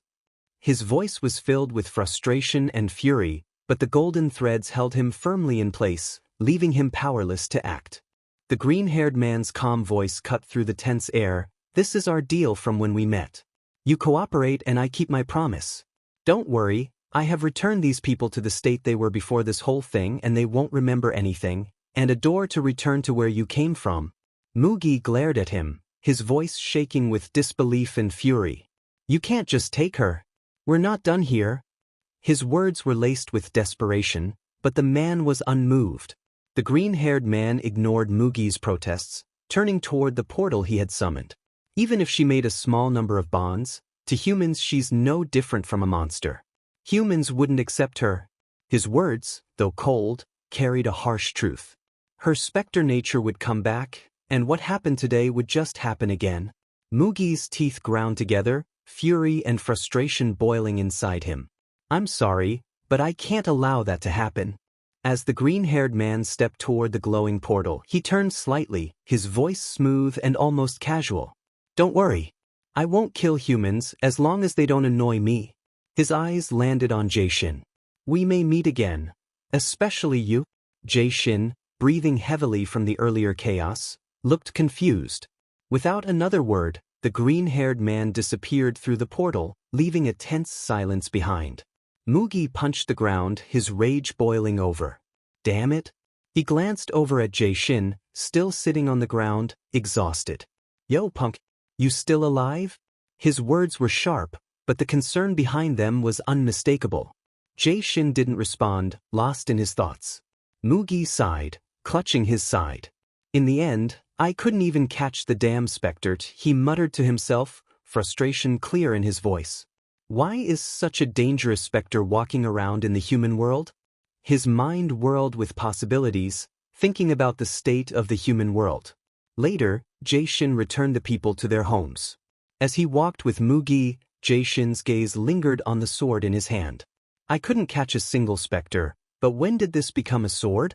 His voice was full of confusion and disbelief, staring down at what had once been a simple object, now transformed into something far more dangerous and powerful. "At least we saved everyone," Jaesin said, trying to offer some optimism, but Mugi cut him off sharply. "Don't say such stupid things." Mugi snapped. "As long as the spectres are alive, then they'll eat everything. That includes your family, your life's savior." Jaesin nodded, understanding Mugi's harsh reality. "I see, although I used to think like that too." His expression softened, reflecting on the weight of their actions. Jaesin said to himself, "I can't let him meet Miss Socheon," he thought. "I'll have to leave him before returning." Jaesin, turning to Mugi. "Hey, since everything is over, can I go now?" Mugi looked hesitant. "To where?" he asked, confused. "Even though it's over, there's still a lot of things to figure out for security." Jaesin grumbled, clearly frustrated.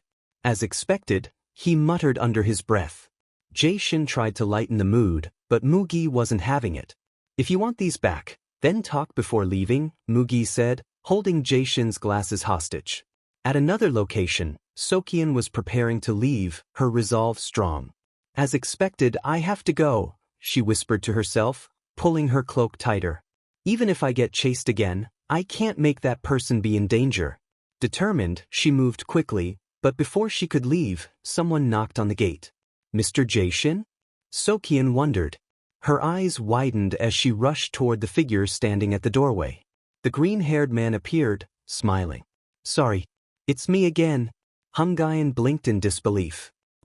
She had been waiting, but for someone else entirely.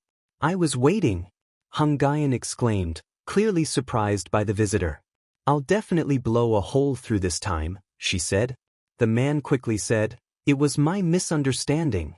Confused, Socheon took a step forward, trying to comprehend the sudden appearance of this strange man. The green-haired man held the bead up, his voice calm yet assertive as he declared, "Found it?" Socheon met his gaze, her tone steady. "If you found it, then there's even more reason for there to be nothing between us," she stated, trying to maintain distance. The man offered a half-smile. "That's why I came to apologize. Although, my misunderstanding only worsened because of the expression on your face," he remarked, eyes narrowing slightly. "It told me you have a lot to hide." Geumgwan's voice cut in sharply, recognizing the object in his hand. "That bead is—" Ignoring her, Socheon pressed on, her voice firm. "You said you came to apologize?" The green-haired man nodded. "As an apology, I'll give you this." He extended his hand, offering a ring in her hand. Socheon eyed the objects with suspicion. What's this?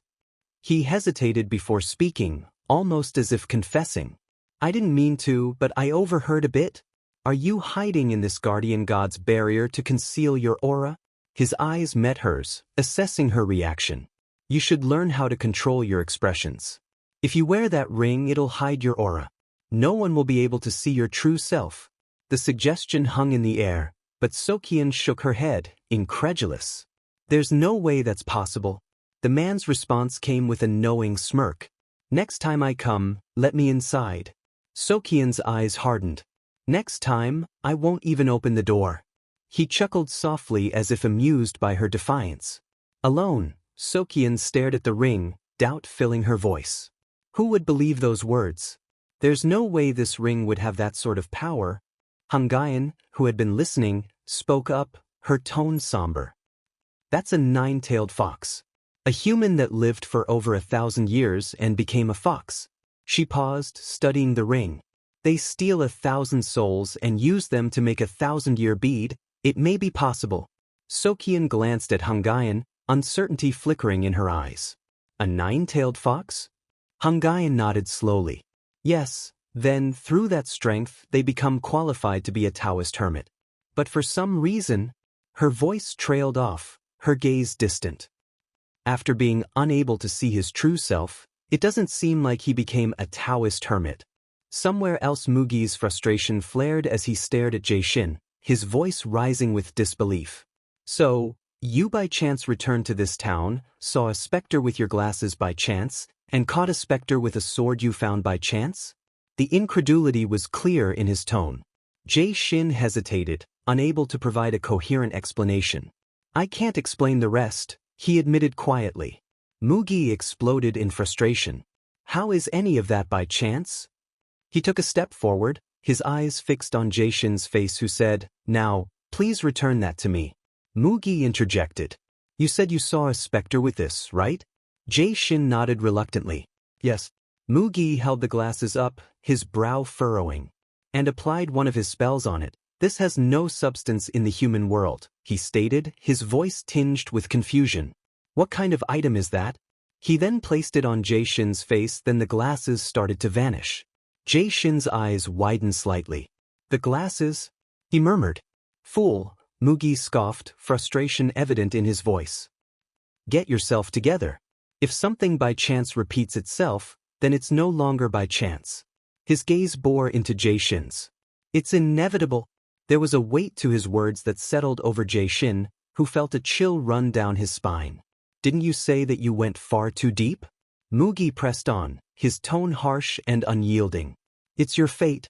Jaesin's grip tightened, and his expression shifted to one of realization, yet defiance. Mugi took a step closer, eyes narrowing. It's just like you said. You're fated to go down the same path as I'm.